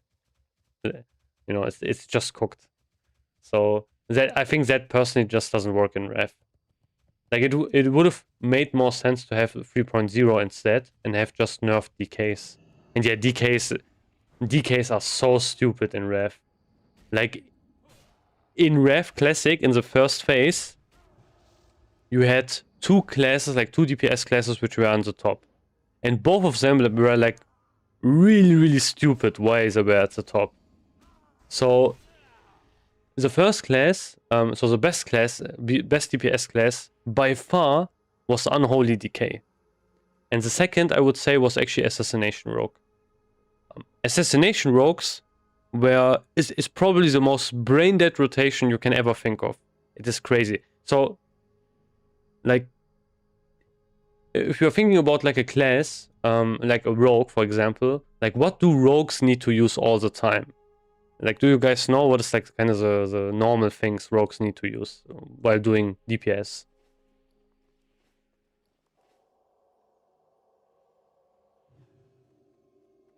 Maybe some of you guys didn't play rogue. I'm not sure. Yeah, I mean, yeah, Sinister Strike, definitely, yeah. But what I kind of mean is actually, for example, slice and dice. You know, that's kind of the thing they always have to use. Like they have to keep slice and dice up all the time, so they have to like spend combo points on it.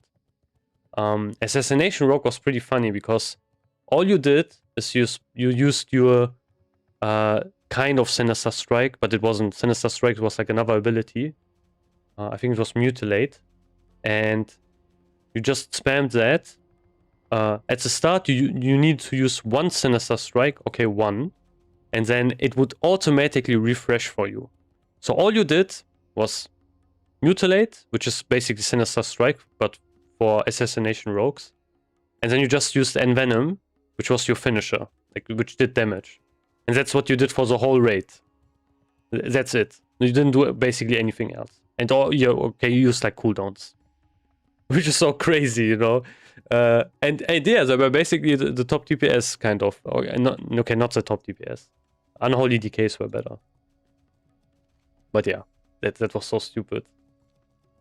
And then Unholy Decays were even crazier, you know. But they were not as brain dead. Like they actually had to do stuff. But all they did is I think it worked like that in retail at some point. Yeah, it is. I think it's really stupid, to be honest. But yeah, people liked it, I guess. I don't know. I think it's so stupid. But yeah, Unholy Decay was the best one. You know, Unholy Decay, they had an ability.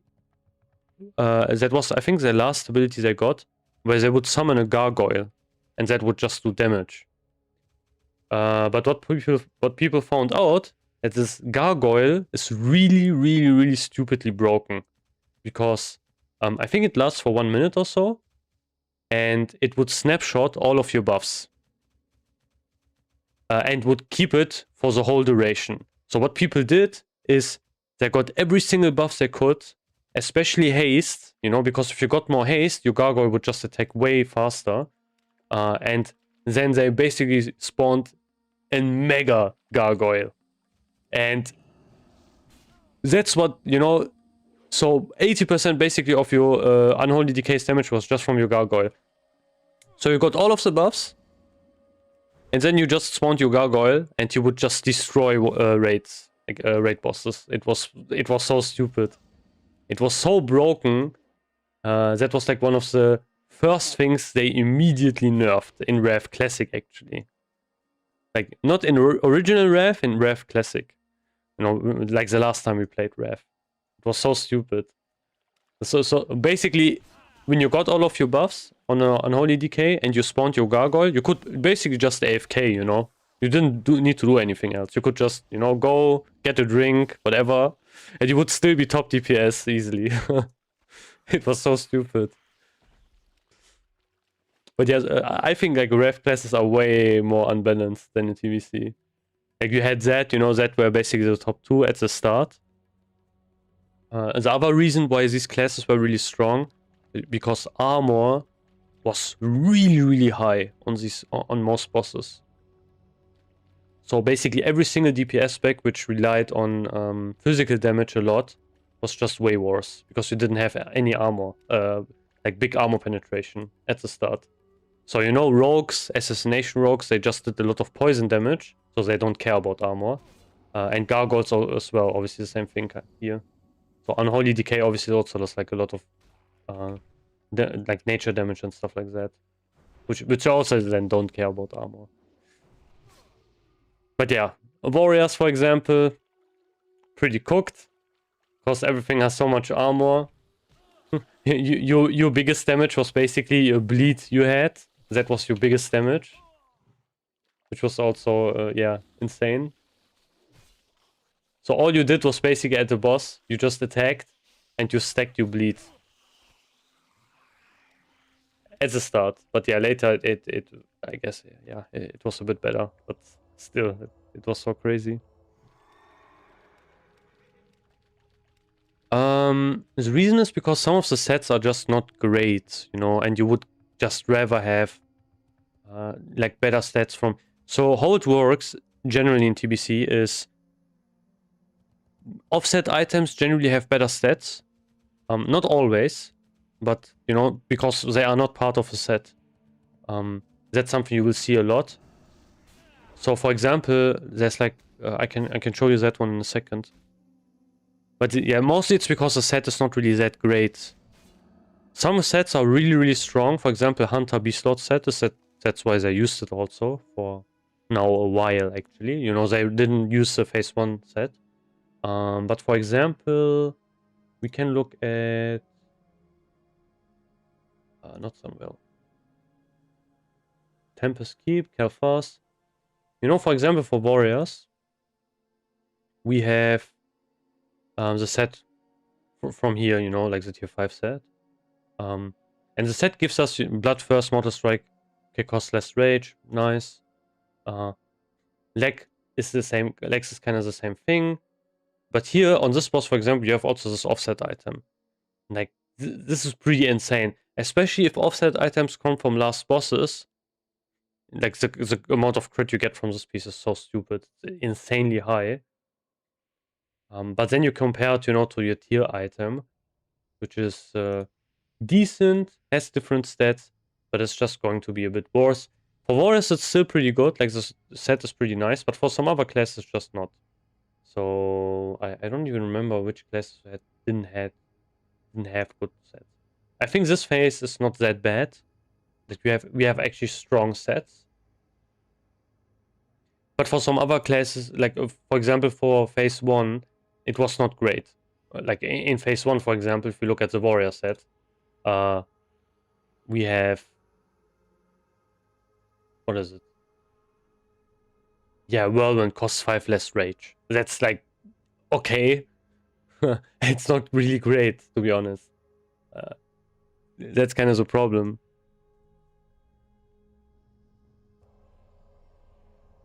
Oh, that's if it would be me, I always tend to play male characters instead.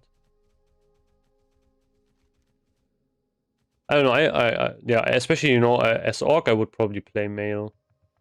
But yeah, also females is also nice, to be honest. Yeah, that's a hard decision, to be honest. Shadow Priest, I think it doesn't use any of the new set. Man, Shadow Priests have probably the kind of weirdest gear decisions they make. They use like green pieces from the auction house with shadow damage on it. It's so all over the place. But yeah, you're probably right with that.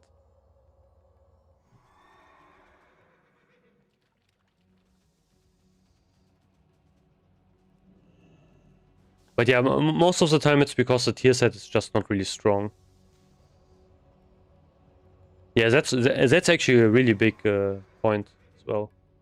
Animations goes, yeah, such a long way. I mean, you can also use some stuff to give you different animations. But I think Orc Male has better animations. Actually, I'm not sure. It's kind of hard to say. If we want, like human melee animation way better. Yeah, I think so as well. I think female animation is fine, but yeah, male I think is better. I think male, like human animation, is just really clean. Doesn't really look like something is wrong or stuff like that. Or it just works. Yeah, that's also important. Yeah, big shoulders. Well. Oh, look at this! What the fuck?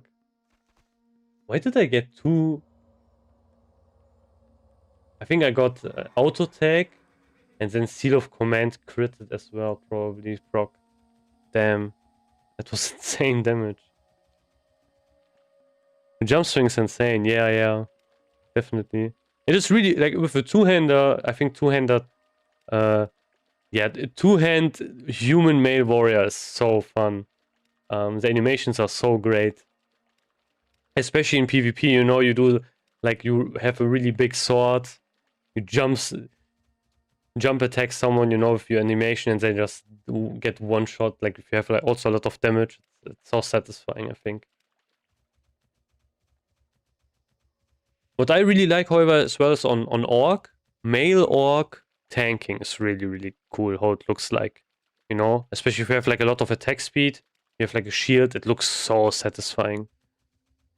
Like dodging and then I don't know. I don't know. It looks like really. It's kind of weird to describe, but it looks like if you look at like an orc, look at the orc tanking, for one-hander, it really looks like okay, the orc kind of knows what he's doing when he's fighting a mob or so. I don't know. It's really hard to describe, but that looks really cool, I think.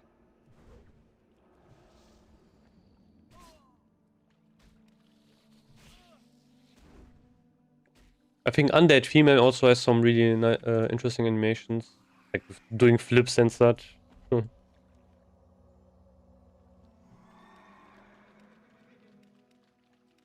But yeah, luckily in TBC, the choice of race is not that important. Like you get some expertise, for example, if you play human or orc. But yeah, it is not the same as in vanilla, If you, for example, played oh, you didn't pick human on Alliance?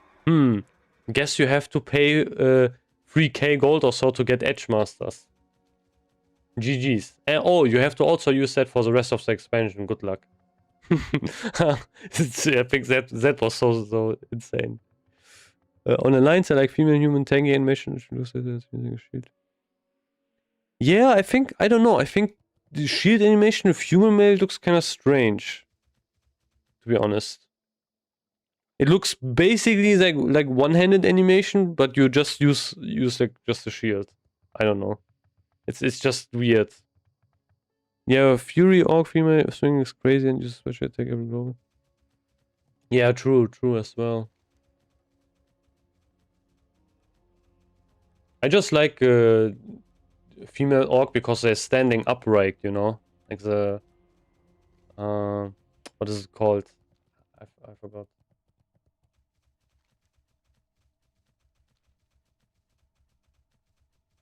So that's kind of nice. Like, Orc made is so hunched over, it's crazy.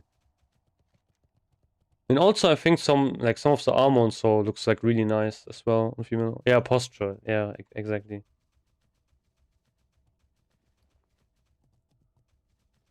Yeah.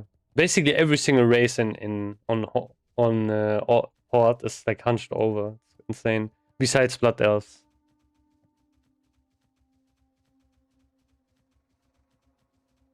Actually, yeah, they're not really hunched over. Ah, it's kind of hard to describe.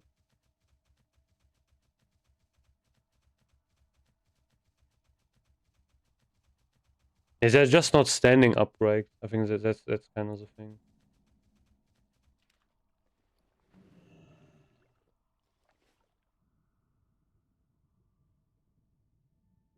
Yeah, for trolls it's crazy. And trolls look so funny with why do I have this anymore? Trolls look so funny with a two-handed weapon.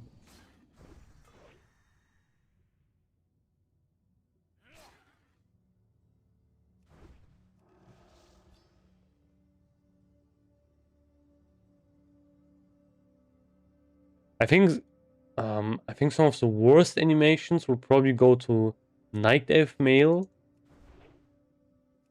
I remember like one of my first max level characters was the Night Elf Male, and the animations are just like, especially with two-handed weapons, you know, because I played Rev. Yeah, it just looks like really crazy. Oh yeah, I just answered that question actually. I think the problem is with Night Elves that they are what is it? Their combat idle animation, you know, where you press right click on a mob like this here, looks like really strange.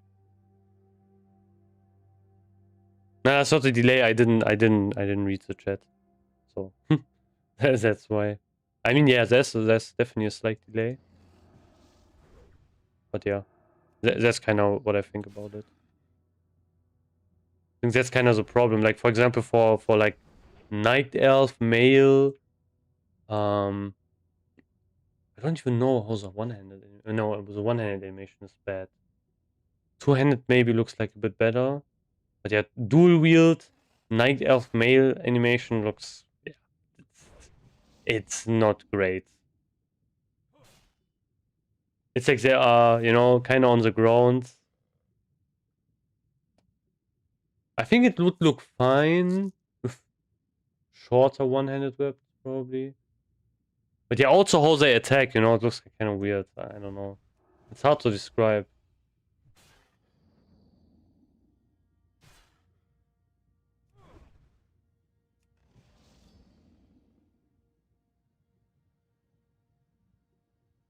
Yeah, I think. I think the female one is definitely way better.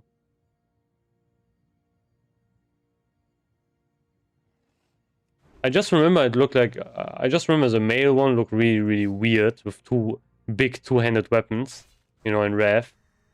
But also, you know, every single class kind of looks like really terrible with two-handed weapons, to be honest. These mobs have such a weird hitbox.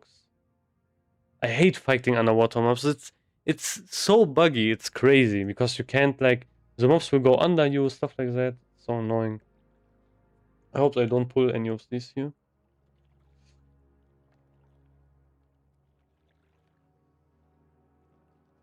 On a warrior, it's like fine if you do underwater stuff because you can still charge, but it's still kind of ass. On a paladin, it's like, man, is it annoying? Like, your one real big benefit is that you can, you know, walk way faster. Yeah, the drop rate is so. There are two quests which are really close to each other, which are both underwater quests. Like this one, where you kill these eels, and the other one where you kill eels in Zangarmarsh. And both of them are ass. I think I will go layer swap. It's crazy filled here. I think it's probably because you can actually farm some stuff here. Yeah, this is way better. Okay, this is not better.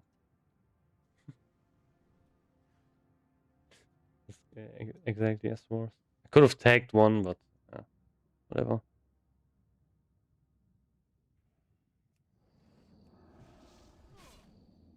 I forgot what you can farm here, but I think it's mana, mod of mana or something. Yeah. This place is always. There are always so many people here.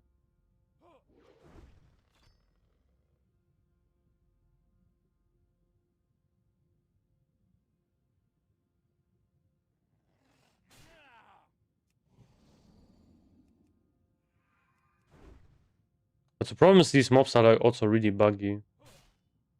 In general, I don't know when, but they did some changes and like fighting underwater mobs is so annoying. Because they are so buggy. Like they teleport around you, stuff like that, and it's just weird. Oh man, this quest will take I think ages to do. Probably. But it is what it is. That's one.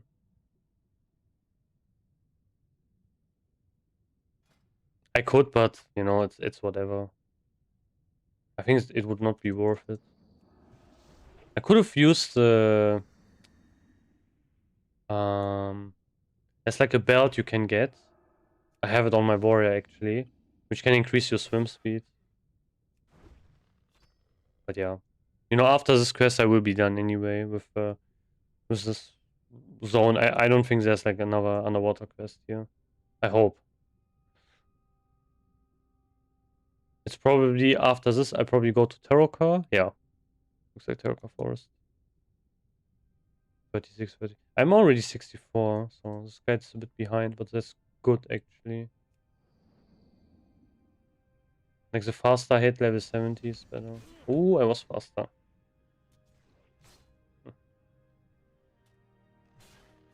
I didn't get it. Fuck. Oh, I went to the wrong layer. Like, I should have just stayed in the other one. Because here I have like hunters, I have everything. It's not great. It's all level 70. I know this can't be like a good gold farm. Like, I'm not even sure. Like, I think killing the mobs in Neverstorm gives you like way better rewards. I have to drink again.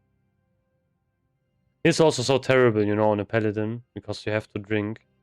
And you can't drink underwater. It's not great. Like on a warrior you can at least bandage yourself underwater, which is nice. So you don't have to worry about that.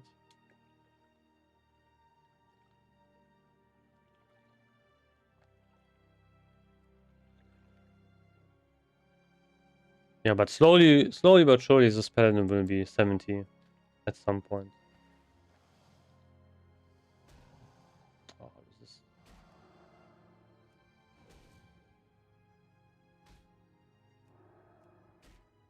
Yes.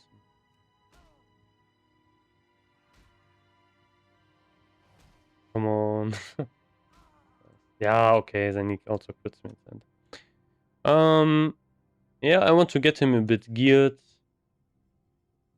Actually I don't even know exactly. I just want to have an alt so I can, you know, also join like raids with my guild because they are running like multiple and everyone has like an alt and I don't, which is not great if you are, you know, if you are a raider. So that's kind of my goal to, but I want to have this paladin be a red definitely as main spec. Yo, good evening. That's kind of the goal of this paladin. Nice. Need like 3 more.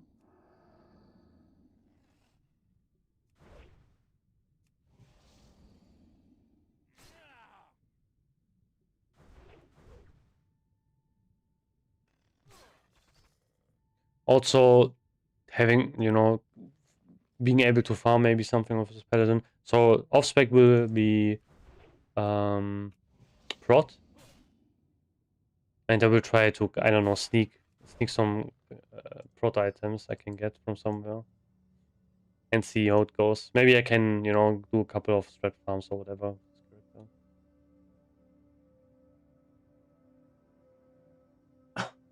I think my next character would be... Actually, I'm not even sure what I would do. My next character. Maybe Rogue. But Rogues are kind of useless, so probably not.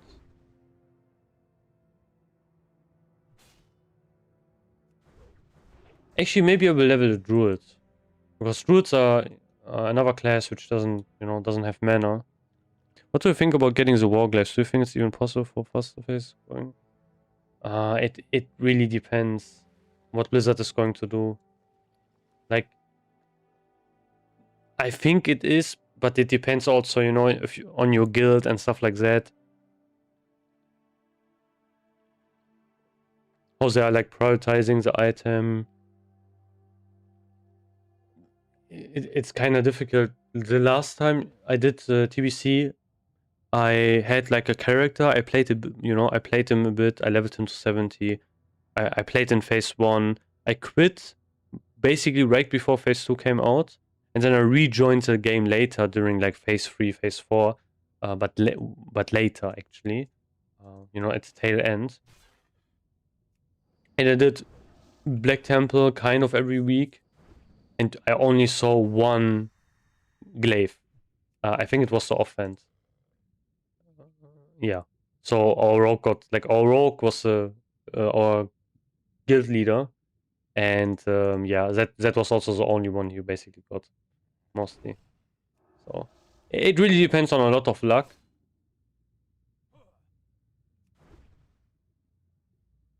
I would say for 100%.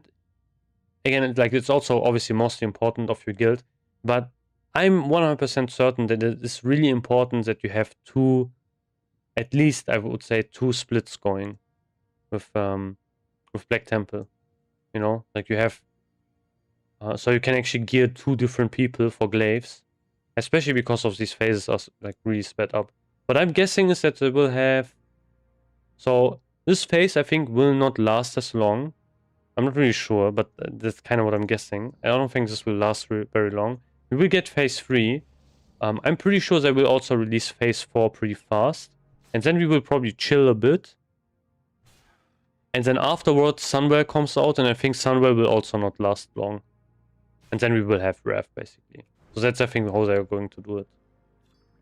So, yeah. I think there will be a bit of time where we can actually farm glaives. But, yeah, again, it really depends on your guild. If you are number 9 or so on glaives, and you only have, like, one raid going, yeah. I think then you are cooked, basically.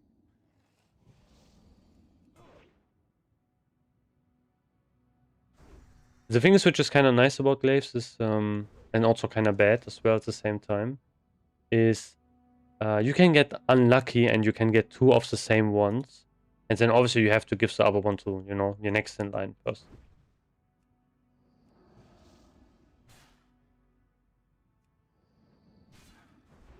So that's something that can definitely happen. But that's kind of my, I would say, theory, how they are going to do the phases.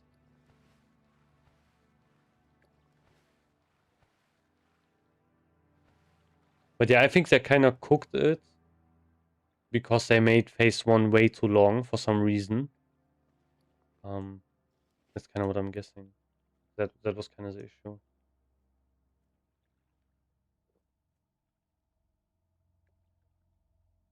I want mana buff? I don't have mana buff on my bars. I can't give him that. I need like... yeah, it's gone. I need one more, then I'm done here. Oof.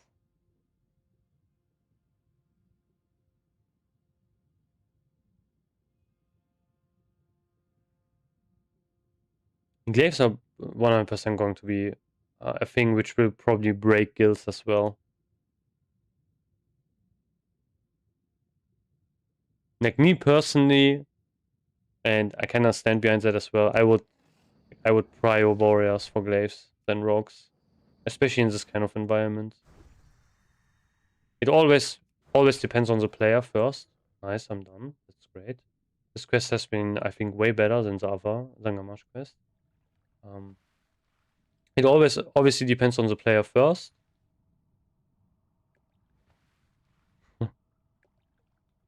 Yeah, female orc looks really sick. Ah, you link as well. Yeah, Alondo. Alondo is someone who's like always running female orc.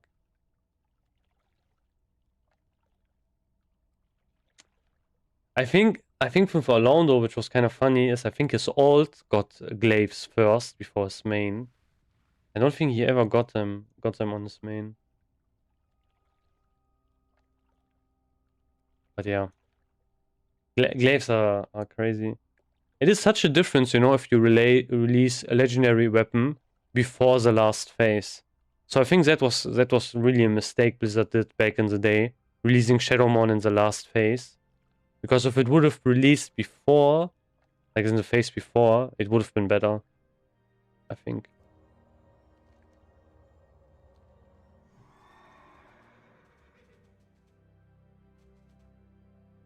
Just for that alone, you know, rogues look. I mean, glaives looks good on everyone, but the rogue set in the next phase looks like really ridiculous. It looks so terrible. I can show you that in a second.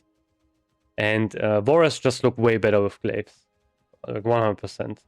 Like people can, you know, say that's subjective or whatever. No, it's not. It's not true. Like it's 100% that Boras look way better with glaives than rogues. I am glad that the refuge sent you. No. We can look at the set. You know, I have the evidence here. Survived, and he is insane. I don't know what happened, but I intend to get to the bottom of it. Whatever it was, it happened quickly. Okay, wait. Let's look at the set. You help me? Something strange Look. has changed at Terramoth. What is this? Where once there was a diversity of life. Look at the set. Now only the Terramoth. Wait here. I can't equip both so, because I'm on a fucking Paladin. I need to compare the vicious ones to the normal. Collect for me a number of samples from both. But yeah, guys, like this set looks to the south and the north. like, look at this helmet. This is related to This is the joke. all of the adventurers. The shoulders look okay, but this looks more of a hunter set. This is a hunter set. This is not a rogue There's a set. harmful aura lingering about the place. It must be the residue from Wait, I have to destroyed. disable that because this will annoy me to no end. But yeah, like this helmet looks. This helmet is such a joke. It's crazy, terrible. I mean, you would probably run this, but this still looks terrible. To be honest, like the shoulders, I don't know. The shoulders are just.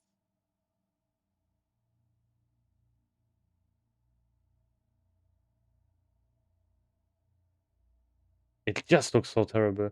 I know. Let's compare to Warrior, okay? So this is Warrior, and this looks insanely better. And we are, as Warriors, we like, this is not the best helm. We would use something like this. And look at this. Like you can, like we could talk all day, you know, but I mean, again, I can dual wield here because, you know, I'm on a shitty Paladin. But yeah, this looks way better on Warriors. Yeah, who cares about if rogues use it on PvP, man? Like this, you know, if a rogue is going to bring that argument, what is that going to help? You know, okay, you could use that argument, but then the rogue would need to carry me in arena. Oh, look at this! Look, Terracone. No, man, I knew it. This is so crazy, right? Yeah, I'm cooked. I can do nothing. He's cooking me. Huh? Why can't I attack him? Yo, okay, bro. Yeah, this is impossible. It's level 70s. Cooked. Fuck. I wish there was like another alliance, you know, like a rogue. At least would have gotten it. But no, needs to be a fucking hard. Gets it. 100% that guy has something where you can actually, you know, remember the spawns, like the timers.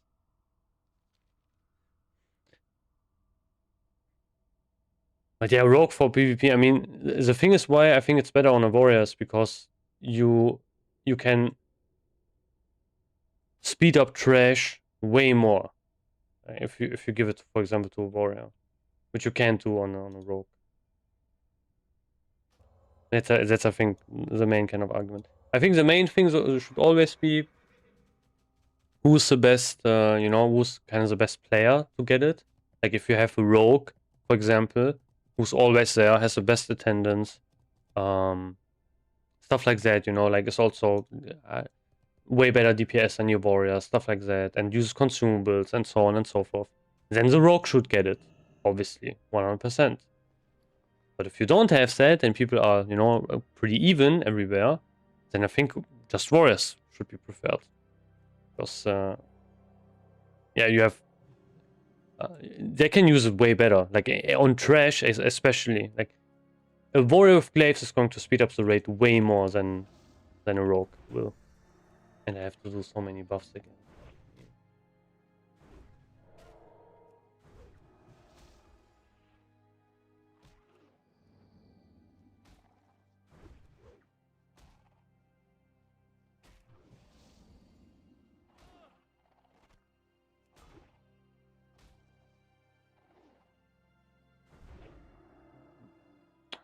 This debuff is...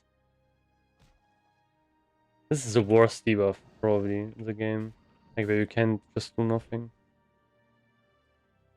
I think the argument where... like, when people, like... I don't really agree with the argument, you know, with the PvP thing, because...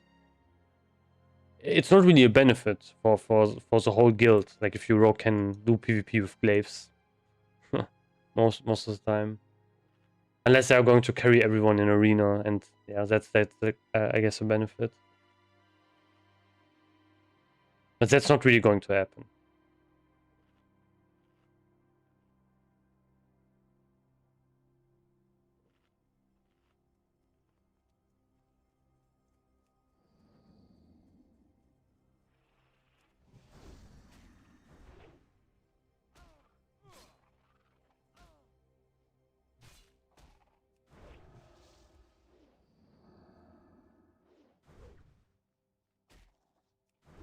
I don't know, that would be kind of like saying, I need this and this item.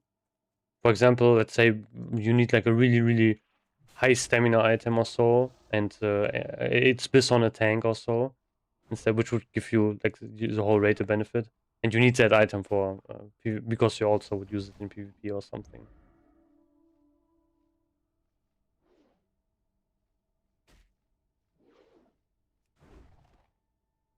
I think if you play in a guild, it should always be like, what is the biggest benefit in the guild? But yeah, glaives is going to be a difficult topic. Always. I'm always going to say it's better on warriors. Like, they are just, it's just, I think, objectively, in my personal opinion, better on warriors than on rogues. Because even if rogues do more damage, or they get more damage out of it on single target, that is not really going to beat out the trash damage you have instead for warriors. Like the bigger trash damage. And then also more single target.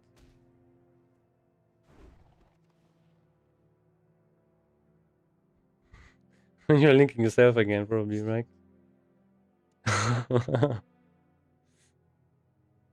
I mean, yeah.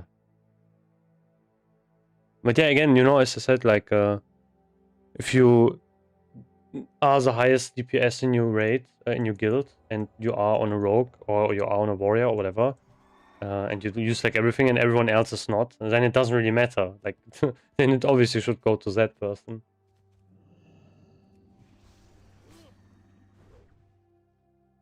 Like, for example, if you have, let's say, your gray parsing warrior making demands that you should get glaives first because he's a warrior, then he's 100% wrong, and you should not listen to him, obviously. But it becomes more of an issue and discussion if you have people who are, you know, similar or you have like small differences, then it's a different issue altogether. Like a different discussion.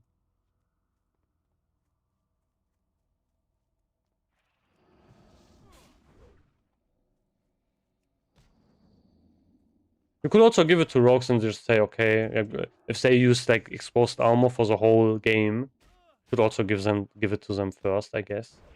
But the problem is, the biggest problem with this game is like how Blizzard does it is we just have way less time in TBC than we had in the last one, for example.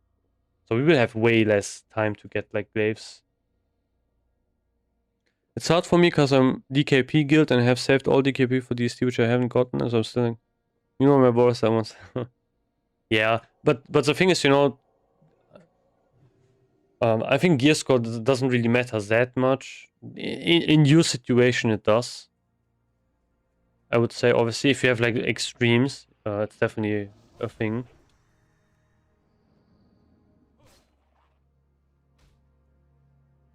Yeah, then it's then it's a problem.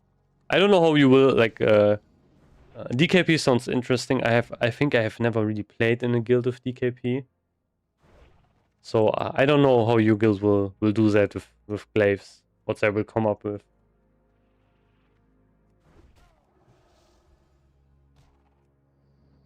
Yeah, definitely. I mean, I also don't have DST on my warrior. I basically have, yeah. But I have lots of pieces from SSC and such already. I have basically, I'm like one piece away from full tier, like a 4 set. Yeah, that's crazy.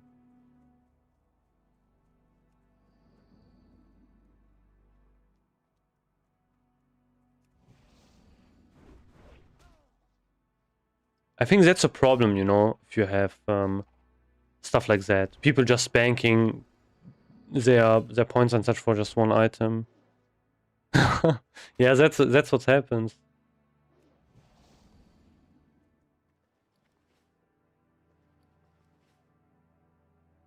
That's always why I'm like more of a friend of loot council and stuff. Because if it's managed well, you basically have everything like laid up and everything and so on. Then it's also kind of a fair thing. Like every single loot system has its flaws and advantages. But I think some loot systems are just worse than others. Yeah.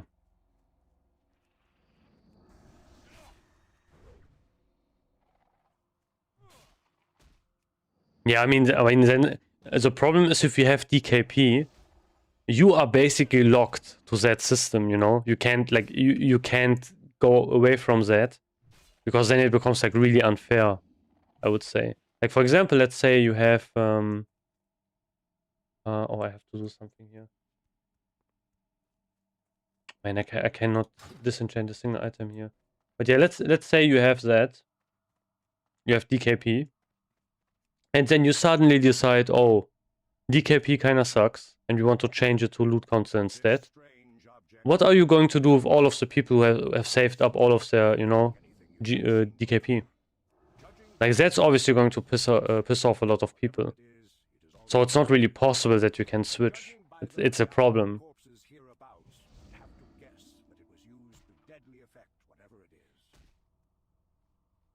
But they were going to give these next rogues, but also...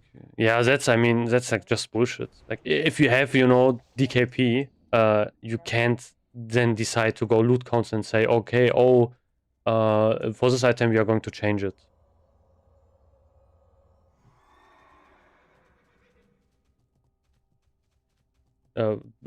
Even though you saved up all of your DST for like this item. Yeah, this item especially, you're just going to have to change it. It's not good. It's not great. Yeah, I mean that's just stupid.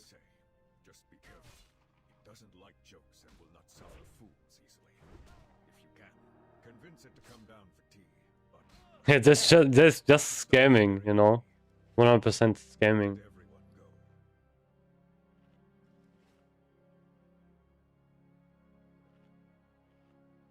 like, then they should have obviously really, really good reason for that. And then why it's only, like, why is it only DST? For example, I really like the current system I have in my guild now because it is really transparent. It's crazy, you know? So for example, all I have to do is I click, like, you know, I can click on this add-on, or I can look at Discord. There's also a bot there. But I go to, like, where was it again? Like council, I go to my loot, and then I can actually see everything. So, nice. Oh, okay, this is the wrong character, actually. But yeah, I can see all of my loot there, which I have assigned. And if it drops, I can need on it, and I have it guaranteed. Which is great. Luckily, I got enough officers to push back on win back. Yeah. I mean, that's good, definitely. I mean, it would be so bullshit. Like, imagine you have, like, farmed all of your DKP, you didn't spend it on a single item, on everything else, and then someone comes around and just says, oh yeah, we are going to loot counter this item instead, even though you just saved all of them for a single item. It's just stupid.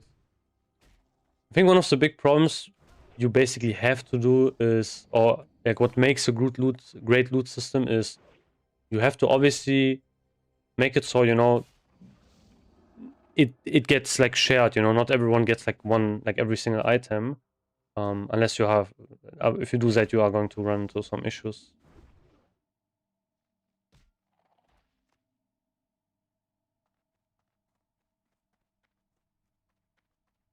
Yeah, in that situation, they should have just did it like that, you know, where I mean, it's kind of the same. Like, basically, what are they going to do? Like in that case, it's kind of hard to say. I think DKP just doesn't work with loot council, a combination of loot council in general. I think that's the worst combination you have of two loot systems where you have loot council and DKP. I don't know how you will make that actually work, because I think it's not possible. Because, like, depending on which items you kind of want to pick and choose, it is really problematic, because you will always have someone who has that item on their DKP list, or wants to get that one saved up for it. And then you have like that problem. What do you want here? So, I was right.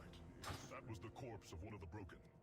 And you can confirm that there was a strange object on the They're giving it to. It was the day before Gru I was tripping. Yeah, I mean, I would be too. Like, this would be so bullshit. thing it had with him. Crazy. Caused all of this death. Especially if you are like really long in the guild. There is a harmful aura lingering about the place. It must be the residue from whatever destroyed my fellow. It's not great.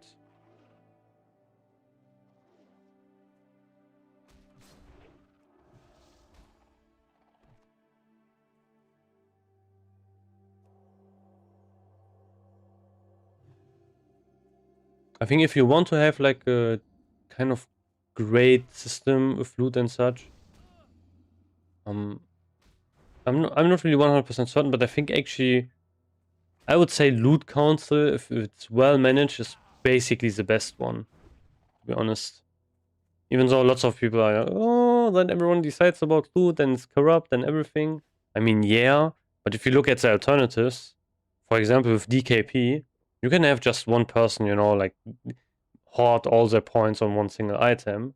And you have like issues if you need to reset it or whatever, and you can't ever switch from that system.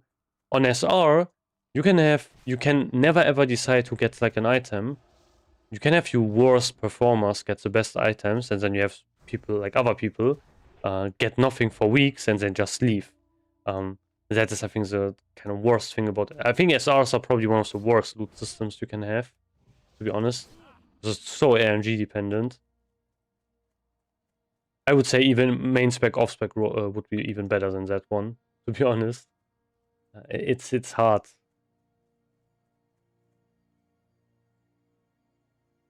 Both of us have been there for a while, but he took a break from phase 3. Did previously have DKP cap, but he ended up missing one gruel and it dropped and went to second highest DKP. So after that, he spent all of his DKP and accepted the loss.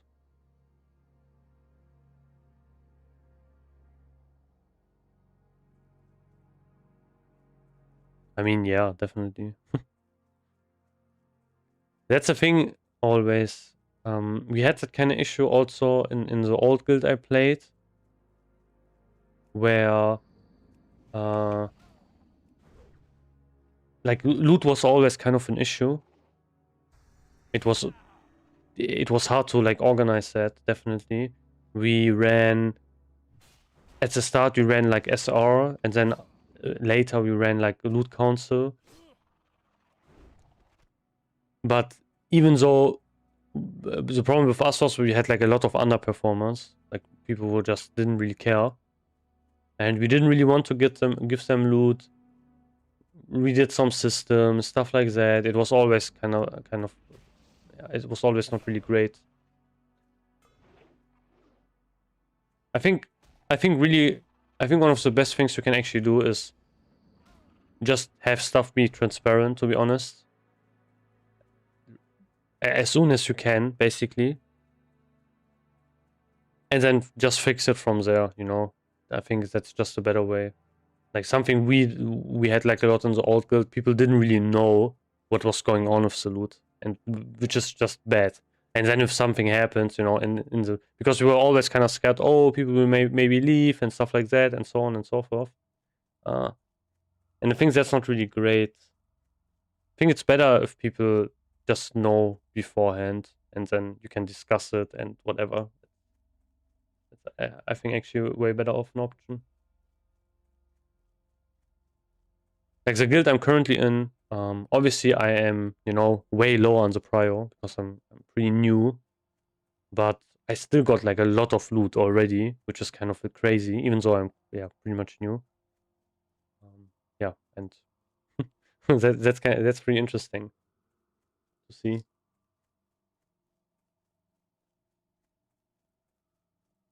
Like from the couple of raids I did, I got more stuff than I got with my old guild, even though I was an officer, which is pretty insane to think of.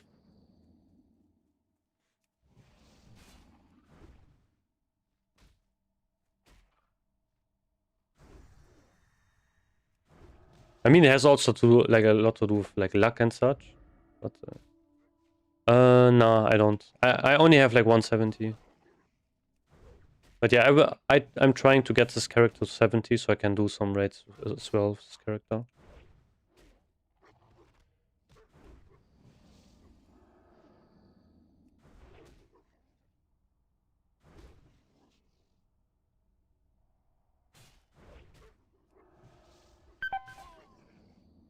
That's kind of the goal, basically.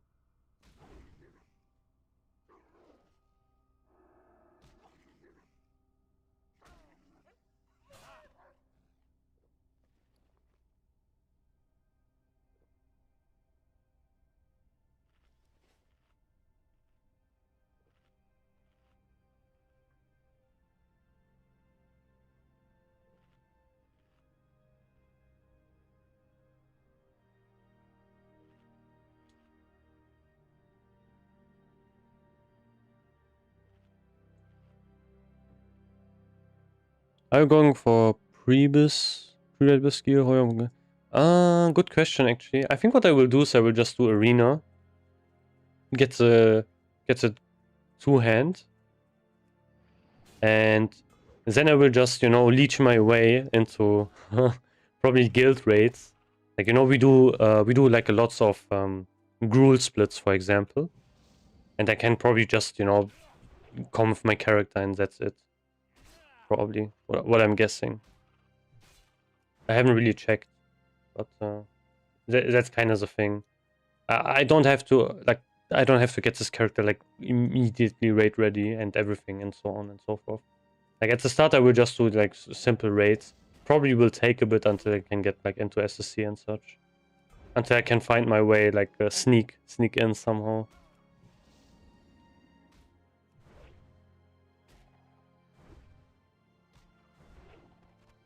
But that's kind of the strategy. I will do some arena, try to get the two-hand sword. But I will not go. I will probably not go like really far out of this character unless my let's say my warrior, you know, I have like lots of stuff already ready. I don't really need to do much. And I can have like some gold over. Because Red Paladin is pretty expensive as well, you know. Which is kind of annoying. But this is what it is. Yeah. True. Yeah, if you are new, your best bet, you get to 70 as soon as you can. Try to do as the least amount of quests, you know. Basically, you want to do kind of all of Hellfire Peninsula, though. Because that will be gray at level 70. So you can do all of the quests in Hellfire. But other than that, you want to make sure that you basically get, you know, 70 as soon as you can. Then you can, for gold farming, you know, you can do like all of the quests at level 70, which will give you a huge chunk of gold. And you should definitely do like your 10 arena matches, your 5s, every single week. You only really need 2 weeks, basically, to get the 2-hand sword. Maybe even 1 if you get like a good rating. But, you know, hard with bad gear. So probably it will be 2 weeks instead. And then that's it. Then you already have like your 2-hand sword. And the rest of the stuff you can pick up while you are like... I would try also to get into Karazhan runs as soon as you can. People will probably take you even with bad gear, I guess. But yeah, that's what I would just do. Just put, I don't know, Crusader on your weapon. That's what I would do. Like, definitely do that, you know. Be a bit cheap at the start. Okay. What's this? But for some reason, the Terramorphs were not killed by it, instead being rooted in magic instinct. It seems apparent that I went blacksmithing. energy is the byproduct. Yeah, if you went blacksmithing, definitely. If that's your main, I would definitely go for the blacksmithing weapon. It's still best in slot, and also like really great. And all sorts of goods and information. Unless you have like a really easy way to get like twin blade. I'm sure he might have something interesting to say. He travels the road here, But to be honest, if you are, you know, if you hit level 70 and you are, you do like all of the quests at 70, you will have enough gold to get the blacksmithing weapon done. And I think blacksmithing is also not that expensive anymore to level. Like, it's still going to be expensive, but not that crazy. Yeah, but don't forget that you have to do heroics as well to upgrade your 2-hand weapon. Because you need primal nevers. But yeah, that's what I would do. Since this is my alt, I will probably not go blacksmithing. This is just too expensive. And I don't want to get blacksmithing on 2 characters. This character will have more like stuff that can make gold. Stuff like no, I need to think actually. Yeah, probably enchanting, I guess. And the other one, I don't even know what I will go for. I have to think about it. But if it's your main Red Paladin, I would just go for 100% go for like the blacksmithing weapon. And then you try to slowly gear him up, you know. You do lower city, you get that to exalted. I would 100% recommend that. So you can get your expertise ring. Yeah, 100%. That's if you you can 100% run that. I'm pretty sure a friend of mine in the last TBC, I think he ran engineering and enchanting on his paladin. On his he played prot paladin main, so that's what he did. And yeah, that's like, I think that's kind of one of the best combinations you can like, actually use. Oh, okay, Hearthstone. Wait, no, this is wrong. So I show you how you min-max Hearthstone, okay? So how you min-max Hearthstone is like that, you know? Try to go as far as possible as you can. Like this. And then you look in the direction you want to go when you Hearthstone. So then do this. Will you take your rest here, or perhaps So that's kind of how you min-max, because every time you use Hearthstone, you will spawn like right here, actually. And then you will look into this direction. I don't think you will spawn there, but you will look in that direction where you do Hearthstone. It's not really necessary at all, but yeah. If we need to show the Arakoa that they cannot Uh, exploit people with impunity. so now I If do we tarot don't stop card, I them guess. here, the roads will no longer be safe for our merchants, couriers, or soldiers. My scouts have identified Yeah, true. each of the With main mage you can roads insta to the blink. settlement. Seek out Ashkaz, Ayat, and Urdak in Vale Reskik, King's honor. Vale Shinar, and Vale Skip and Pilgrim. If Yeah, you I also these like I don't know when I welcome, you think are I saw like a welcome random to video and then I realized that. don't stand on tradition. I didn't find this auto myself. I just also watched that from Are the someone's trees video. of the forest beautiful? I've often wondered if they would survive on Azeroth. I am hesitant to send back seedlings, though. It is a rough trip, and they're much harder to transport than something like a sack of seeds. The seeds are stored in tough cones that fall from the tree's branches once they've reached maturity. I'm not sure if I will grind Lower City Exalted, however, on this Paladin. The seeds back to me. Because, I mean, Shapeshifter Ring is so amazing, but... Man, I don't know. This will take so long to do. I want you to speak with Private Weeks and see how you can assist him to figure out what this unknown group is up to. Just head west past Stonebreaker Hold. His last report puts his position near the north entrance to the village. The Arakoa have attacked us again, this time striking in the night, and then using their dark magic to escape before we could marshal our soldiers. Vale Reskik and Vale Shinar lie to the north and northwest. Find these Arakoa nests and kill as many as you can. They may not fear us, but at least we can thin their numbers.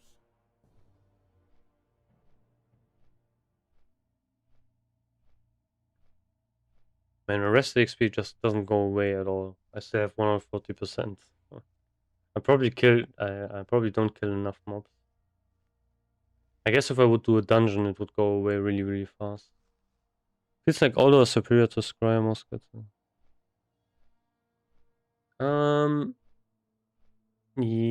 Kind of.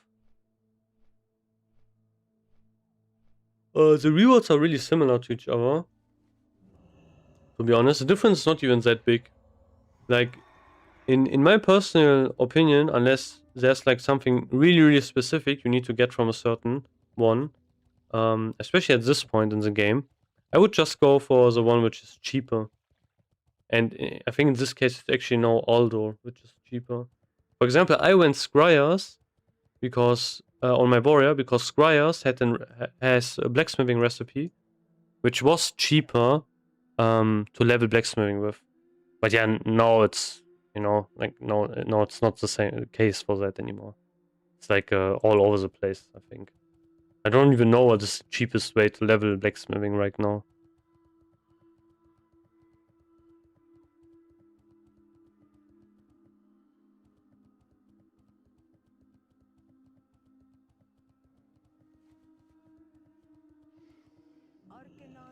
Welcome, hero.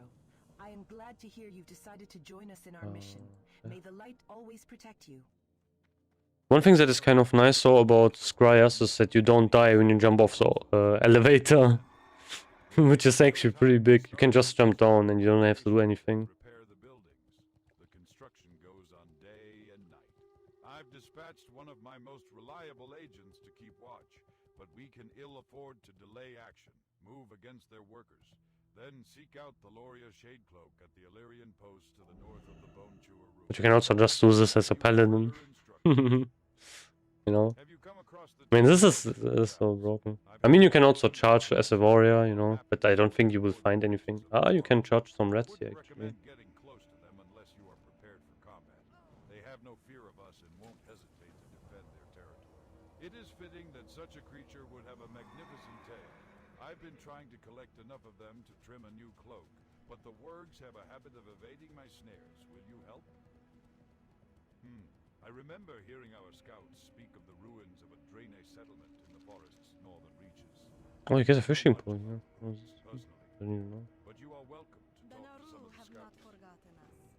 It is embarrassing to admit this, but something has happened to me here in the Terakar forest that hasn't occurred since. Bob does it too, I think. In July you can get your full My spells will Ah, last, okay, yeah, and I true. know I've done everything correctly. I almost drove I didn't even think about that. Time it happened. I think I've found the It's so weird if you don't have, you know, like in Rev you get like this calendar thing. with an affinity for And if you don't have that one, it's kind of, you know, that's kind of hard to remember stuff. Yeah, as you can see, you know, this NPC is not here yet.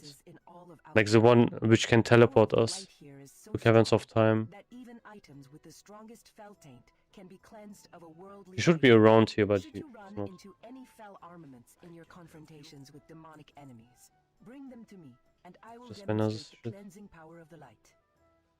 Doom not hearkens actually- from the cliffs of Scatus. My people, the Arakoa, face a fate shrouded in unspeakable evil.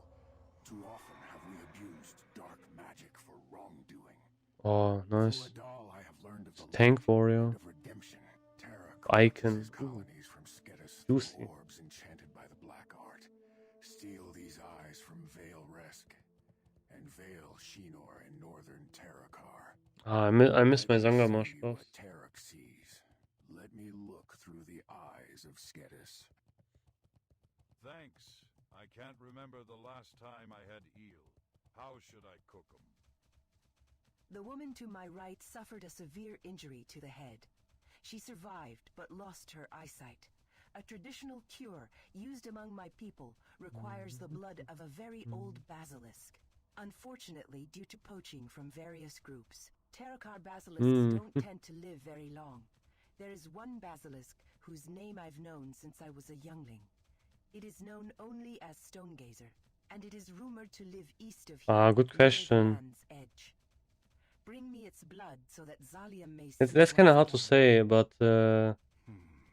oof. Many people don't like Blade Edge, but I think Blade Edge is not that terrible.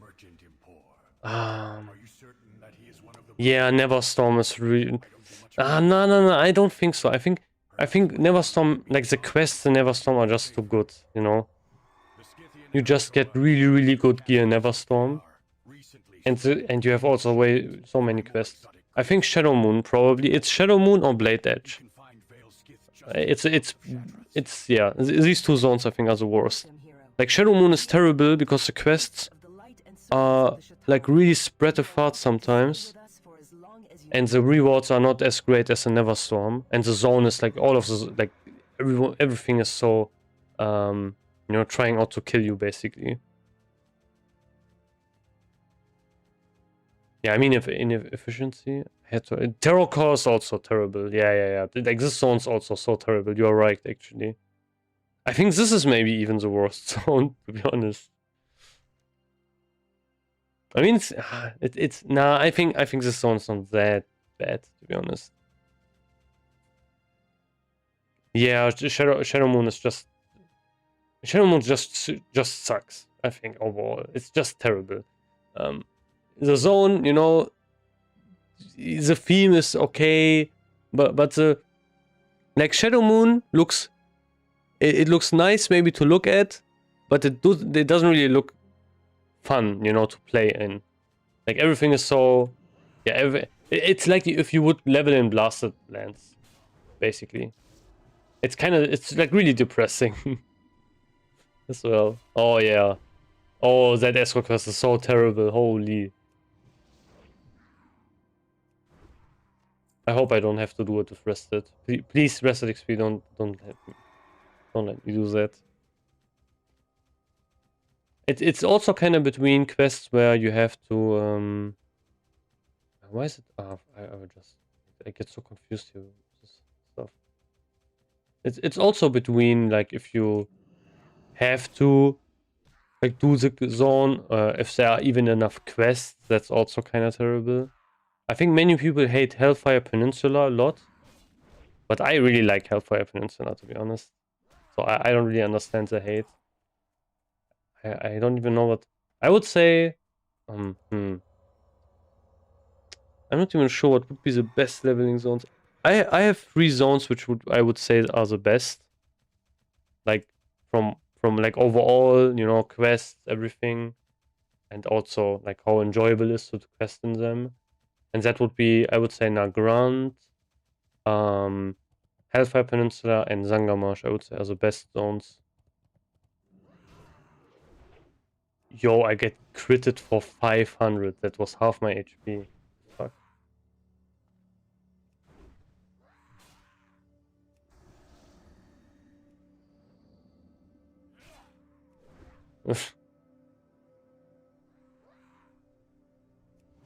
Yeah, the bombing quest can be pretty annoying.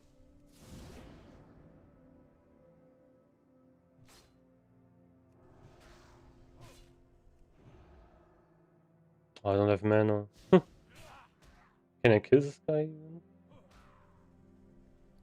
Oh, do I have a potion? I think I have to lay, yeah. It's level 22 warrior, damn. Man, early leveling on warrior is so fun. I love early leveling on warrior, you know? Like 1 to 30 is really fun on a warrior. Especially, I think 1 to 20 is insanely fun.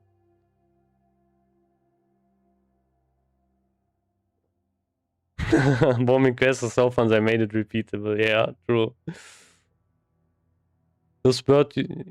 Oh yeah, it's insane. They hit really hard. It's crazy. Oh, the thing is, I don't know why, but my red paladin is like really shittily geared.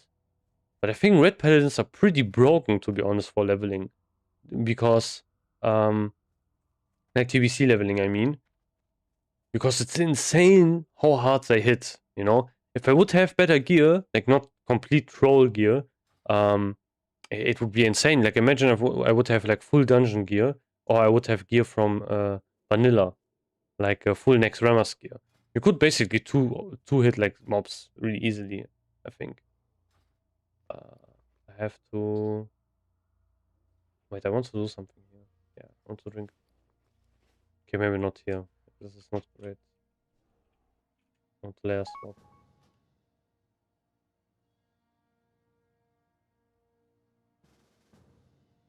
Is this the same layer? Yeah. This is the same layer. I need another one. Layer. Also layer 8.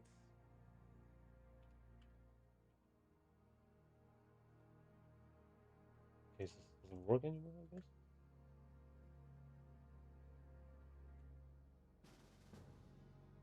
Where is this? Okay, there are more lines here. Oh, I had a potion. I didn't see that.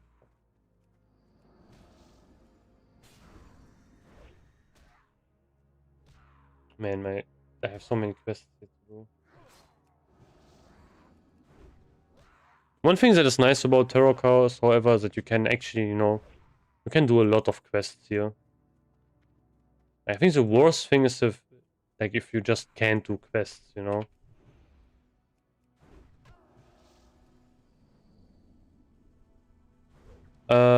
It's just Nova World buffs.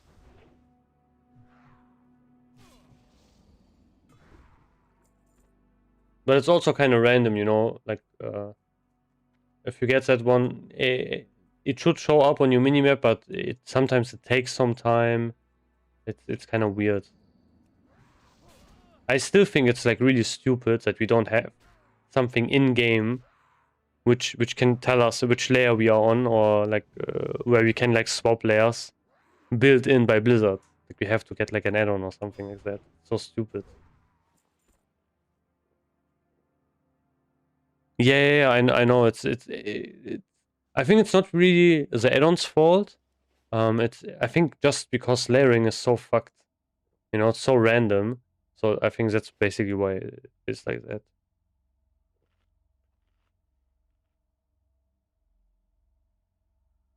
I think Blizzard doesn't really know. I think Blizzard doesn't really want that people know which layers they are on and stuff like that. Which I think is just stupid. I think overall the layering system is really flawed. I don't really like it. Because there are so many things. For new players especially, it is so wonky. If you played any other MMO, you can actually select which layer you are on also. Like you can, for example, like this layering system is basically what channels are, but it's dynamic. Which channels most often are not. But at least on channels you can actually see which channel you are on, and you can also swap. But here you can't. You have to, like, someone has to invite you, which is on that layer. I think it's really stupid, to be honest. I really don't like it at all. Yeah, that's what I mean. You know, old MMOs worked on channels. Like, for example, I played a lot of Maiden 2, and on that game you always had like channels. And you just you know, you pick the channel. Oh, that channel is cooked. You just swap your channels. That's it. That's what you did all day, basically. I mean, this system is kind of nice because it's dynamic, meaning sometimes you will have more layers, sometimes you will have less. But it's just really annoying. Like oftentimes you can't see on which layer you are. Then if you want to swap layers, you can't because sometimes it just doesn't work. Or sometimes the cooldown is like really long. It's terrible. It's all over the place. Sometimes, oftentimes the layers are also just not enough.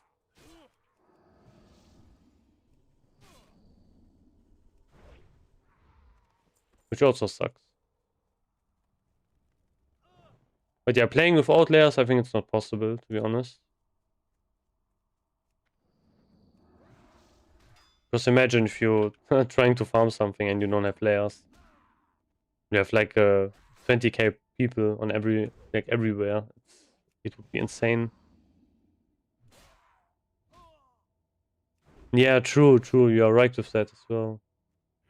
Getting automatically layered is also terrible. Yeah, for hardcore, man, I've seen it so many times where people just get randomly layered and then they just die because mobs are everywhere.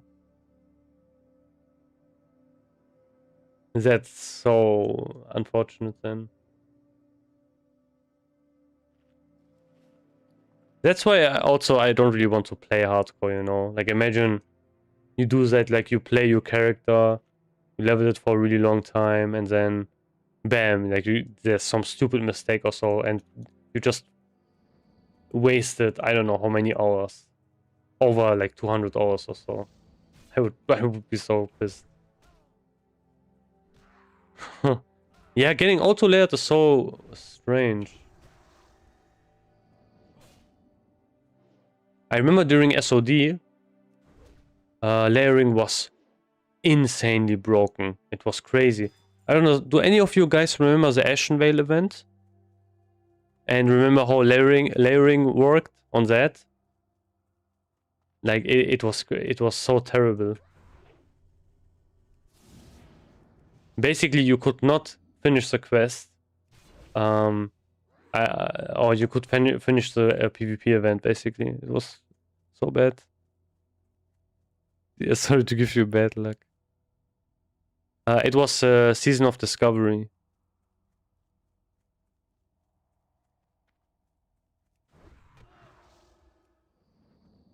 So for people who don't know, that was like an like Season of Discovery was something, you know, where they tried out some stuff.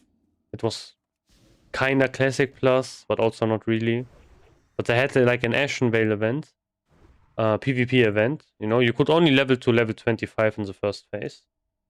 So that's what they basically did. And that was a PvP event, and the problem was layering was completely broken.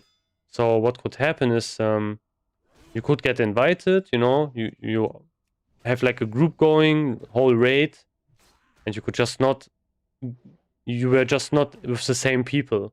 Like, you were on a different layer, and on your layer, for example, there could be all hordes, and then on the layer you're like, you know, your group was on, it was all alliance.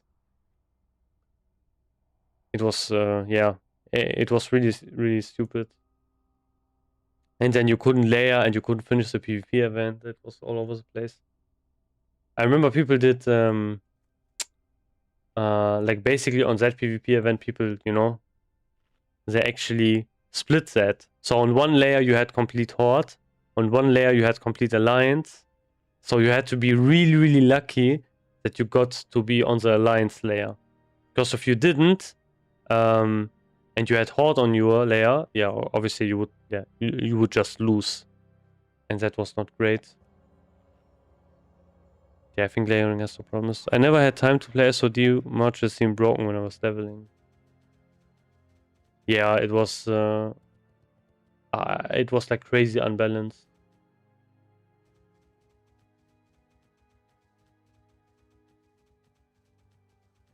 Do I have to do something here?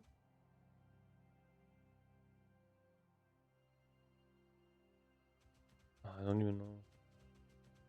It's like glows, but I can't interact with that.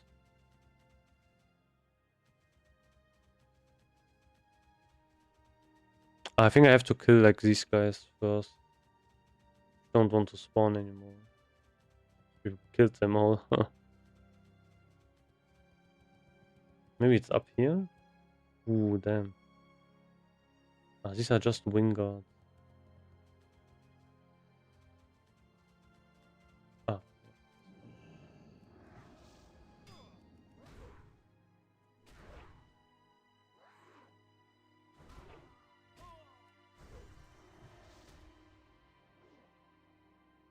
Yeah. It's definitely different.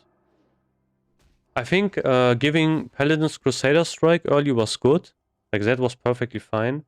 But what I didn't agree with was giving them Divine Storm, you know?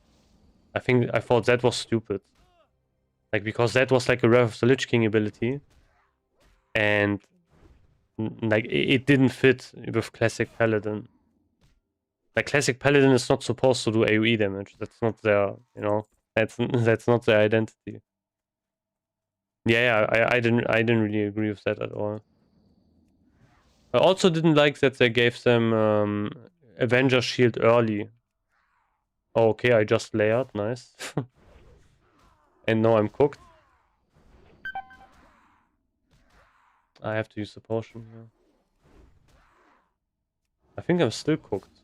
I don't have any mana.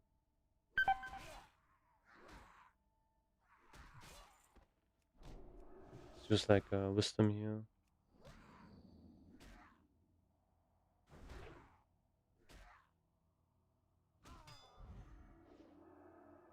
I can't heal. Fuck me.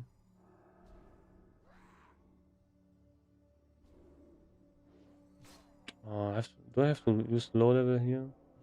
I don't think it's worth it. Yeah. Just stun and run away, I guess. I mean, this layer has less mobs, but...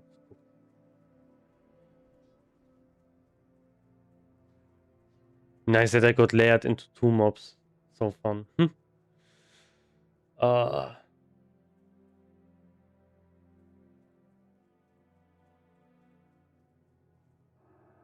What I like about However Heroic is that, like, you know, I think the best part of Classic is, for example, like the low leveling experience, and that one's like really relevant with Hardcore.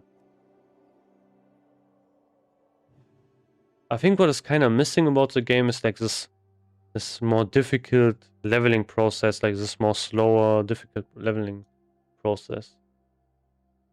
Because lots of people just rush it, and that's, I think, an issue.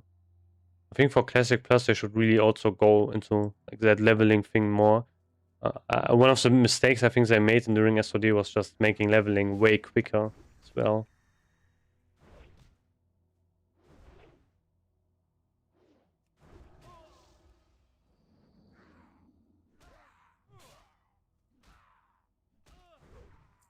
Like, people had really, really broken spells really early on. But yeah, they basically kind of gimped themselves because they could not use... I think they were not able to change the talent trees, so they had to use runes. And that really didn't work. But I think now, if they're going to release Classic Plus, they can actually change it.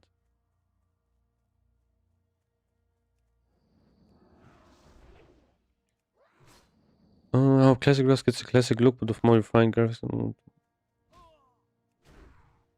I think the graphics are mostly fine.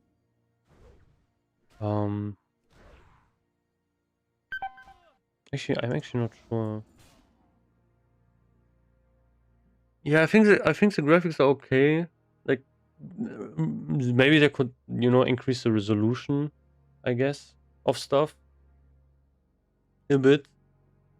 But the problem is if you run into that kind of problem, then you can like really easily get like items which really don't like look like classic items, which they had in SOD like a lot.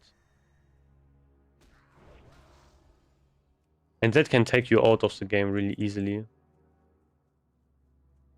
I think that is kind of an issue. Man, can I not buy error core feathers instead? I mean, they're cheap as fuck. Why do I even do this here? Like, I can just buy them.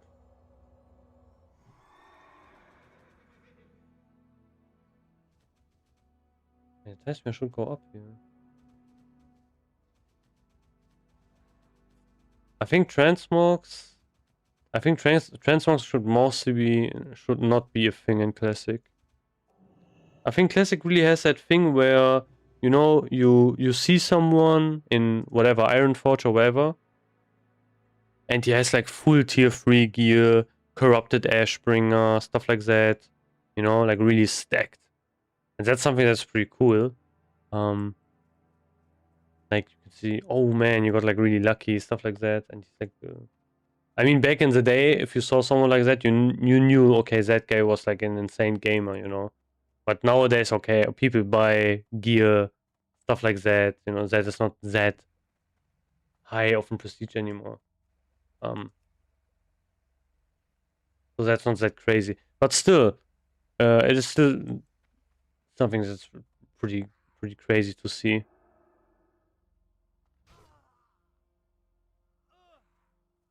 So I would not really like that if they would add that to the game, to be honest. The thing which I would, however, kind of like is if they instead do something which is a bit different than transmogs. For example, you would have something like where we would have an extra inventory for items which are like lower level. I mean, we are like, I don't know, like level 60. Where we can kind of play around that, you know, where we can maybe put some gimmicky items in there.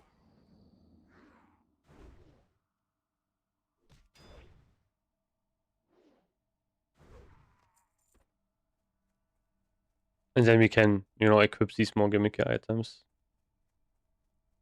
Why do I need to loot this again? What? Wait, why can't I use this? Huh? I think the guy just used it. This is so weird. Okay, wait, do I need to layer swap, I guess? Does this even work?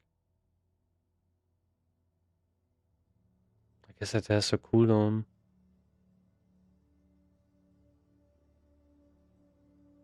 Yeah, I mean, yeah, that's definitely given.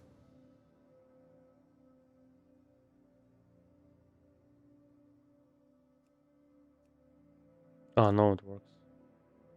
I think it's just. I think it's more of a hassle. I think most people probably that play also that play classic and such probably don't want to have transmog as well. Me personally, I don't know.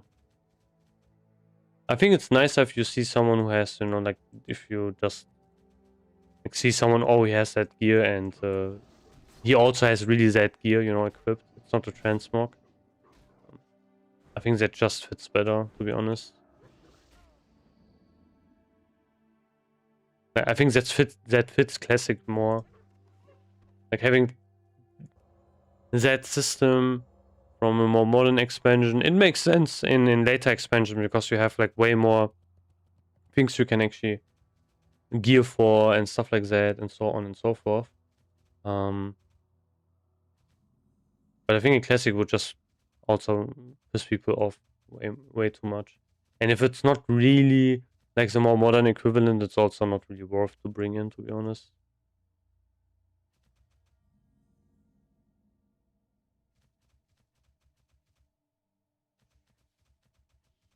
Yeah, that makes sense. I mean, tier gear looks like really amazing. 100%.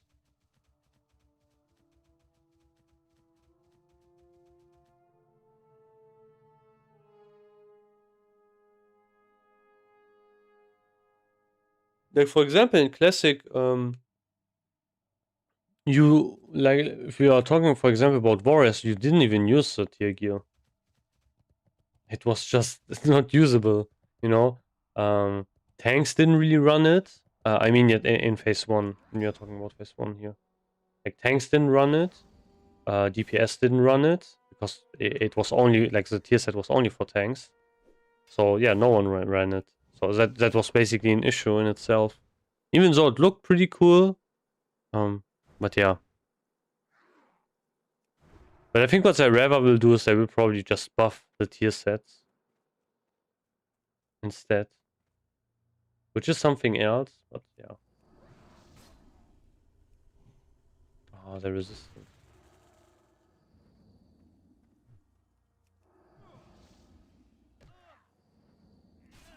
Like if we are talking, for example, about vanilla, like one of the best changes they did ever, is actually give, you know, multiple specs a tier set. In vanilla, there was only one tier set per class, which is not good, obviously, because of your class, you know, is designed for something else, and you're not playing that. You don't use a tier set. Yeah, definitely. I can get behind that.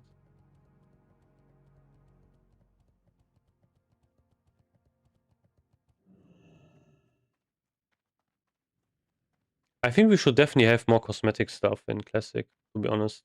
Like stuff you can just do outside of raids, um, which is pretty important.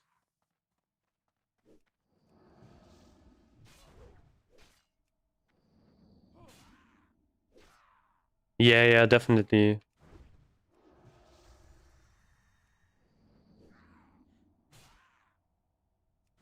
I mean, people still, you know, collected all of the tier set and just, you know, chilled in Stormont or whatever, just equipping it to look cool.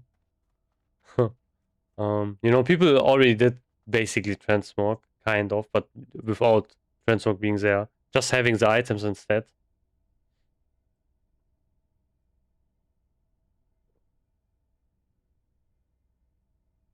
Oh, I need to kill these guys.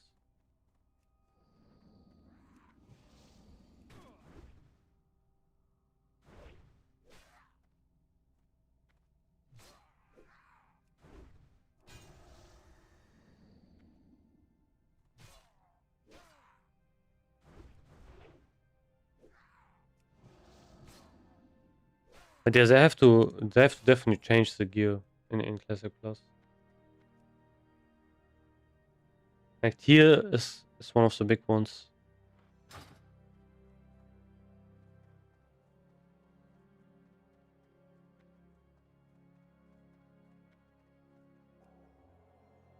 Yeah, definitely. I think they 100% need to do something with backspace. Like one thing I 100% want in Classic Plus is a mount, you know, mounts collection thing. So you don't have to have a mount in your inventory.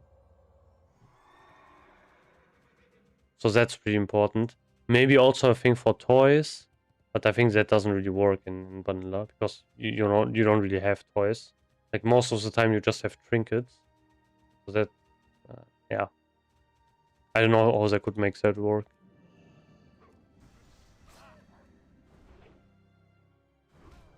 I mean, yeah, they could do that Hearthstone spell.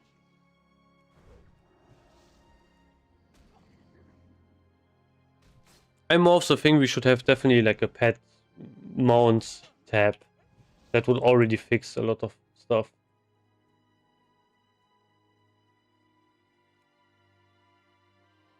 Also one also one for tabards. That would be another one as well. Oh, he's an elite. 20k. Man, can I solo him? I'm not sure. Can stun you. I have bubble. I have potion.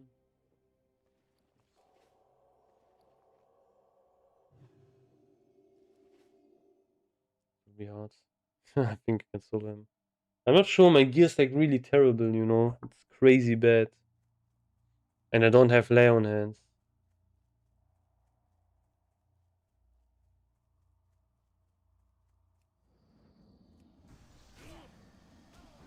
So I will probably run out of mana. Let's use early stun.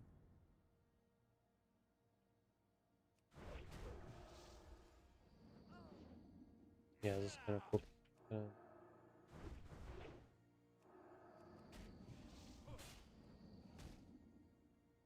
I mean, he hits insanely hard as well.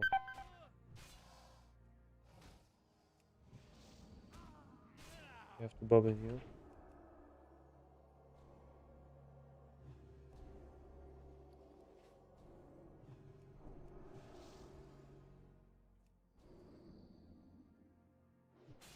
No, I need to mana regen.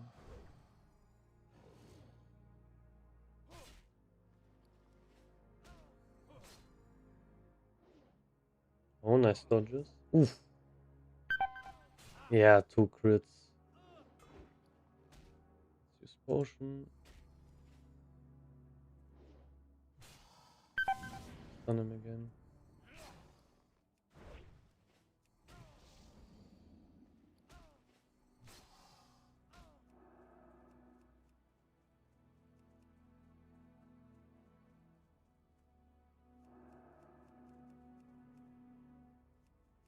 Just don't have mana. Yeah. Okay, no, I don't think it's possible. If I would have lay on hands, maybe. But I don't have I could have used bomb. Ah, no, that would have not saved me. I want to stun him.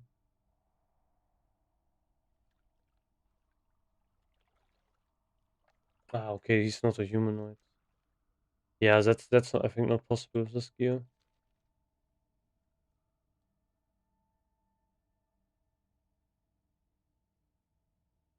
Maybe if I had more, yeah, probably if I had more like agility or whatever gear, I guess could have killed him. Or more intellect gear actually. Got cooked. Yeah, I mean on Hunter you can kill everything really easy.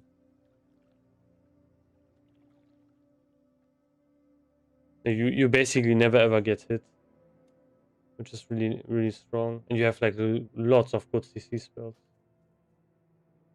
But yeah, also I don't have bandages, so it's another pretty terrible thing to not have.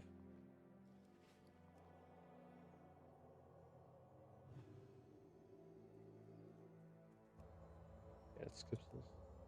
Oh, half. Okay. I mean, the thing is, that's not an issue for me because I can. I'm already kind of over leveled here for this guide, so it's fine.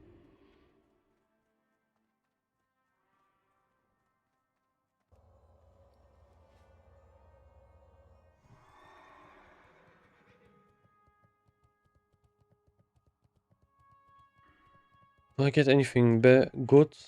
Next level? 65. Wisdom rank. Okay, only wisdom. But greater blessing. Greater blessing.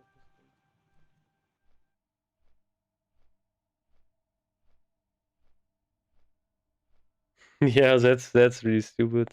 They removed a lot of things which are like really basic for like no reason at all. I don't know.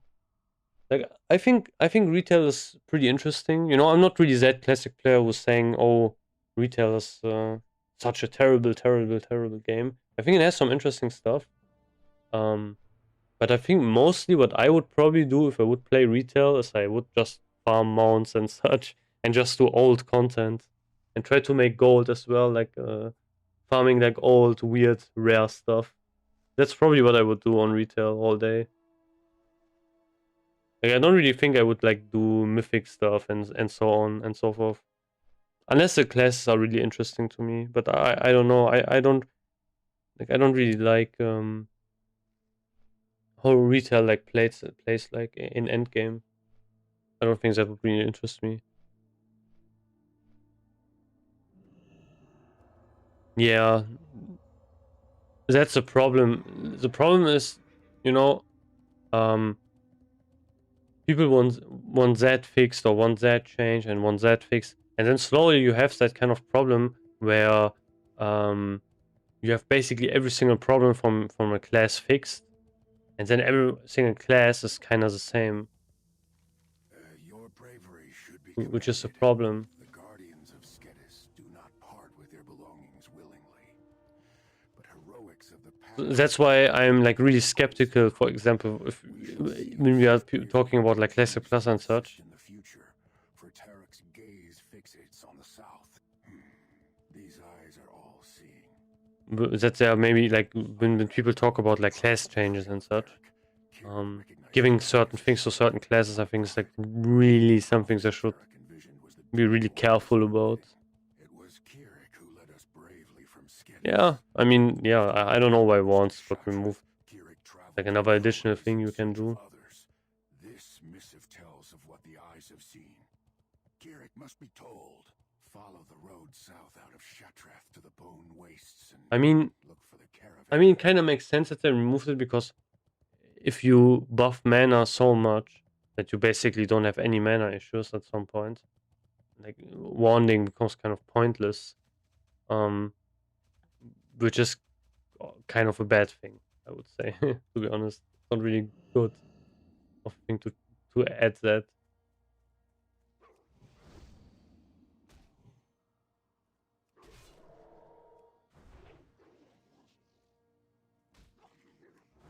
Yeah, true. Also, yeah, they give you also. I think they removed the same for warriors as well. You know, on warriors you have obviously like ranged weapons you can use for stat sticks.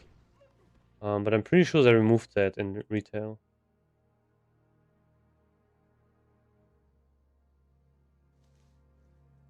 I kind of forgot when they removed that. I think it's the same for rogues. I think it's also the same thing as well. They, I think, removed that like range weapons as well for rogues.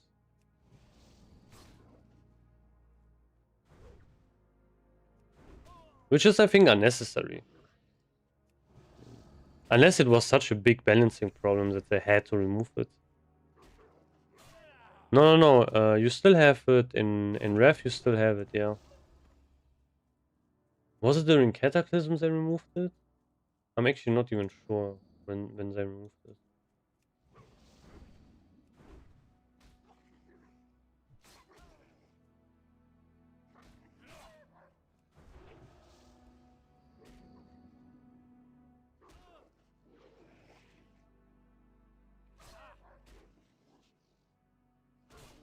I still, however, think also from all of the warrior specs I played, I would say TBC Fury is still the most fun one to play, definitely.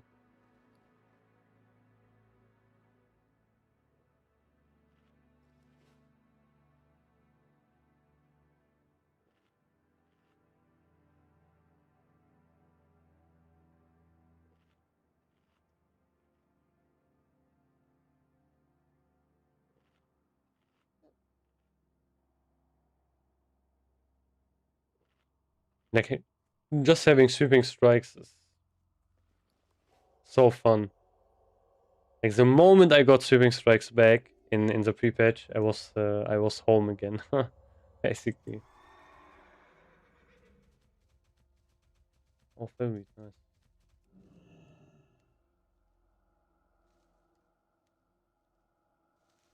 I think the story was also, which was pretty crazy, that they had, I think, a Fury Warrior main, or they had an Arms Warrior main in the dev team back in the day.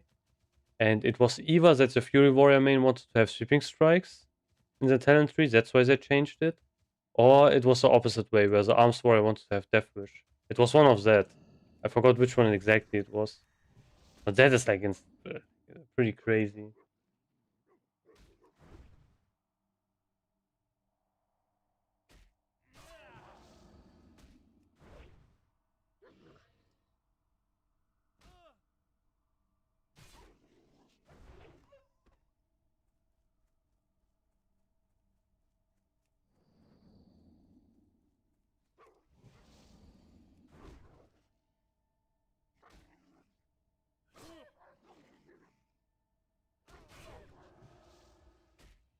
Man, 12 fucking tails is insane of a quest.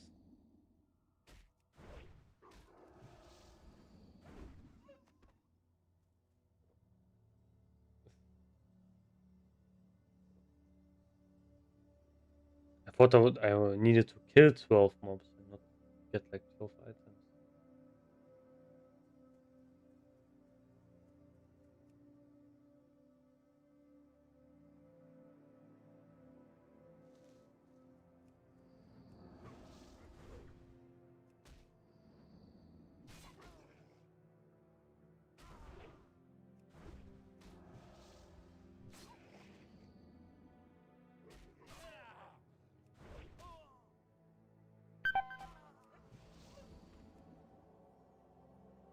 And they hit pretty hard though.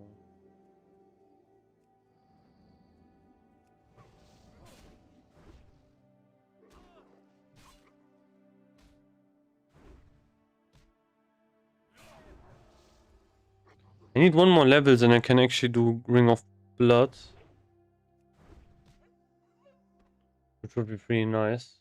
So I can actually get like a really strong 200x. I started WoW before Classic came out and thought Rampage was such a cool spell to use. Yeah, same actually. I was the exact same. I played so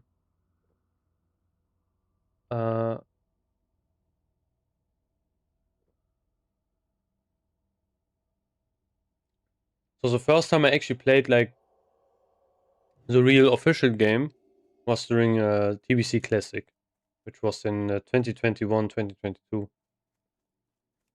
Before that, I only played on private servers. And when I played on 2022 and or one or whenever TBC Classic was, I played like lots of people played Rampage Spec as well. But yeah, I thought it was also so cool of a spell. In Revs, I already changed it. Like in Rev, Rampage also exists, but it's way different. In Rev, it's just the same thing. Feral Druids give you, like the 5% crit buff. It still has the same symbol, stuff like that, but you just put one talent point into that. You can only put one talent point into that as well. And then you just have a 5% crit buff every, and you will give that to the... Yeah, exactly, it's a passive. And it works for the whole raid. But it shares with Feral Druids. So, if you have a Feral Druid in your raid, you will never ever actually pick that talent because it's useless. Like, it doesn't stack. That's something I really, really dislike about Rev. Lots of abilities don't stack anymore. For example, Paladin Blessing of Might doesn't stack with Battle Shout. And you have like so many different other things which also don't stack. Which I think is really sad. Like, I don't know why they changed that. That was such a... I thought that was such an unnecessary change. Many things are also raid-wide as well.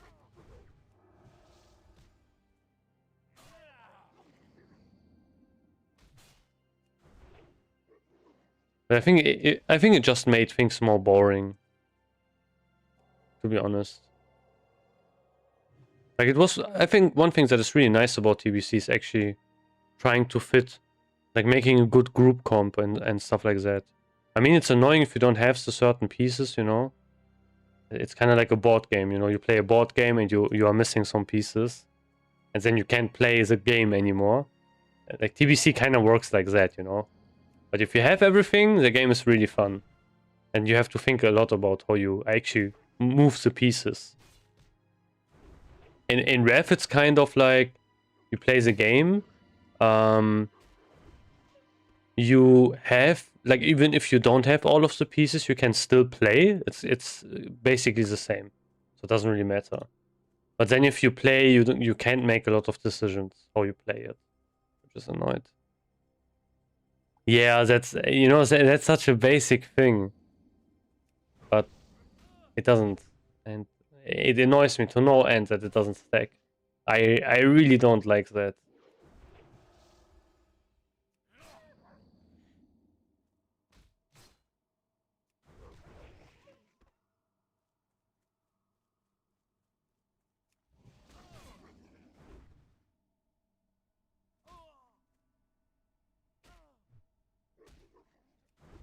Also, in Rev, you don't have Wind Fury anymore. It still exists, actually, but instead of giving you an extra attack, it will give you more haste.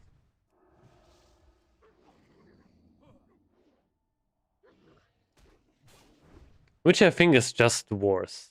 But yeah, in general, also Wind Fury Totem is just worse. But also that change is just like, why? Why can we have extra attacks? I don't know. Like it's like, oh, they made, I don't know. I think Rev is just, I mean, I flame Rev so many times, but I think the game went like way more boring and way more balanced in some ways, but also like unbalanced in completely different ways. It's I don't know. Like for example, we go from vanilla, where we have no balance at all or no restrictions on any buffs and everything. You can do everything. And then we go to TBC, where we have like we have restrictions on stuff. But the stuff you can use, you can still basically do the same as in vanilla. Like if you can do it. And then in Rev, like everything gets okay. Like okay, this spell now is rate wide and doesn't share and doesn't stack with this thing, and this doesn't stack with this thing, and so on. What I like about Rev is what they did, how they changed a lot of the classes. You know, for example, like so many classes in TBC are still really one-dimensional. Like for example, Warlocks. I mean they have Seed, but you still just use Shadow Bolt, and which is not great. And other casters are also in that kind of same boat. In Rev, they gave a lot of, especially casters, a lot of love. They changed them a lot, made them way more interesting. Like for example, Affliction Warlocks, which I think are probably pretty fun to play. I didn't really play them, but they look fun to play. And that's something that's great. Yeah, I think shamans also. I think shamans are not really great, however, as the DPS spec. I just remember elemental being really. Or was elemental great, but enhancement was bad? I think enhancement was really terrible. Even if you ran that weird spell hands build, I kind of forgot how good elemental was, to be honest. I think elemental was also not good.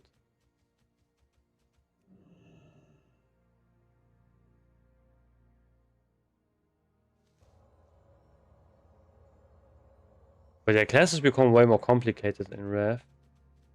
Not all of them.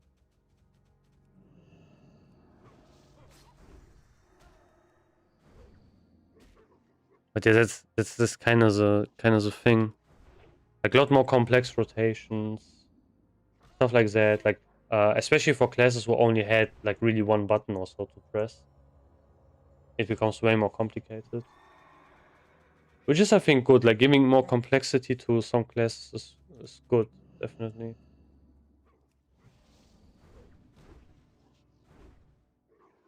Doesn't have to go like overboard, but yeah. I think that's also why a lot of people like Rev, because they play these classes and they like that version, especially. For me, for example, I really don't like how Warrior plays in Rev. Yeah, definitely.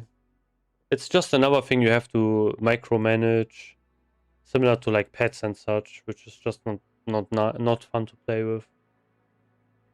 Especially because it can be really random as well, which is not great. For example, I think Rogues got like really good changes in Rev as well. Like energy working way better. Having two really strong specs as well. I think combat rogues are probably one of the most fun specs you can play in Rev. They are really cool. Like killing spree is probably one of the best abilities I ever added. I really like combat rogues in Rev. They're so fun to play.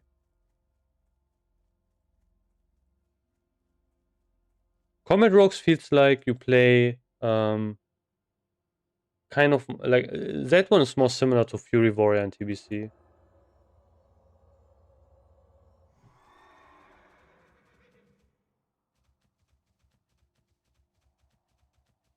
I'm not really sure when that was. It could be around Legion, or maybe it was Warlords of Draenor. I didn't really play. Yeah, but I know in the modern versions they actually outlaw Rogue instead. I'm also not sure why they changed it.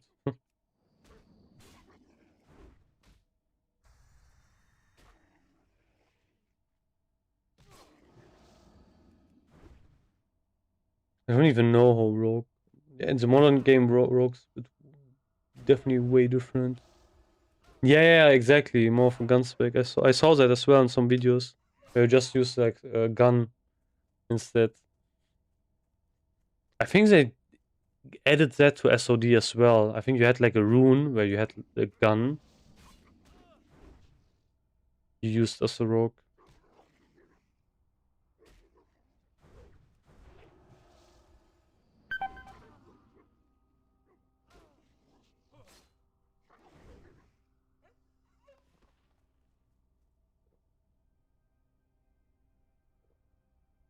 It was really interesting because in yeah, exactly. It was strange. But I thought it was really interesting for rogues in Rev that you had two specs which you could play in PvE. One spec was like really easy to play and really strong early, and the other spec was like way harder to play, but not so great early, way better later though, which I thought was pretty fun. But yeah, I loved Combat Rogue and Rev. I played it only a couple of times. I had like a Rogue alt, which was level 80, which I played in a couple of raids. And that was way more fun to play than my warrior main. Even early when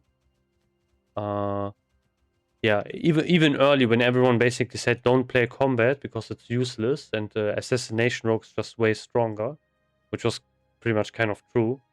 But it just was way more fun to play, to be honest.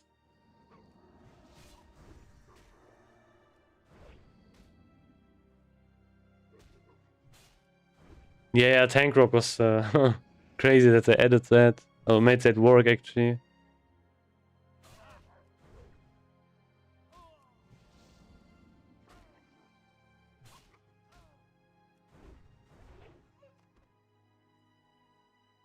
I think for future expansion that is definitely something that could work. I think it doesn't really fit classic though, to be honest. And Comet Rogue, like Tank Rogue, I think was also pretty useless early on in SOD. Sadly. Yeah, you just ran a lot of dodge. I mean, people used rogues for tanking even before that. I remember we used a rogue for Linkry. Like that's the boss in Black Temple. There's like a certain phase, and he always swaps phases. And in one phase we used a rogue, which just popped evasion to tank it basically. And we had, I think, different rogues rotate. I'm pretty sure. I don't remember the exact details. But yeah, obviously on a rogue you can have enough gear to basically be, dodge. You always kind of dodge. Which is also the same thing you do on a druid, to be honest. So you're right with that. I think they needed to go out. There was like I think on that boss, if you went close to him, you had threat on him. Like whoever was closest to him had threat. I think it worked kind of like that.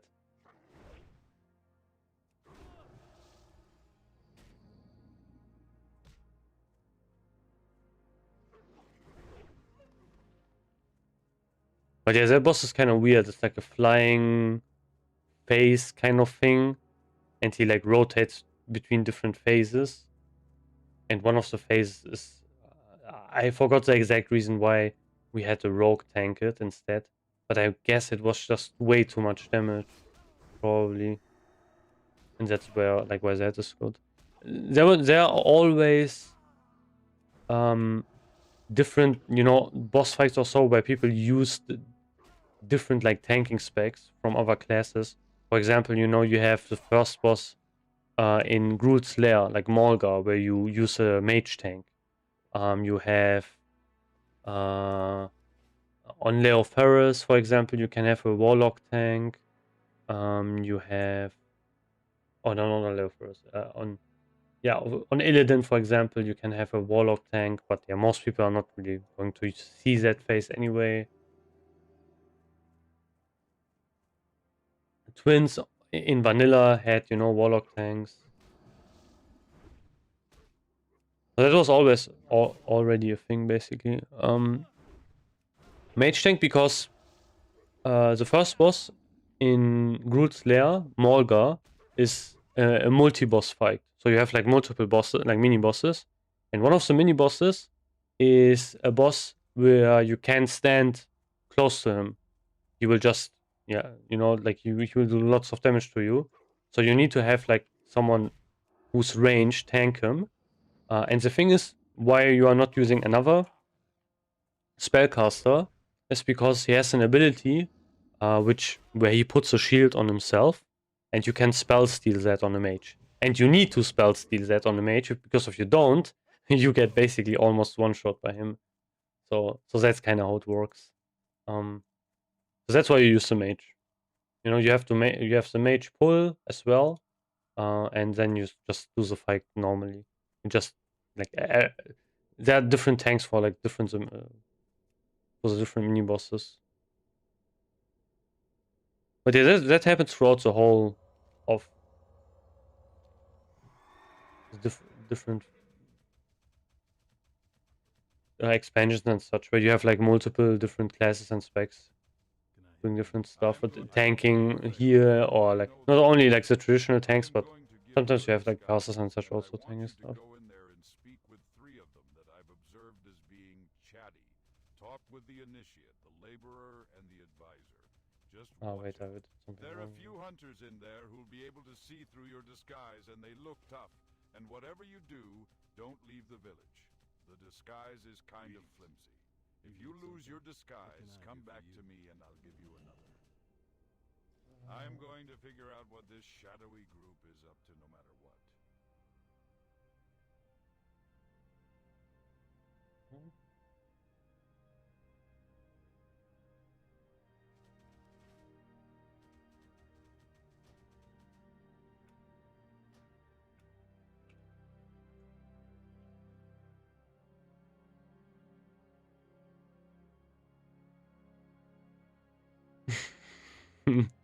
That sounds pretty funny as well. Yeah, some of the newer raid encounters are really insane. Like if you compare to like TBC Classic, you have just one boss mechanics. Or not even that, sometimes you just have 0 boss mechanics. And then on like on retail you have to do 20 different things at once. It's pretty insane.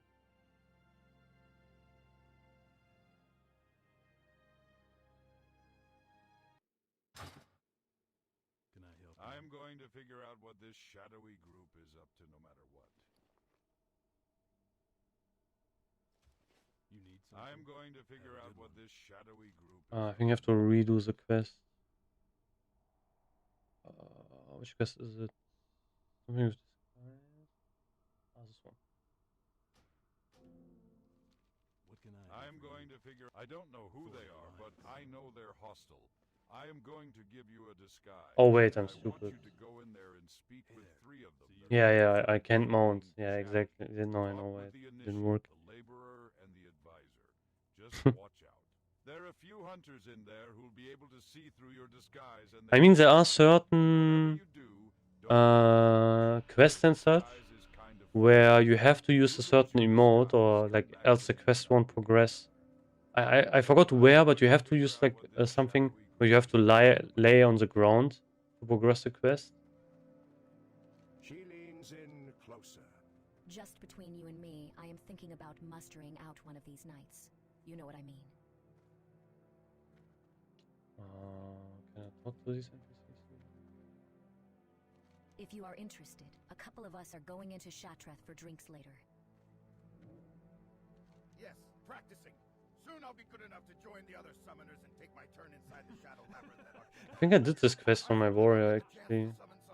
Yeah, I did this for gold. I'd say Calfas is a pretty comparable boss to retail. Yeah. Calfas is crazy. Like, whenever I see Calfas, especially pre-nerf, I can't really wrap my head around that people did that back in like 2007. That boss is so crazy.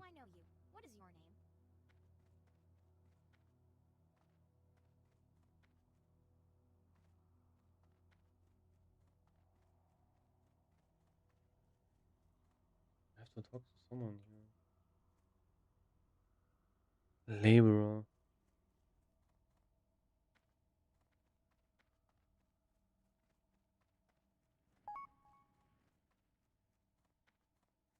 Wait for you? Oh.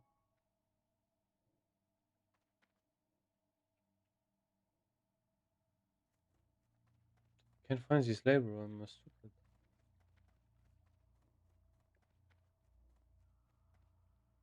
Like one hunter. I don't.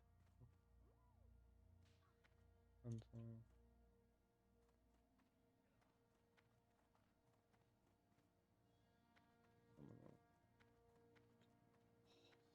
Ah, here, nice.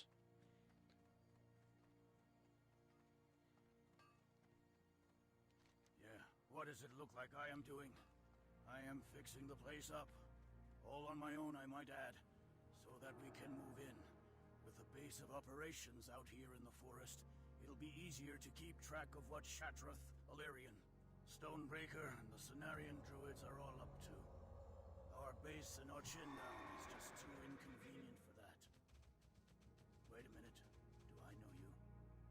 Void Reaver is also crazy because you basically do nothing on that boss. You just stand behind him and attack him.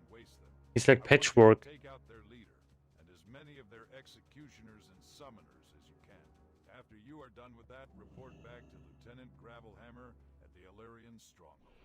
Good luck, adventurer.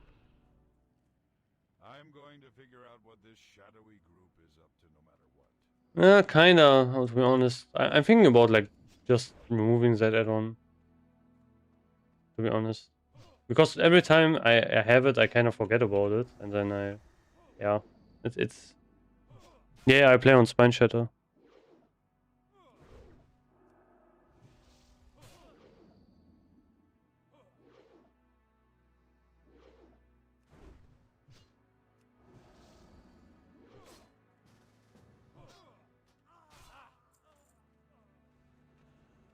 Oh, wow. Okay. How to get boosted.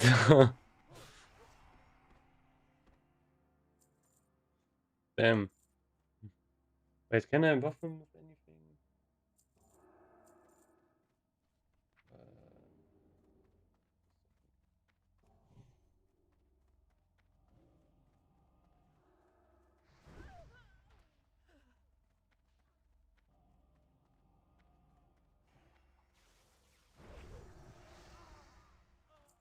No, he whispered me before. He was saying he wanted to wait for me.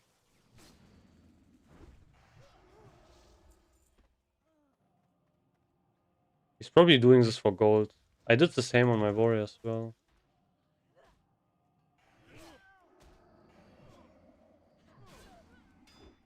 Man, this place is so annoying.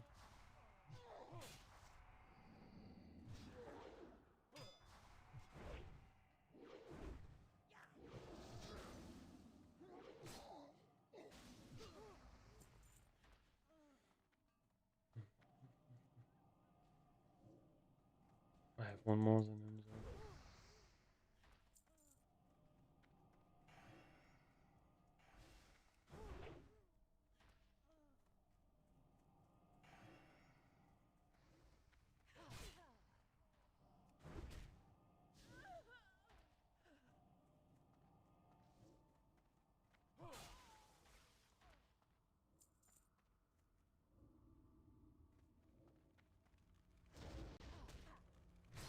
Oh, we don't even need these. Fuck.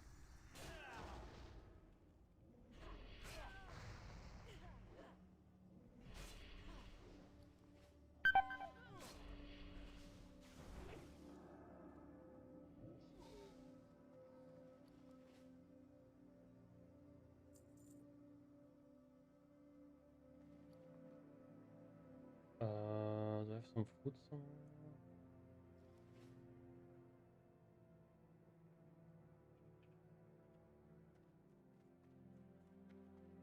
Bro, some generation run with these videos. You think so? Maybe I am actually. I don't know. Huh.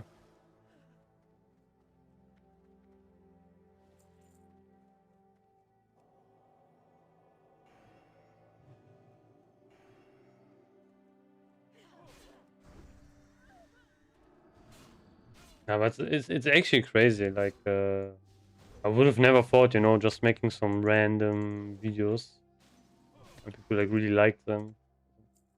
That's pretty nice about like the I think classic WoW community. It's pretty niche and smallish.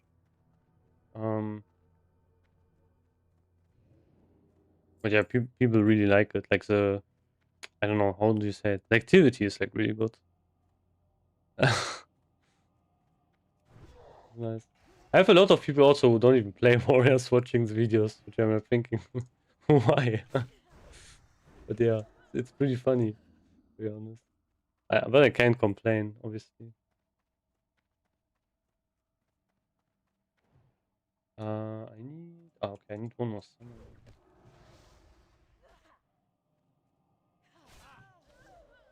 I think, it. Yes.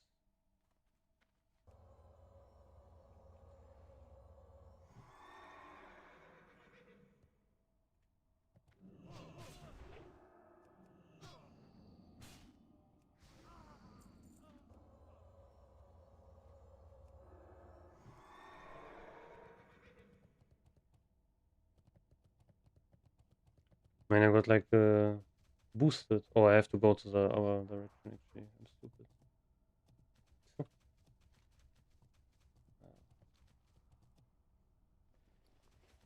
But I had to turn this in here.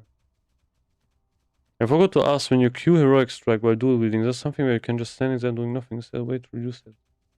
You mean you wait until your auto attack goes off? Basically, how heroic strike works is it is just something separate, you know, from your normal abilities. It will just modify your auto attack. That's all it will do. Like it will just modify your next auto attack, like main and auto attack. So you can still press like normal abilities while you're doing that. Like, you don't have to wait, you know, until your heroic strike goes off. Like heroic strike should be used kind of like kind of unconsciously, because it's not really a normal ability you use. Kind of hard to explain. No. That's not how it works. Like, heroic strike, all it will do is it will change your auto attack to an ability instead. It kind of feels like this because, you know, if you press it, like, nothing really will happen. But that's because usually you just automatically auto attack. So when you press that, you feel like, oh, you're waiting for something. I don't play Warrior and watch reviews because I plan to. Okay. They are found along the edge of the wood to the east. Destroy these creatures, and then kill the mites that. I already got all of this, to be honest. I have to sell, I think. Yeah. Sell some stuff. Yeah, I know what you mean, actually. You know, I know your feeling, because when you are leveling and you're just, you know, auto attacking stuff, and then you press heroic strike and you're waiting something to happen, it feels like it is kind of slower. But it's just because, like, usually you don't notice your swing timer because you just right-click something and your character does it automatically. But if you press Heroic Strike, you think, okay, something's going to happen immediately, you know. And since it interacts with your auto attack, you would think, okay, that's it. Just makes it slower, or it restarts your auto attack. Okay, I don't know what this guy's doing.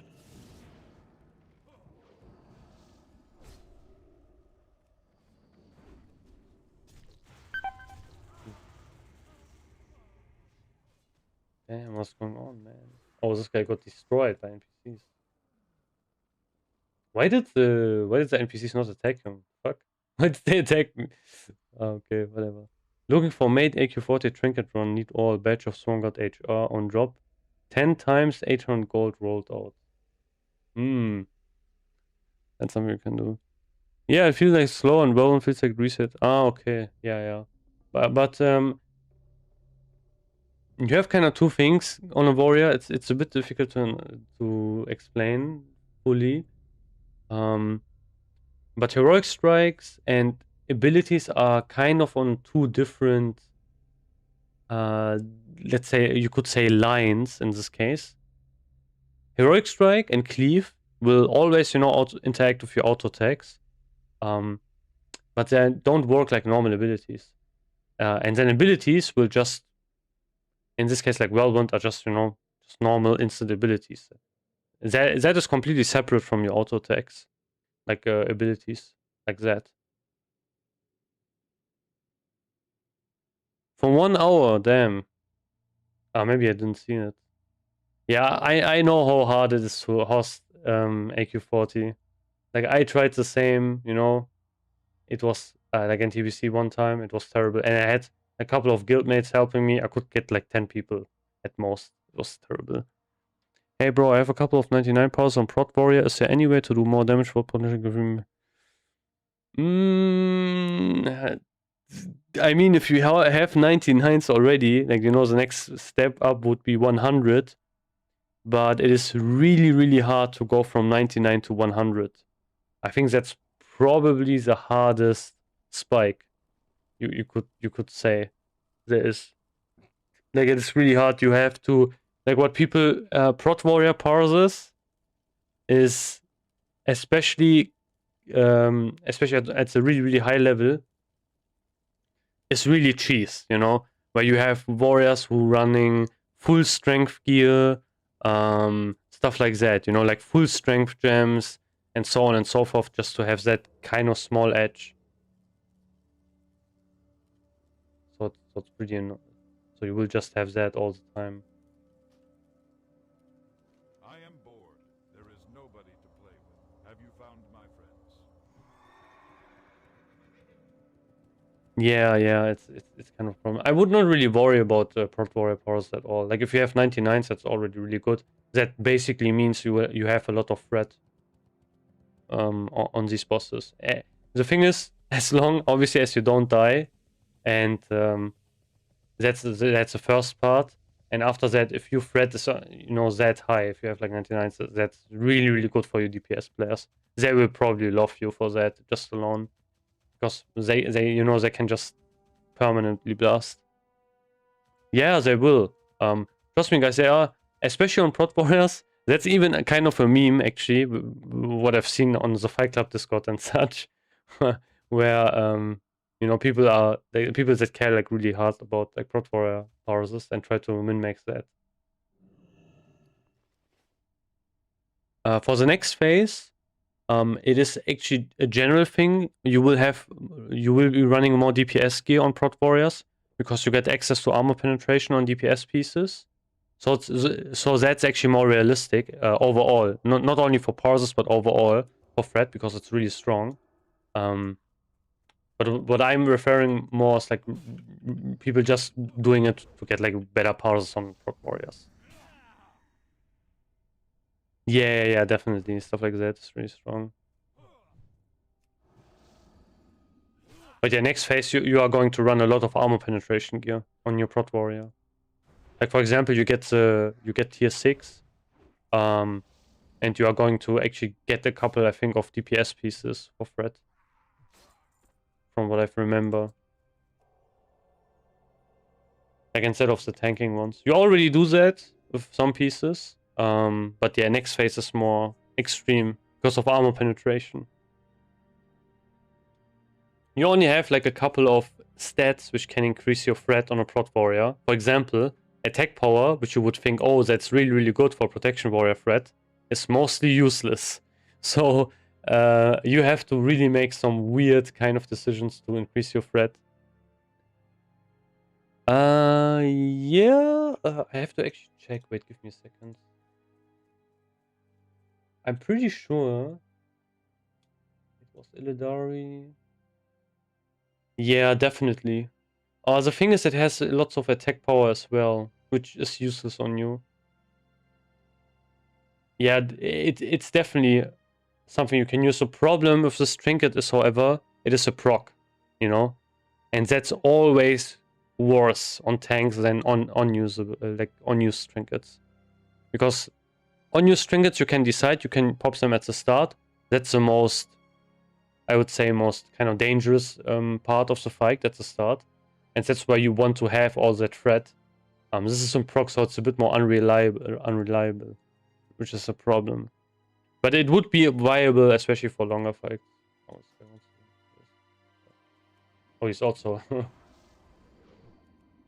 prot.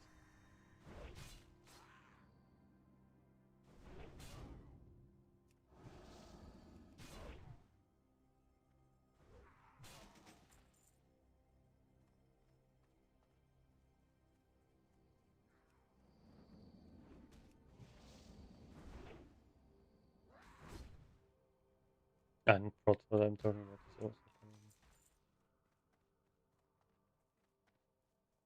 Why could I loot that twice? I like 2 in a row.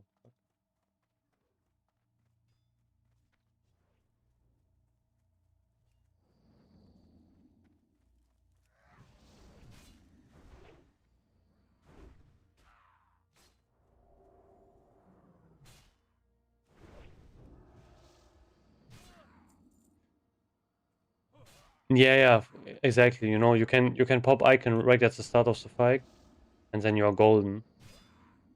That's really nice for threat.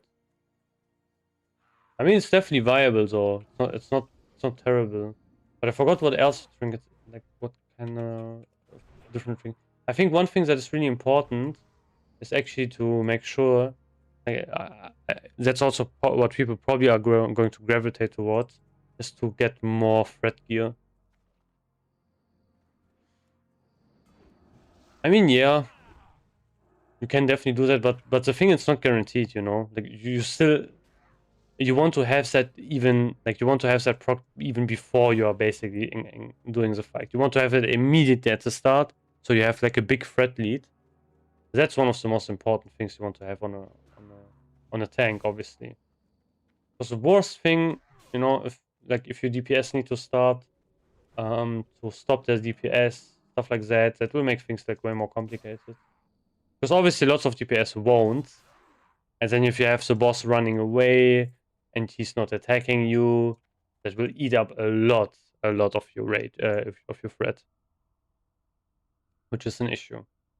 And also, it's always important to think about trinkets like that also in a way where you think about, okay, like how are you DPS players going to, you know, act if you do that, if you actually take all of the like DPS trinkets for threat, you know.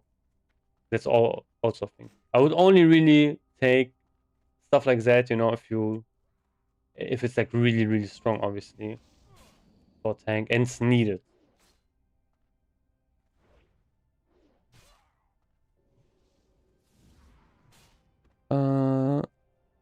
Does attack power gain value if you do reading, for example?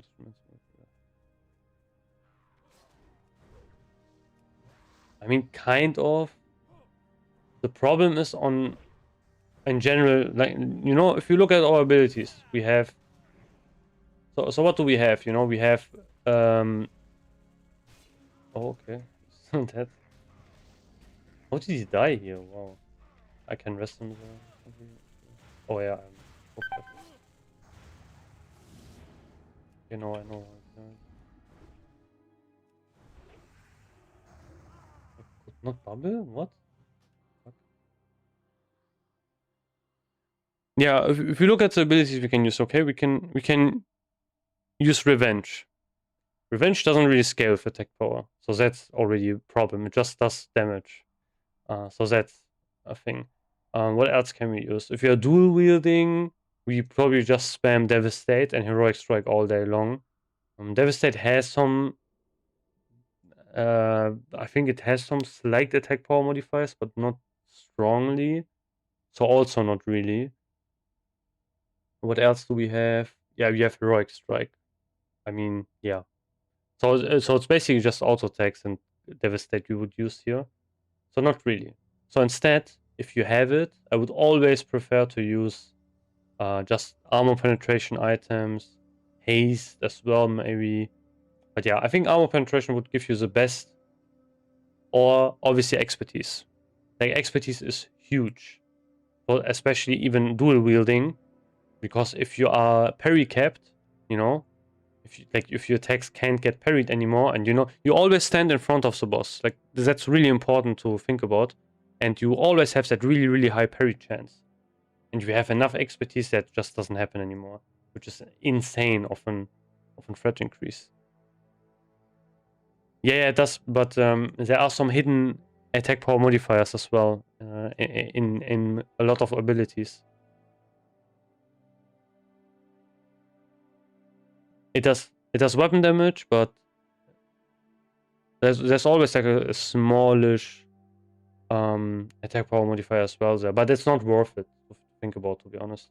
Obviously, mostly if you use that kind of playstyle, you want to use strong, definitely strong one-hand weapons that you have. But yeah. Oh, okay. What is this problem, bro? It's crazy.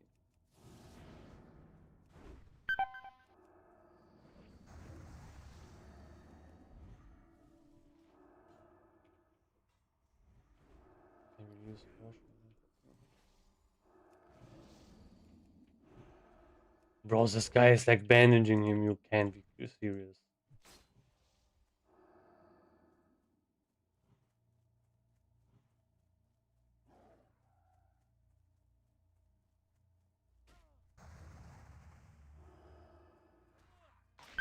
Okay.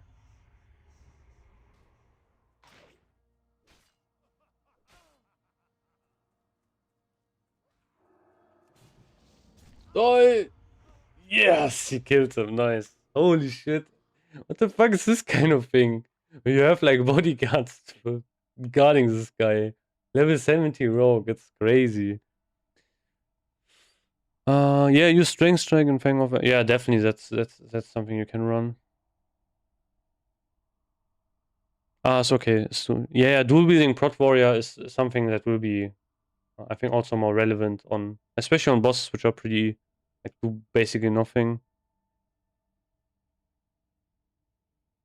Yeah. But I also played that really terribly, to be honest. I mean, he is at least dead.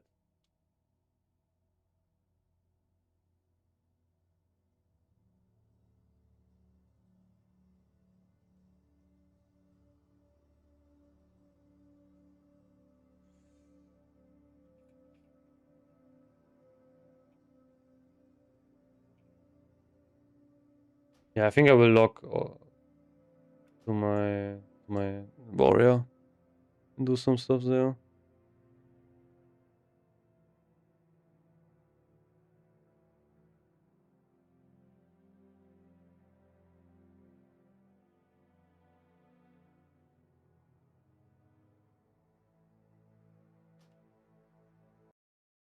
I'm pretty sure you just use Devastate. Like, swapping weapons is not worth for just Shield Slam. Just spam Devastate and Heroic Strike, basically.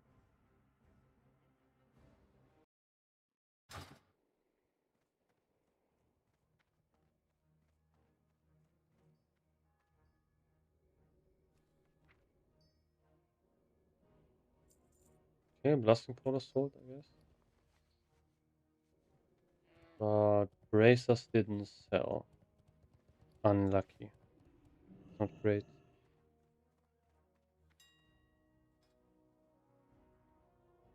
Let's do this.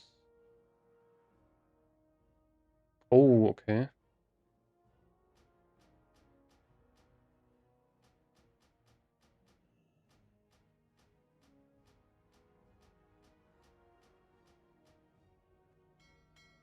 To repost everything again.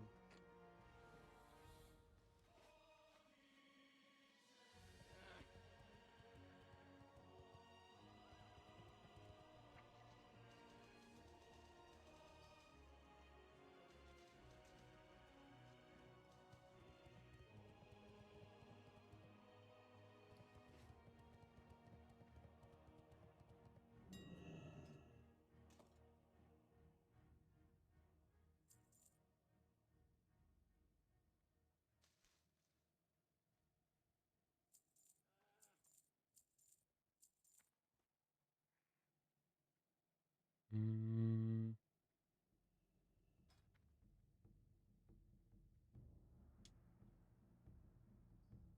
Okay, 450 gold. Mm.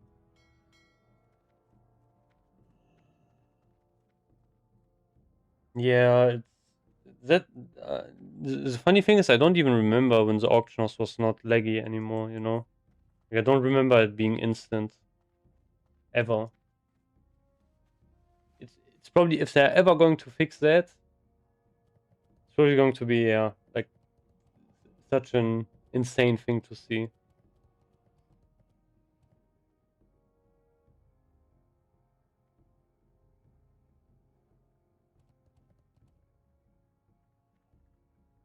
I want to check some of the prices now.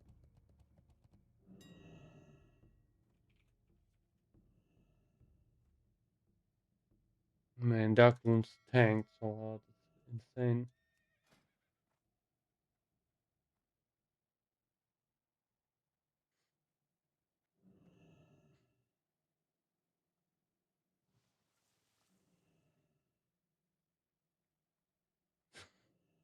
this, this is so funny. Ah, he's missing Blink Strike. If this guy had Blink Strike as well, you know, full auction house warrior. Yeah, Rage Steel Breastplate, Fell Lover, Black Felsi Bracers Vengeance Wrap. It's insane. This is always so funny, you know, you see these people, green gear, everything, and then Vengeance Wrap, Black Felsi Bracers, like Rage Steel items. So it's always the same. Right? I mean, shoulders are cheap, you know. Shoulders are like really cheap. Wait, what? Wait, no. Okay, this is one guy posting for. Yeah, this is. This is not the real price, you know. There should be like 90 gold or so. One guy was kind of joking around here, I guess. What the fuck? 300 gold is crazy. That's almost phase one price. You know, that's almost a price for that. Like breastplates are that price. But yeah, that is like expensive. Crazy. Wait, how much are gloves? Someone basically said they are cheap. But I don't think they are, right? Okay, they're 180. But they are not not as expensive as the breast piece. But yeah, the shoulders should be cheaper. Yeah, kind of. I mean, you have like this is a missing piece. If we would have that, then we would have everything basically. I don't think you can get anything else from the auction house. I'm pretty sure. Wait, let me check his gems. That's interesting as well.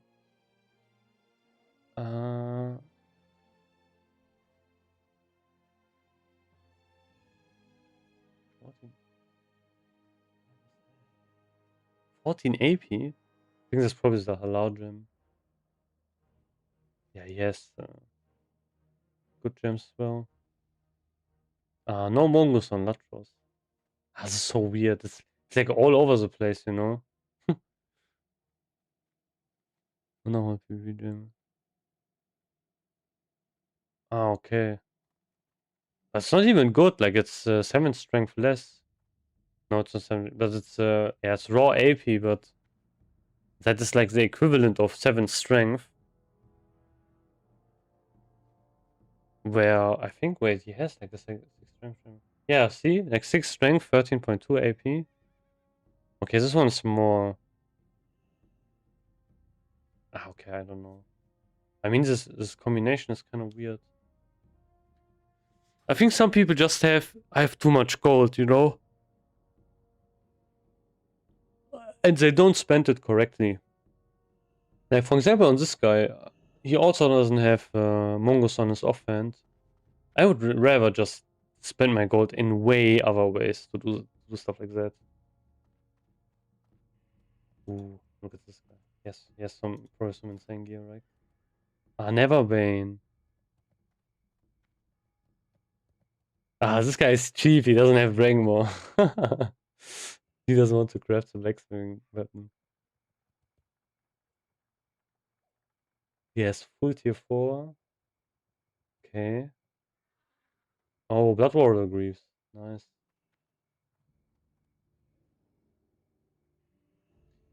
Okay, I mean, yeah, the socket bonus is not great. Okay, he needs hit. Glinting here. Oof, he's like lacking in hit. Ah, it's that guy! No way. No, it's another guy. Like, this is this guy. 007, bro.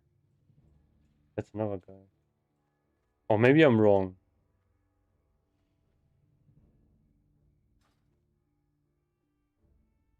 Where's that other warrior? I want to see the other warrior. Where is he? Ah, here. He's here. Yeah, okay. Okay, bro. I think I saw this guy as well. Yeah, I think I saw him before. Man, look at this belt of 100 deaths. Bro, what are these gems? Bro, what is this? Why are you running inscribed and fucking 4 crit 6 stam when you have 100 deaths? This is so crazy, really. Like,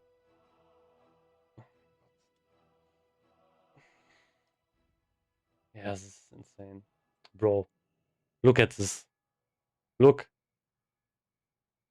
Double 8 crit gems. I mean, you know, I would have I would have gotten it if we would have just used inscribed, you know, inscribed gems. But he has full crit gems everywhere. Full crit. And he has insane gear. This is so crazy. Yeah. People are still going. Badge of the Swarm God is the best trinket for short fights. It's even better than DST for really short fights, basically. It's insanely strong. Until Zulaman, it's basically the best trinket, like unused trinkets that you can use. After Zulaman or during Zulaman, you get like an enchant on your weapon, where you get also lots of armor penetration. So you can, you know, kind of make an argument then, but you don't really have an alternative anyway, so it doesn't really matter. Yeah, it is insane. Yeah, but it makes sense, you know. There's no other trinket that works like that, and you can pop it. Like I did some sims as well, you know. I tested it. I was testing, I think, for a 50-second fight or so, and even in that, it beat out the DST on a 50 seconds fight. It was like 10-12 DPS more, which is insane. But yeah, this is madness. I don't know what. But I think he's not hit capped. I'm pretty sure. Or is he? I can't see stats here, but no, I think he should be hit capped. This is insane, though. Yeah, man, I mean, this is crazy. So, I really hope I can convince my guild to do more AQ runs.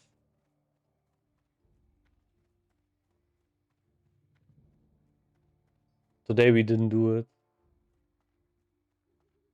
I'm really not sure. I have to ask maybe next time what like the plan is for AQ. Because I really want to get it. I really, really want to get badge. You know, at least one good trinket, you know? Like, go on, I still have Brooch and fucking Hourglass. I want to get like at least one insane trinket. I just want to see, you know, I just want to pop it on trash. Oh man, that trinket is so broken for trash. It's always so broken for trash. Every single time. But yeah, this guy, for example, has better gems than this guy. But he doesn't have DST. He has like War Gear, but he has better gems, I would say. You know, this guy at least, he's running full inscribed. And he's not running full crit. Which is, here he could put like Sovereign Gems, I think it's it. I think if you have, you know, tier 4 gear, can you trinket swap as you're about to start the fight? Does not stack. The problem is with, I think it doesn't work like that way. Like most trinkets in the game, when you swap them, they will remove the buff. For example, if you use Diamond Flask, I think the only trinket where you can do that, which I remember from, is Life-Giving Gem. I think I have it as well. Wait, I can show you that. I think that's the only trinket where you can do it, where that works for some reason. I have no clue why that works. But yeah. No, I can at least I can flex a bit here. Here. Have a good one. Let's use this. No, I need to wait 30 seconds. Let's see what else I have. Hello. Oh, fetish, I could also try that, I guess. See you around. Good day to you. Yeah. Here, Badge of the Swarm God, you know? But it's not Badge of the Swarm God. I mean, yeah. Okay, here. Look, I use Life-Giving Gem. Now I swap. I still have the buff. I think this is the only trinket where it probably works. I think this doesn't work, right? I've never tested this. No, see? Buff went away. Doesn't work. I have every single trinket from AQ, okay? Besides Jom Gabar and Badge. I have every single other one. Like, all of the weird ones. You know, like the tentacle one. You know, this one I have. I also have this shard. See you later.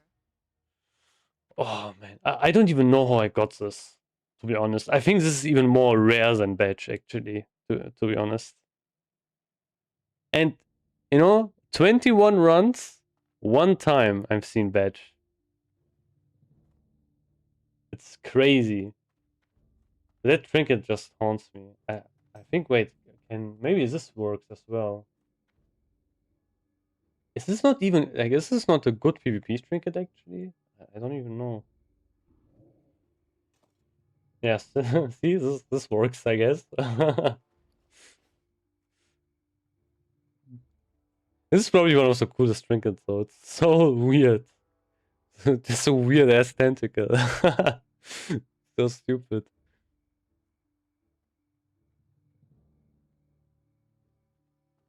Yeah, in my guild we run AQ runs, but it's a bit inconsistent right now because we know we have SSC TK and people still need DST, so it's kind of cooked.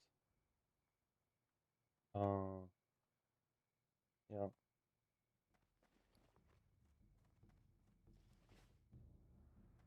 How long is the cooldown? The cooldown is not even bad. Like 3 minutes, not bad at all. You need something? Like the IQ trinkets are actually pretty insane. This trinket is probably the best AoE damage trinket in the game because it has 3-minute cooldown, which is really short. Like there's this one from Strathholm, and I think the Strathholm one has 5-minute cooldown and does less damage. but yeah, just still not really useful. So this trinket, however, is pretty insane, actually. Got to run, dude, but have a great team. Yeah, no problem. Thank you, thank you.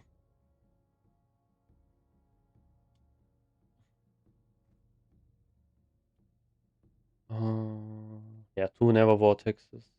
So tomorrow it's Dragon Strike time, actually. So yeah, I have to again farm a lot of gold to get that done. And also, man, I have to actually do a lot. I have to get Squires to Exalted. Oh, that's going to suck. Have a good one. Wait, I want to check how many guys does he have. Wait, let's see. Raid. Ah, here. He has 12. Oof, that's rough. Actually, no, it's not. I think you can do it with like 15. If you have a good spread of people, you can do it easily with 15. Like, it's not a hard boss at all.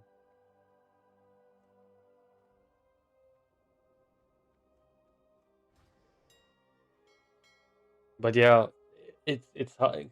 Actually, you know, we are memeing about this guy, but to be honest, like what he's doing is actually pretty. You know, he's trying to get like this trinket. If he's really doing that 10 times 800 gold, that's 8k. That's insane. I'm not gonna lie, that's actually pretty insane.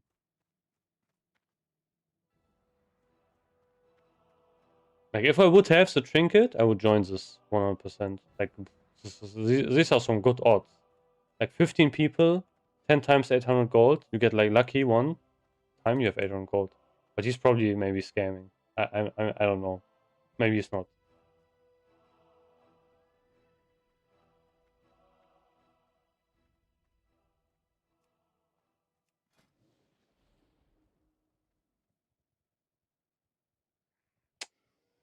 Oh, on a rogue.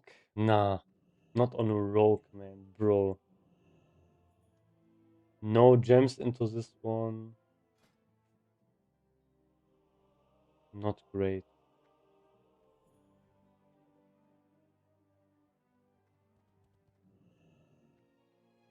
Okay, what is the setup?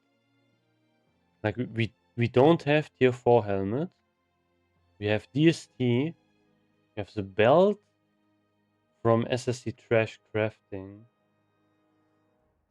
Yes, like either this guy is so unlucky or I have no clue what's going on here. Patchwork as well. And also, no PvP weapon for some reason. Like no quick blade. I think quick blade's better than Latros, is it not? Actually, maybe it's, wait. It should be better. I'm pretty sure. Yes, it's combat free. Like it should be this weapon, Gladiator's quick blade, and then Merciless Gladiator's quick blade.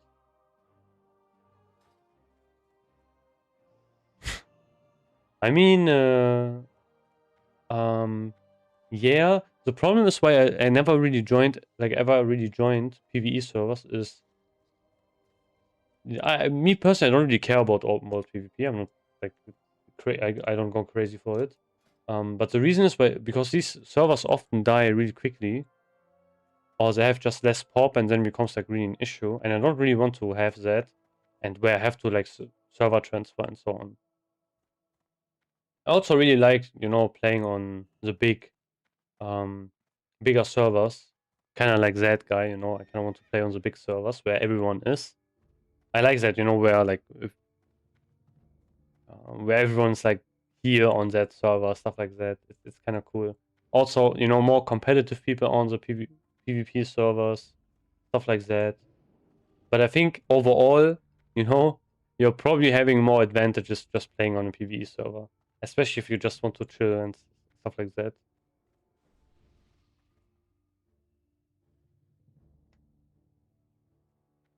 But that are kind of the reasons. I would not be, you know, against playing on a PvE server as well. But yeah, you know, I have like dying from people in the open world PvP, stuff like that. You know, that doesn't affect me at all anymore. Like I played on the last TBC I played in phase 1. I leveled my warrior in Hellfire Peninsula, and it was just a complete chaotic PvP fest. Like on my warrior, I could do like one quest, like in 30 minutes or so, in 1 hour. Like one quest took me like 1 hour or so sometimes, because I got killed 50 times or so, and it was insane. You do one quest, you kill one, you are on one mob, especially on my warrior who had like shitty gear. I kill one mob, I have 20% HP, I have to drink, I'm dead. You know, it was that. And then you respawn, you do this the same, you finish one quest in like, I don't know, an hour or so. It was crazy. So stuff like that is just, you know, not on the same level at all.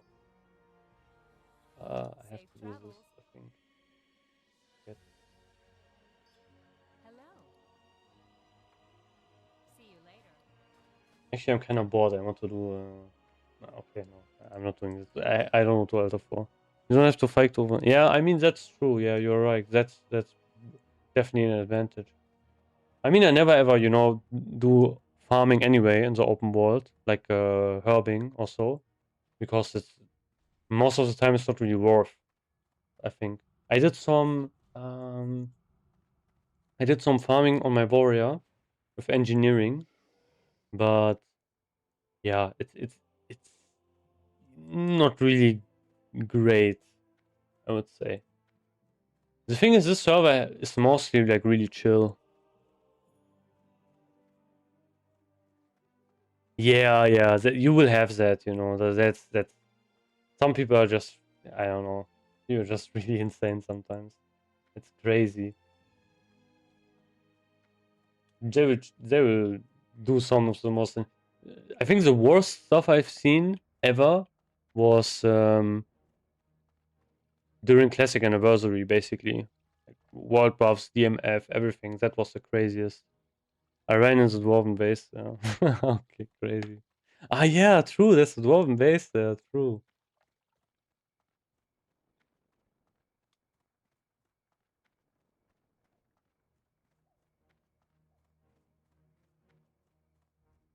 Yeah, the problem is when you join these PvP servers, there are people who are just like all of their identities playing on these, like doing open world all the time.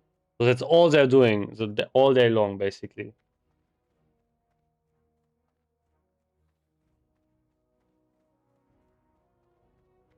I think it's nice to have, you know, like, the open world PvP being there and such, but I don't really agree with it being such a great, amazing thing. And back in the day, it was like way different. It was way better, and so on and so forth. And open world PvP is so great. So open world PvP is only great if you have the advantage on someone. If you don't and you are on the opposite side, it's like really terrible. And most of the time, it kind of is like that. So it is not really like an insanely fun, satisfying thing. Like open world PvP is basically almost always unfair. That's just how it is.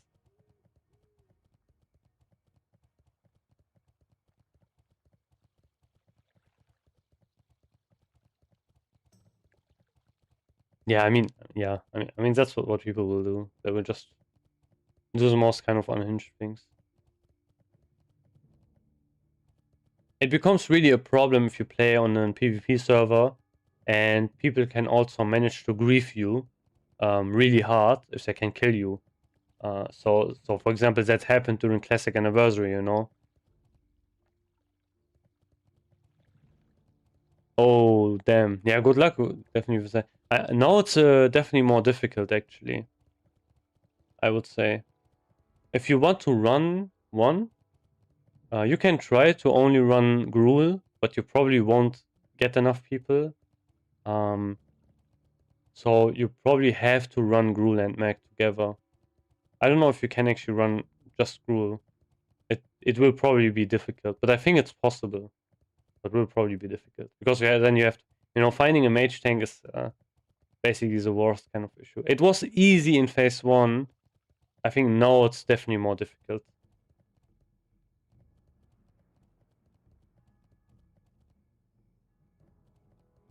Yeah, but actually in the last TBC, I managed to, that was during phase 4, I managed to do like Gruul runs, DSTHR, and fill the pucks. But it was really hard, and it took a really long time. But it is possible.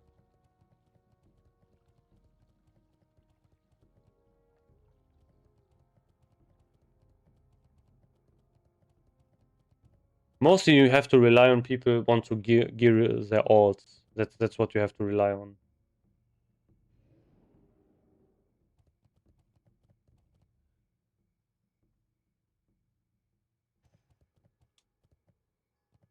But yeah, I don't know. Are people running it even now? The Kara one.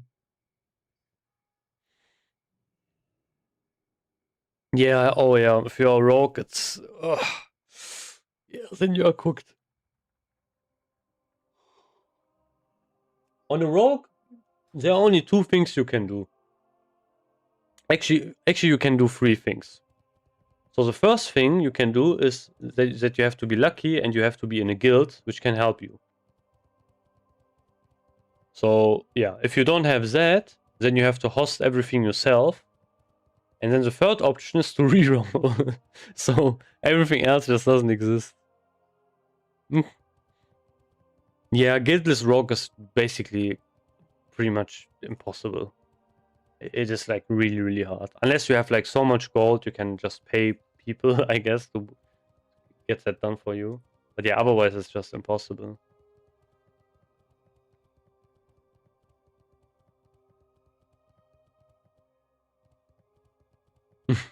I mean, warrior is also not much better. But one thing I've seen now is there are a lot more recruitments actually. People want kind of warriors, especially if they're running multiple raids. That's something they are kind of looking for. I'm in a casual guild. We had raids of more rogues and hunters and logs. Ooh, that's going to be harsh.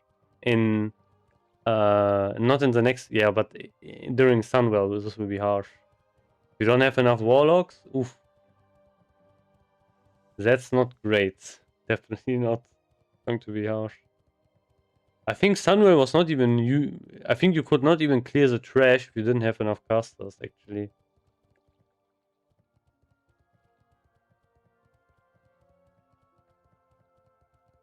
Like, it's so crazy. You enter Sunwell, the first couple of trash bags you can do, and then there's like a big, big wall. Because then you need to kill some trash bags, and guys, the trash bags are insane. Like, the trash bag in Sunwell, pre-nerf, the nerf came in Rev, is harder than any of the raids we had currently combined. It is insane. Like, what kind of things you have to use, it's crazy. I remember that was actually, it took us so long to figure out how to clear the trash in my more casual guild. It's insane.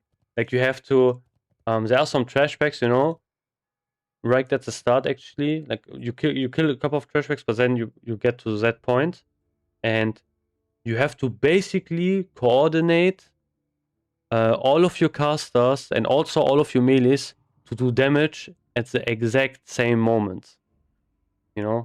If you don't do that, someone is like earlier, someone is like later, and the mob doesn't die immediately, you're basically cooked. You have to like go out and reset. It is that insane. And yeah, not even like talking about that. Like, if you then afterwards, it actually starts a real kind of trash fact as well. Because all of the other mobs will also pull, and then you have to coordinate that. It's just one mob, yeah. But he's like insanely fast. I don't know if I can show that. Wait. Sunwell. Is there a guide here?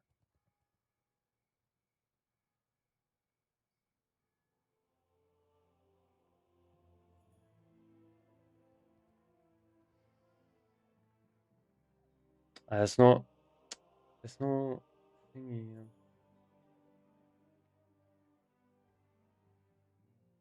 It was insane, man. Sunwell was like such a step up. But yeah, we are probably going to get post nerf, so we don't have that.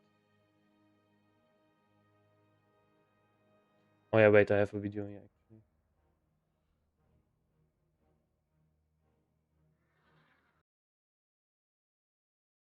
So here, you know, Sunwell, blah blah, Sun guide, whatever. So here, this is easy, okay? This is not the hard part. Like everyone can kind of do this already.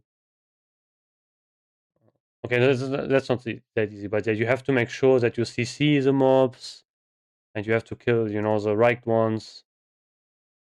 These can also like kill you really easy. I think some of the mobs they teleport on your casters and such, and then you're basically kind of cooked.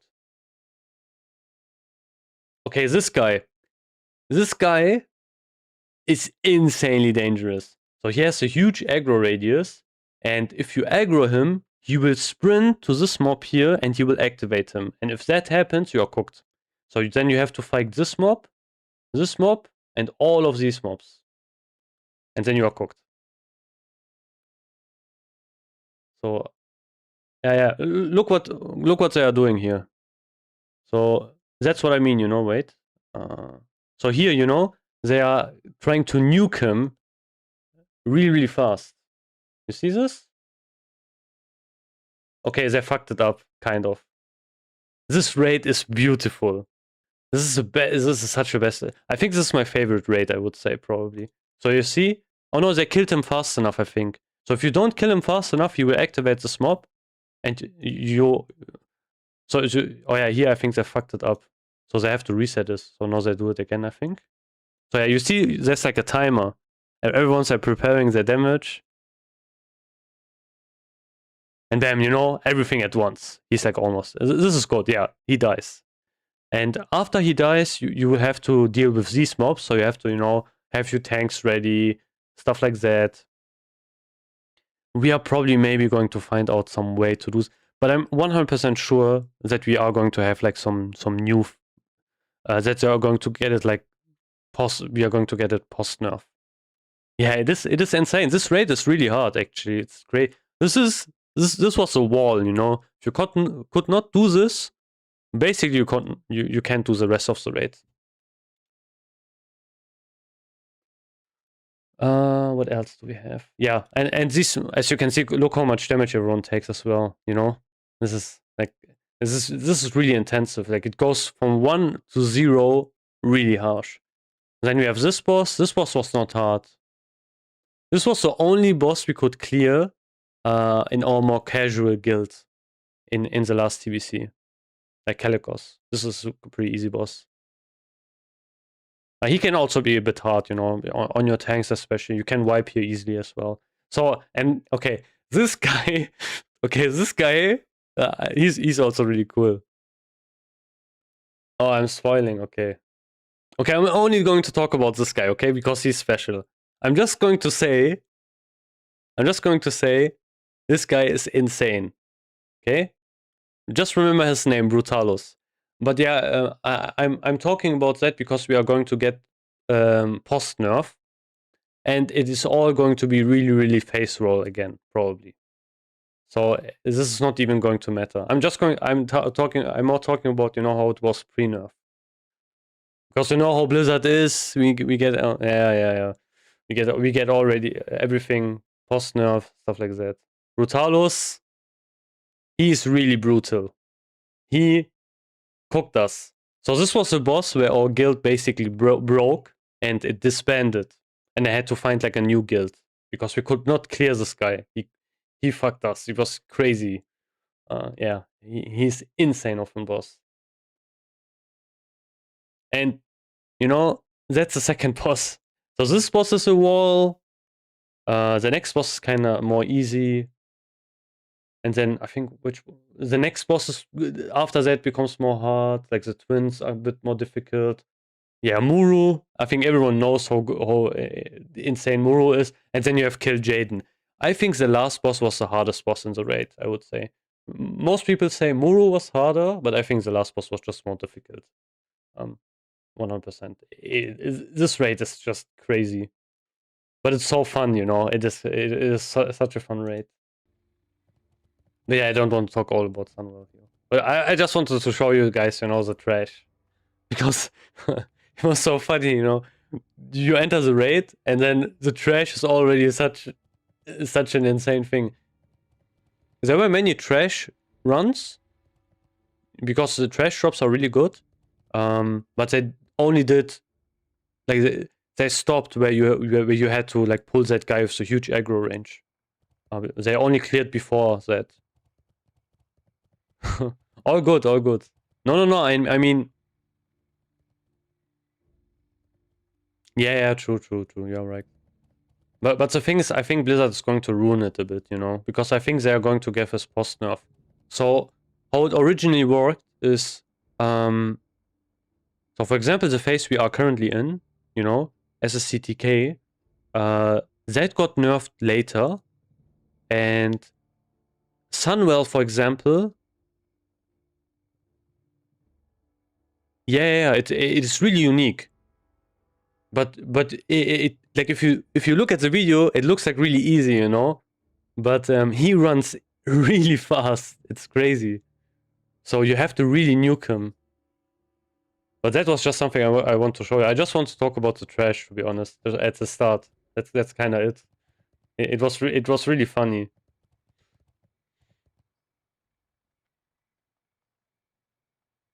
But what I like about Sunway as well is, you know, you don't even have a lot of trash there.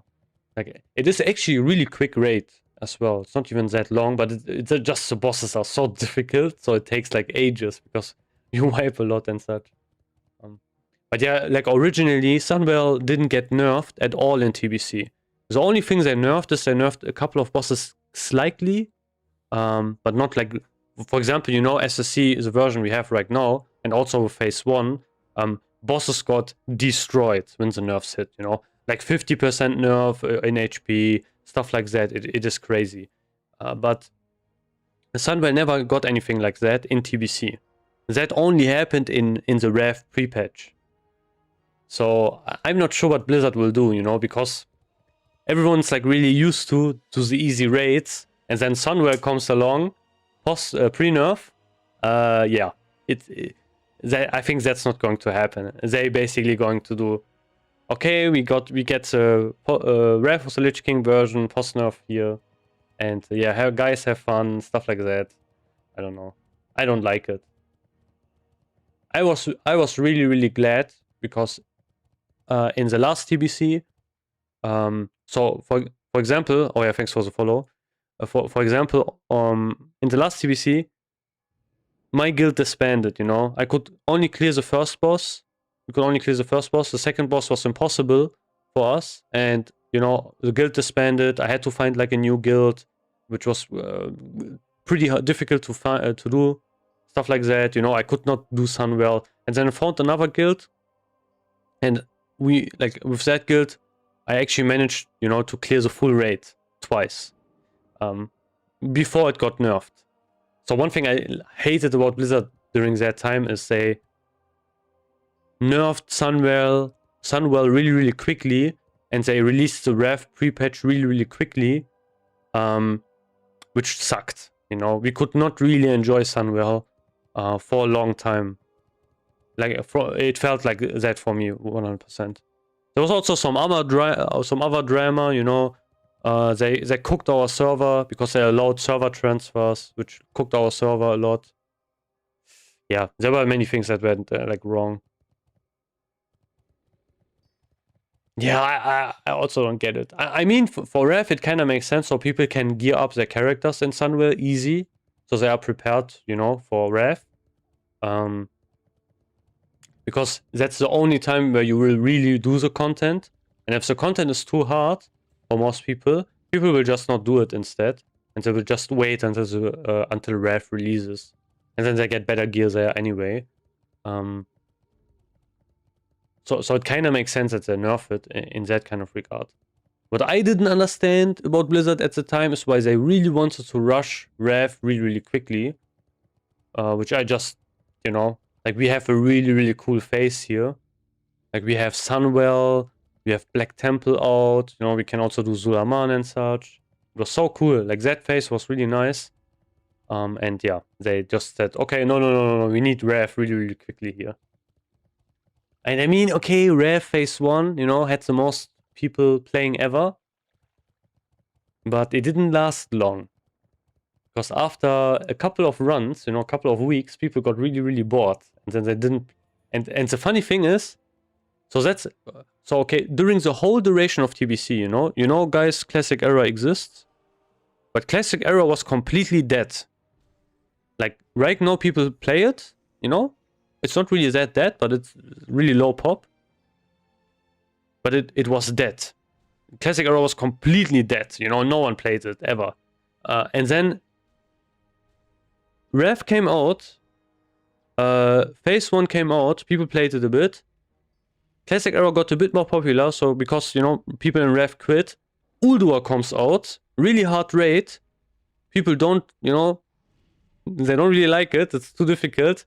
And then Classic Era suddenly starts exploding. Like, so many people played on Classic Era. I remember I also made a warrior during that time on Classic Era, actually. I only leveled him to level 40, but still. So many people were playing on Classic Era. And that only happened during Rev, which was really funny. Oh yeah, I love Yoxaron. Yoxaron is my favorite old god as well. He's such a cool boss. I love that boss fight as well. It's so cool. Like, Yoxaron's boss fight is so amazing. Everyone wants to farm beat. Yeah, I mean, exactly, you know? People do Black Temple, people do Zul Aman, people do Sunwell. The only raid people didn't really do is, you know, Karazhan and like phase 1, phase 2. Yo guys, thanks for the follow. Man, look how late it is. And now people show up, you know, all of the NA people show up, I think. But yeah, guys, I obviously don't mind. I like the NA guys. NA people. Man, I love Yoxaron. He's such a cool boss.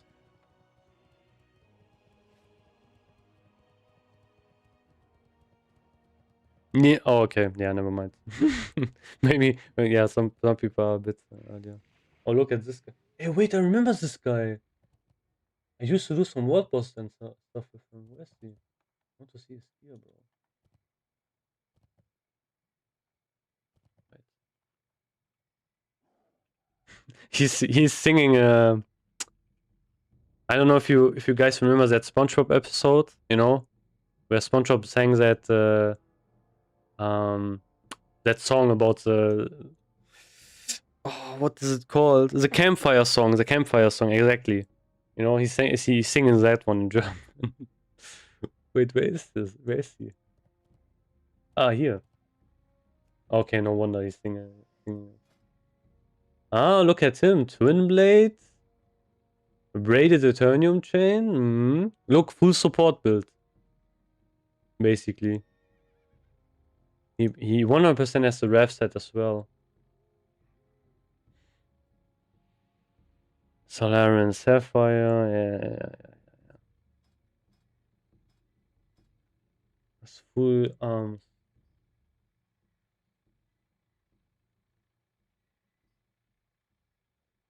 Tank is on. Okay.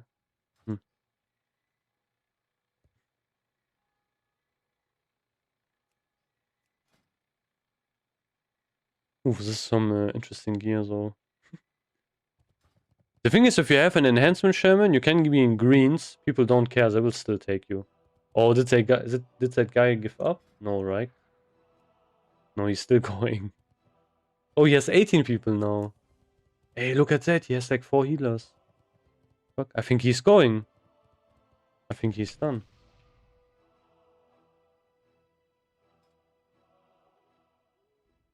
Yeah, look. He's in AQ. Damn. He made it. He found enough people. I think he was looking for it probably for the whole day, right? I think he was trying to find people for the whole day. Crazy. Oh wait, I have to check if my bracer sold.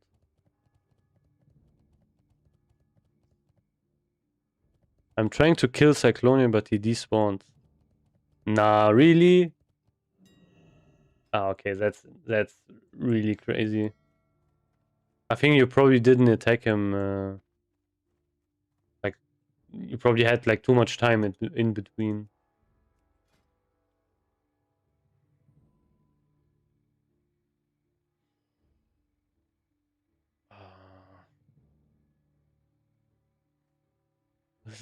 This is some decent starting set. I think you have to wait. Can't you abandon the quest and reaccept? Doesn't that work? I think that should respawn him, no? Oh, you can maybe swap layers and then maybe you will spawn again. I think if you like not long, like maybe 20-30 minutes. It's only 2 bosses that you kill. You kill only you kill the first boss, Scarum, and then you kill Satura, and that's it. And you're done.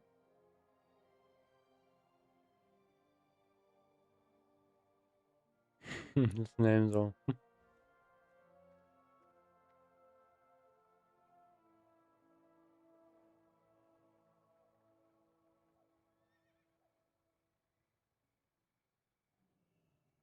Ah, this is not the threat setup. Doesn't have Ausweg. Sorry.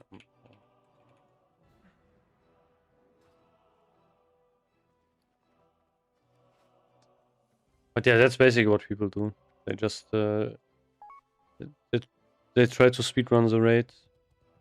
Not speedrun, but there's only like badge only drops from obviously from one boss, and it's the second boss in the raid.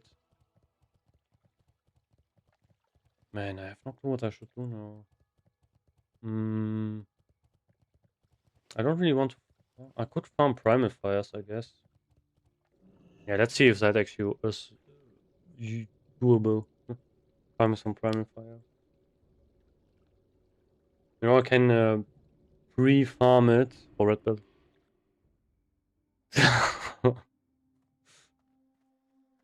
No, I will not do that. I will not. I will not sing the song on here. The campfire song, Lagerfeuer song.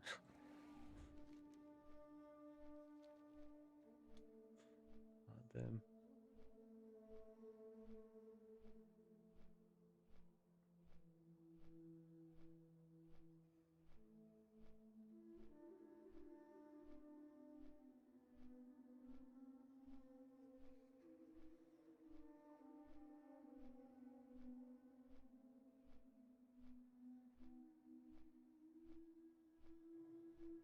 Yeah, but I mean, I want to farm it for red belt.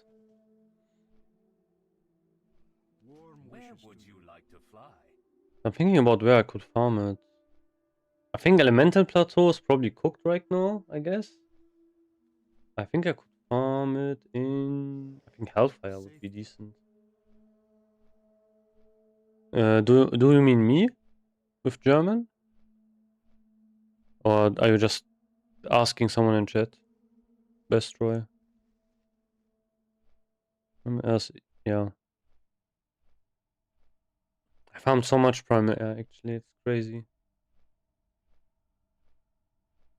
Yeah, I'm German. Man, this doesn't really work right.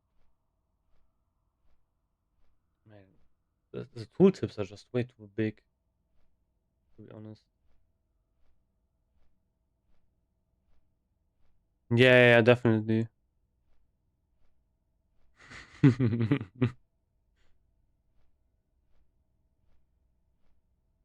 Yeah, true.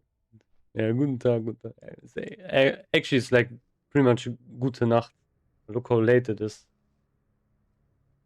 I'm so cooked again.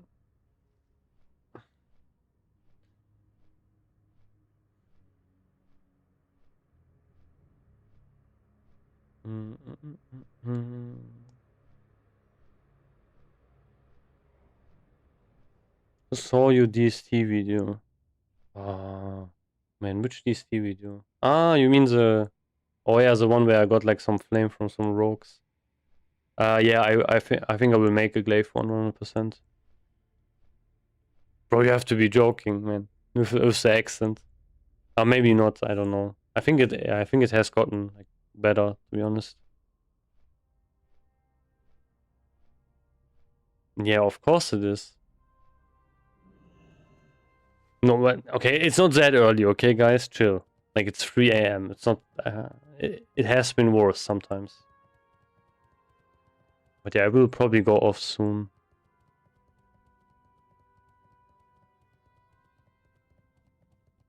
No, no, no, no, no, no. I'm not going to do that. Even though if I'm going to get flame from rogues again. Like last time rogues flamed me basically all the time. There was like one rogue that said I can't even forgot. I think I pinned him as well. Man, that's like prime time actually. And on here it's cooked.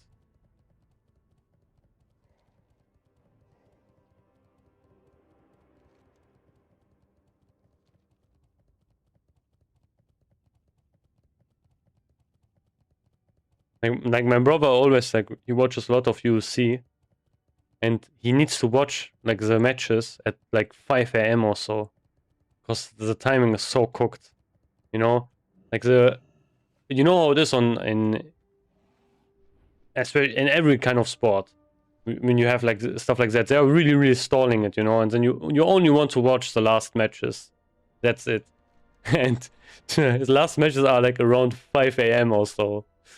So it's crazy. It starts like around midnight and then it goes on and on and on. It's so crazy.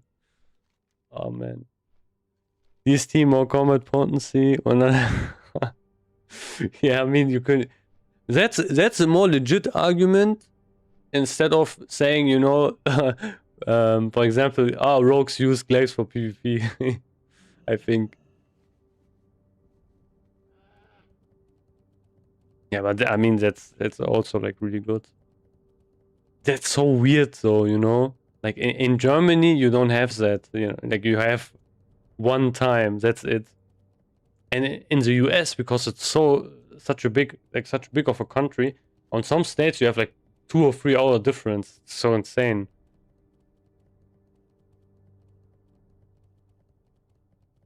No. You obviously also use glaives, definitely. Oh fuck. No, I don't want to go here. These are hard NPCs, yeah. Yeah, but the thing is, you know, let's say I'm a guild leader, you know, and you have like a rogue coming up to me and he's saying, yo, glaives are really good for me, I can use them in PvP, so that's why I should get them first. I'm thinking like, yo, what is that, you know, where's the advantage for me? You know, what's the benefit here for me? Like, no, there's no benefit. Like, what is the point of you getting like better stuff in PvP? That's not going to help the raid clear the raid faster. Helps the guild clear the raid faster. Yeah, good luck. That's always so funny. Yeah, I mean that actually happened. I think. Oh no, wait. No, it was a bit different. In 2021, before I joined my casual guild, they basically told me they had like someone who got glaives in their guild, but they left and joined another guild, which is crazy. You know, if you do that is like really toxic as well. Okay. Oh, these are why are they elemental? What? I thought they were demons. Okay, so okay, I can't use my trinket here.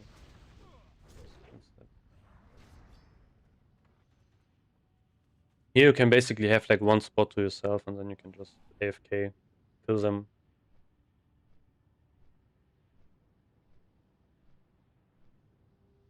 There should be an NPC here. I don't know why there's not. But yeah, this zone, last TBC was impossible to farm you. You got killed non-stop. You can see like a corpse here as well. I'm probably going to die in a bit.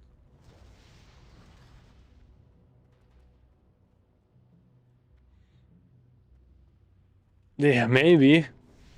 I don't really know what happened because I was not in the guild at that time. But the funny thing is, the guild leader didn't have glaives, And the first glaive, I think pair of glaives went to that guy. And they never ever completed another set.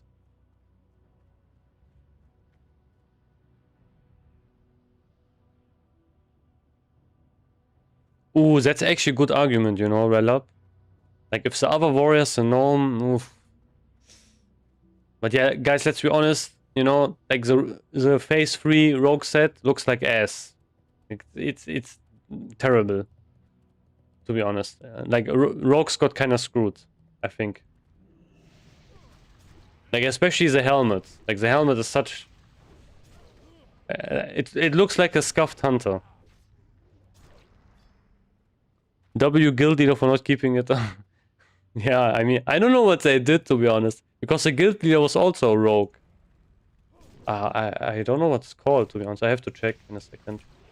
But the red one. What do you mean it looks piss? It looks terrible, man. Compared to warrior set, it looks like way better. It looks like a hunter set. Wait, I will. Don't kill me, guys. Let's see, wait. Okay, this one looks cool. Okay, Death Mantle I think I like. I like Death Mantle. It looks cool. But guys, what is this? Like what is this? Like, explain it to me, rogues. I mean, the shoulders look kind of nice with the spikes, but this looks like a hunter set. Death Mantle looks nice, yeah, I like Death Mantle. But bro, this helmet is so cooked. Like, this helmet is... Brother. Yeah, okay. Okay, here we have the comparison, okay? So we have... Wait, I need to select a different rate. Okay. Here. Okay. Glaives. Okay. Looks decent. Looks decent. But actually you would not use this. You would probably use something like this. Okay, this looks actually... man, this looks pretty good, to be honest. Like, I'm not gonna lie. Wait, how do I remove the tabard? To be honest, I have no clue. What are you saying, man? But still, this looks worse than Warrior. This looks actually kind of good. Yeah, I'm honest. Yeah, but guys, that's not close. To be honest, it's not close. It just looks like way better. So the shoulders make it all. It's just way better. It looks just way better on a Warrior.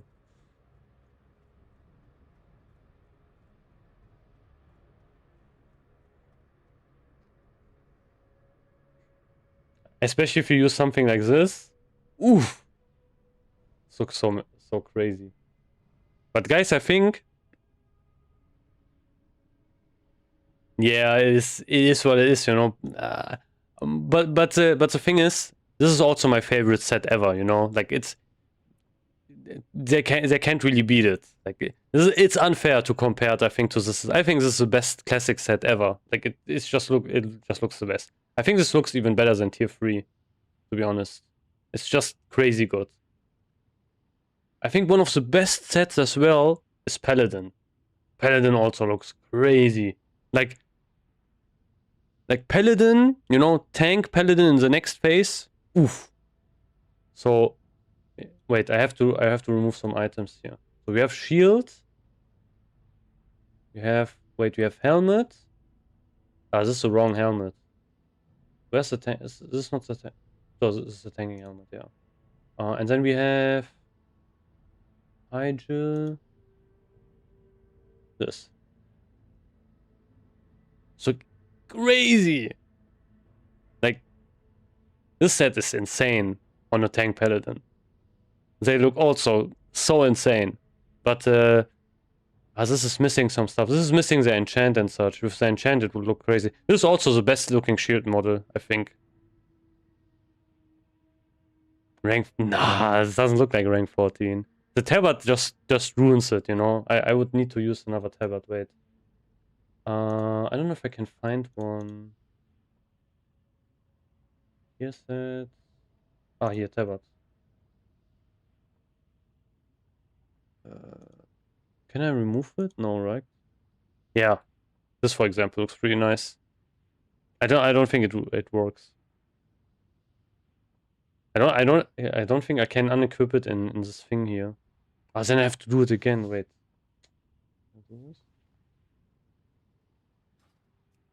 Yeah, I guess it looks like this.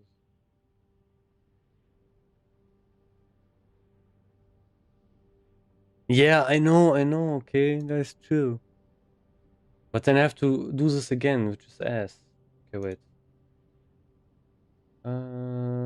Yeah, this.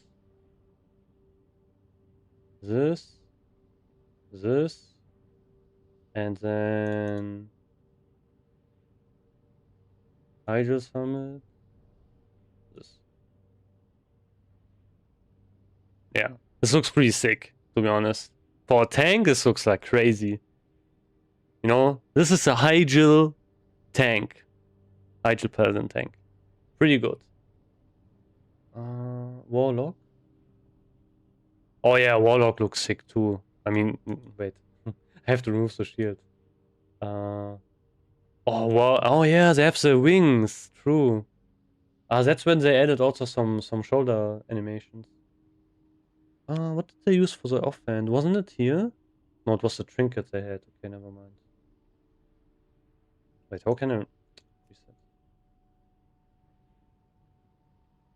It's weird because I'm on a warrior, it looks like kind of scuffed. Yeah. I have to use the staff, I think. I mean, the staff is kind of, you know...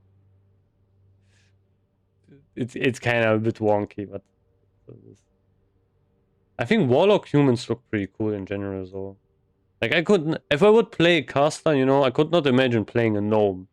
Like, imagine playing a gnome, you know, in general. It's, yeah, kind of cooked, I think. Shaman, you say? Okay. Yeah, Shaman. Ooh, okay, I like Shaman. This hat is cool. This looks like... This looks like Sub-Zero, you know? Wait, I can make this bigger, actually. Wait. Reset. Make this bigger. I will so, you know, regret making this so big. Yeah, this looks sick. Holy. Yeah, it looks like Sub-Zero. Damn. Wait, what is the set even doing? Let's see. I want to see what the enhanced one is doing. Okay, this is, I think, for... Okay, so this is elemental. This is resto. This is enhanced. Oh, this is even good.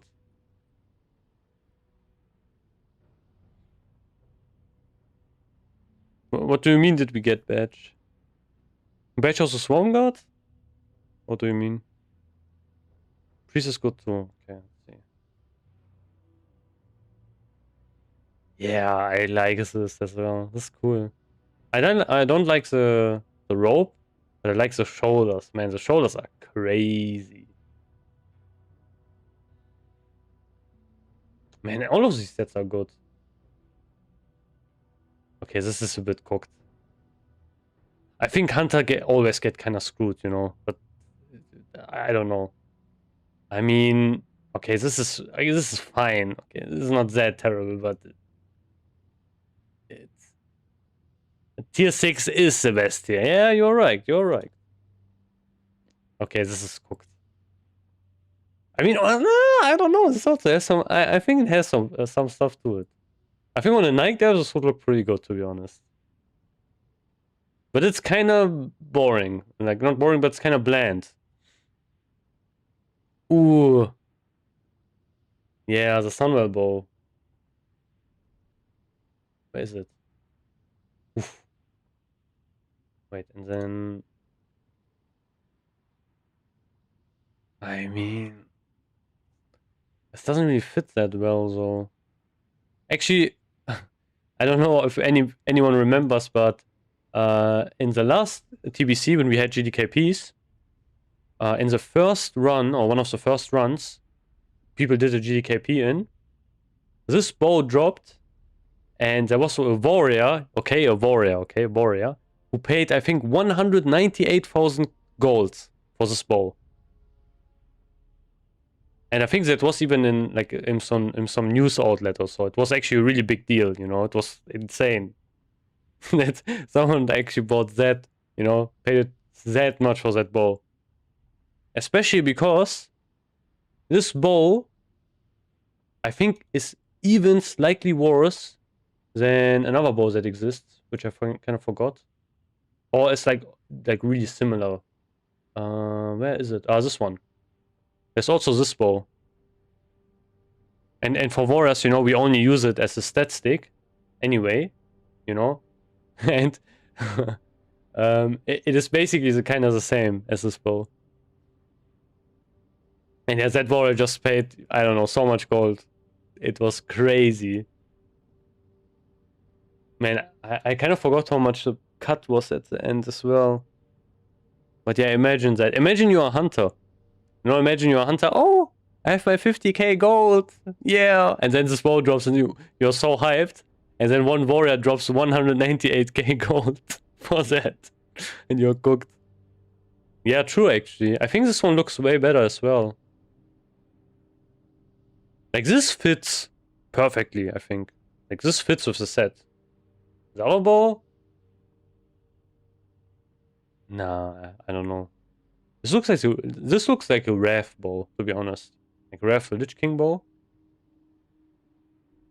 Yeah, definitely. Found everything by himself. He just did some jump runs.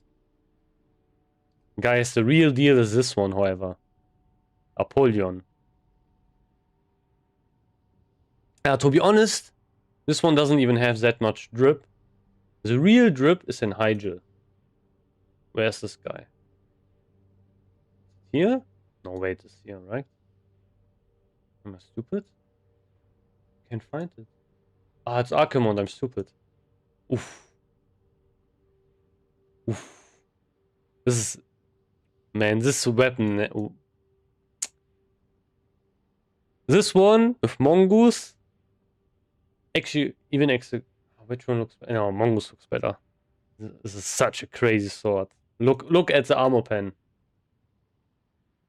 335 armor penetration. 75 strength.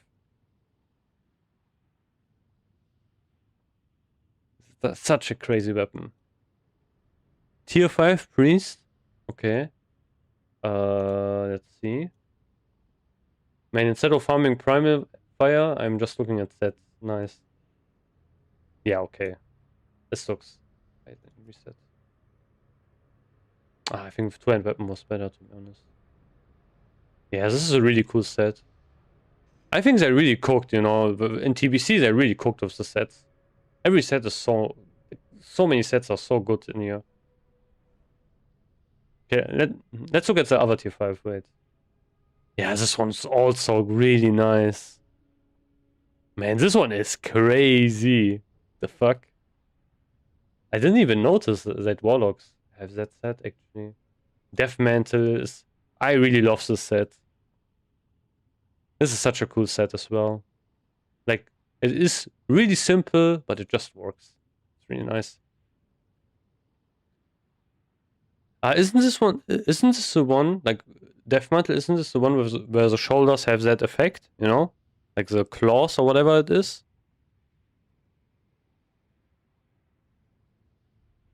I forgot if it was this one or it was one from Wrath. where you had like some weird effect on the shoulders, you know, where something came out of it.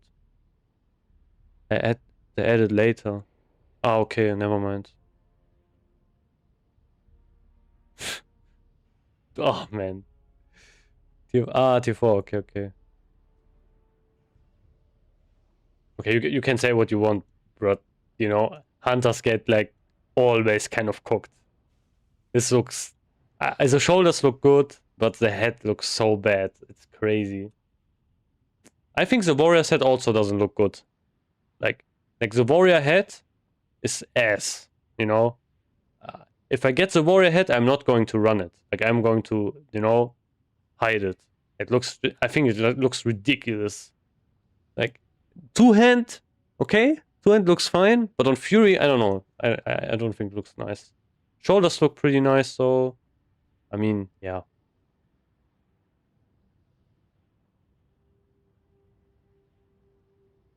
Bro, this is man, I don't know what they cooked up here, to be honest.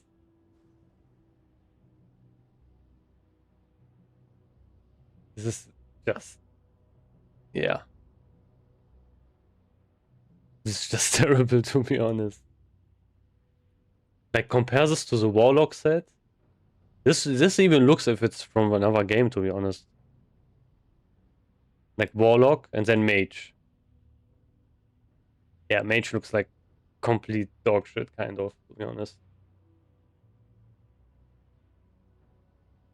Oh, this looks cool. Damn. Oh, look at the shoulders. Damn, they're like Irvin kind of style. Man, this is insane. What the fuck? I never seen this. This is, yeah, this has like the Predator helmet, to be honest. This looks insanely cool, actually. Man, why didn't I see, like, I never seen this set. Like, all of the sets, to be honest. Maybe I'm, like, blind? I don't know. Or maybe shamans don't run this? But this is easily one of the coolest sets, actually. This is so perfect for enhancement as well. This looks so crazy good. This looks, I mean, this looks kind of stupid, to be honest. Yeah, it looks a bit stupid. This looks like, but I like the theme and the name, you know, Crystal Forge. So it kind of looks like it is built from like one crystal, which kind of fits, to be honest.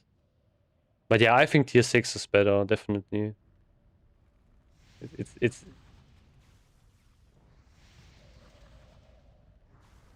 what is this mage doing, man?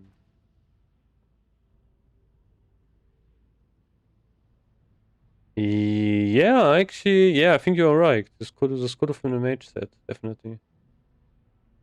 I mean, it looks kind of like a plate set, though. Like, not the shoulders.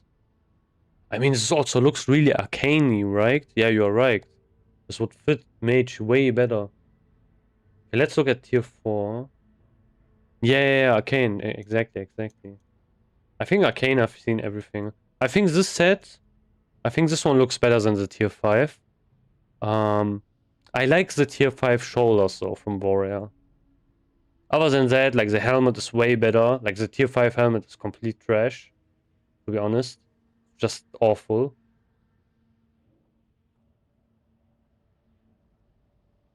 Yeah, man, this is a good hunter set. The fuck?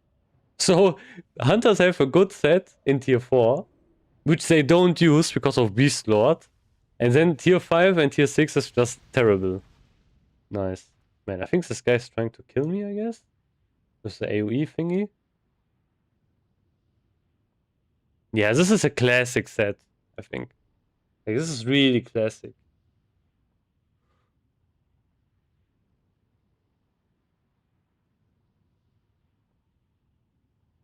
X. Always X.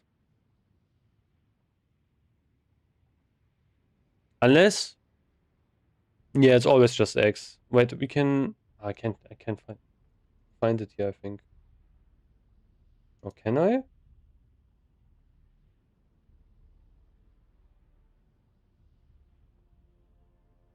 No, I don't think I can.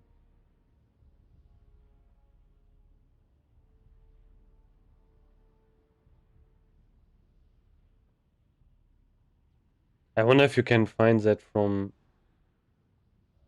No, I don't think I don't think you can. But I will look it up. Let's see. Well,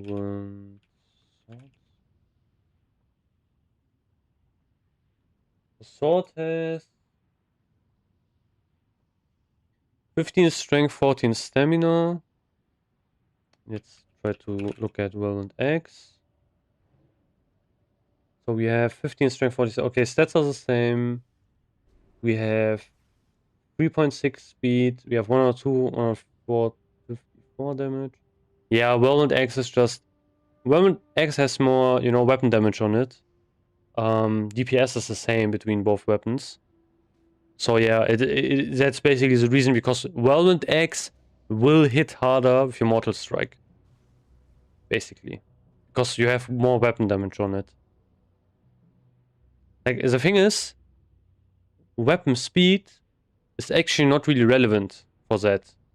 It is mostly why we want to use slower weapons is because they have more weapon damage on it. That's kind of the reason. If you would have a weapon which is fast and also has a lot of weapon damage on it, we would rather use that instead, actually. But yeah, since, you know, that one has more weapon damage on it, that's why we use it. Yeah, for example, Mortal Strike. You know, that's your ability on a warrior. If you're, you know, playing with a two-handed weapon. Basically does weapon damage. Overpower does weapon damage. Slam, which you don't use while leveling, does weapon damage. Whirlwind does weapon damage. Mace Spec is complete trash. Like, never ever use Mace Spec while you are leveling. Because, you know, you get a bit of rage, and a stun. But the stun also has a problem. Because if you stun something, you know, they are not going to hit you, which means you are not getting any rage, so it will take longer to kill them up anyway. So it's not even worth it for that. It's only good for PvP, basically. So don't use like Mace Spec at all. X Spec is nice because of the crit. Sword Spec is nice because of extra hits. Me personally, I really love Sword Spec, but for like Whirlwind, I would always go for Whirlwind X. It's just better. Like, it is slower, which is not really relevant, but it has more weapon damage. Like, if you compare it, you know, generally on a warrior, how you are going to do things is you attack a mob. Actually, I can show you this here. Let me remove this. So we have these mobs here, and generally what you want to do is, you know, you attack one mob. Takes a bit of time because you have zero rage, you know. Like, we are thinking about that. We have zero rage. You attack this guy. Try to kill him. Come on, die. So here, now, because he's low, I will just farm some rage. So he's dead. Next mob, I start with 80 rage. And if I'm like two-hand, you know, I have like probably like now Mortal Strike. I can just go in, Mortal Strike, Whirlwind, and then the mob gets hit by 2 instant attack abilities. And in that situation, a weapon which has more weapon damage on it, even if it's slower, will do more damage. So that's kind of how we want to do it. We basically attack a mob. When it's slow enough, we just farm some rage. Then for the next mob, we try to use our abilities on it, try to kill it really quickly. And then if it's low, we farm some rage, and then we repeat that 50 times, you know. That's basically how you do it on a warrior.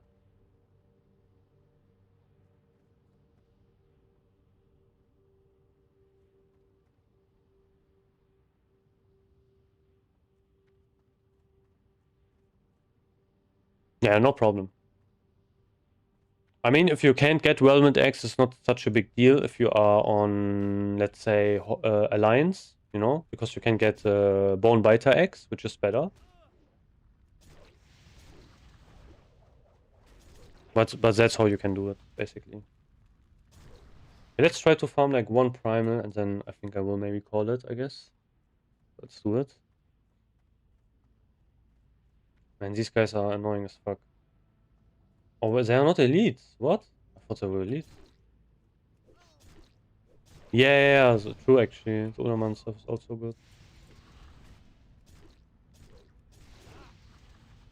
Obviously, you always want to, you know, it kind of depends what spec you are running, like which talents. But if you are running arms, which is obviously really good for two-hand weapons, then you're always going to have that as well. That you need to, you know, swap your talents if you get like another good weapon. I don't really use a lot of macros, to be honest. Like most macros I use are either for level 70 content or for convenient things, you know. Like there are some things you can actually do with macros which make it like way more convenient. Man, these guys hit hard though, actually. Not even lying.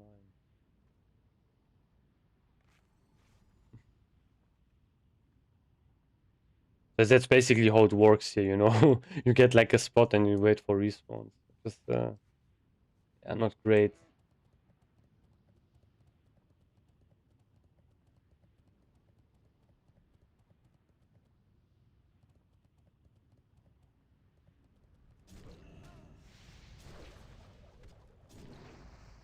Ah, I missed the interrupt.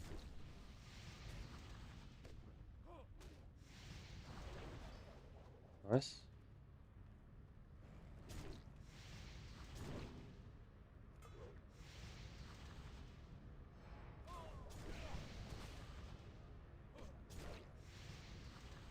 What are these respawns though? What the fuck?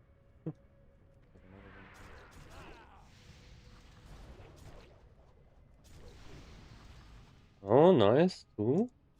Oh, damn. Would have been crazy if I would get another one.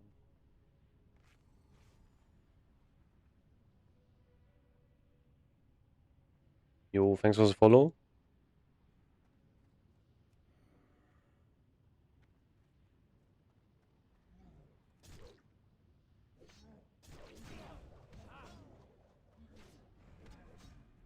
Big respawns. Big pull, big pull.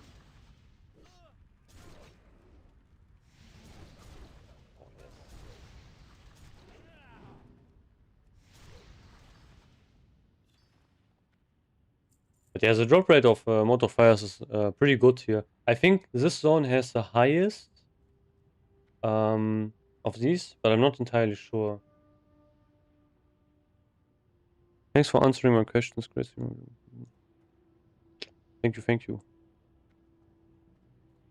Yeah, it's way more interesting to answer questions, you know, while I do like stuff in the game. That's why I like even streaming.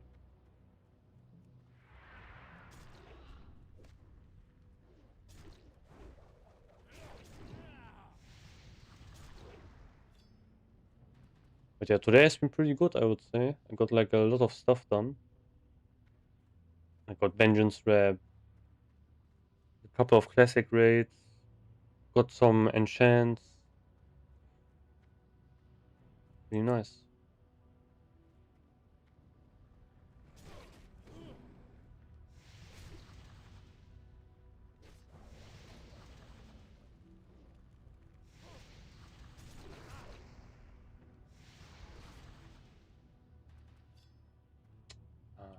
Doesn't drop it.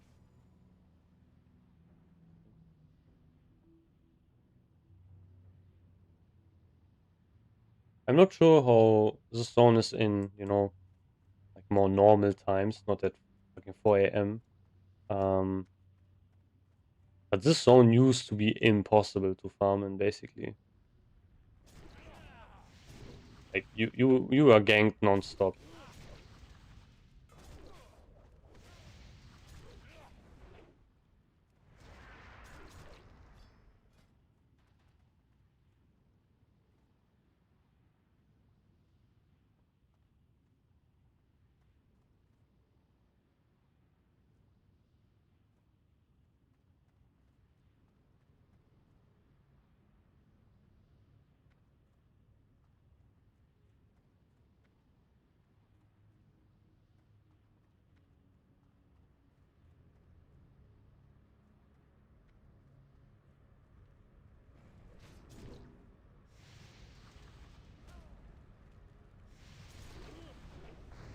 Another big pull. I don't have death push, so not great.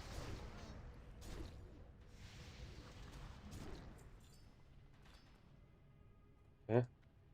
Need one more. Actually, you can get them pretty quickly here, I would say. Like if you just farm or camp one spot.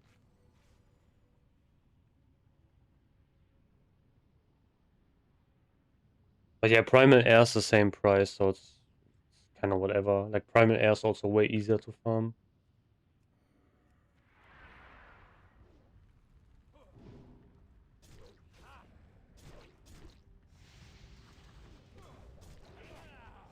Like the annoying things these mobs have is that they do a lot of damage, especially if they die. Oh, I got a green. I think they can also drop like an blacksmithing recipe. I forgot which one it was. Was it Rage Steel Gloves? I forgot which one exactly. Oh nice. Oh wait, I will kill this one. Just for good measure.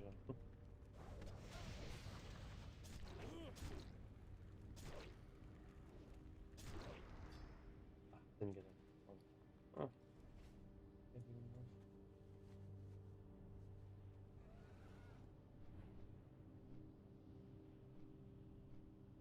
And the skybox is so cooked here, so. And world boss is also messed up. Yeah.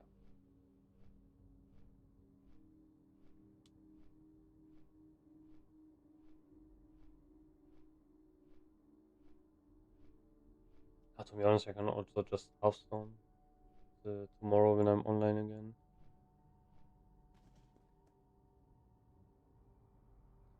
So yeah, I think that's going to be it though. I will probably stream tomorrow as well. You know, I have raid at 8. No, wait, a bit earlier than 8, actually. Which I will maybe stream. I'm not 100% sure if I will do that though. But yeah, it was fun. And yeah, it was fun talking to you guys, man. I can't even talk, to be honest. It's bad. But yeah, see you tomorrow. Good night, guys. Good night.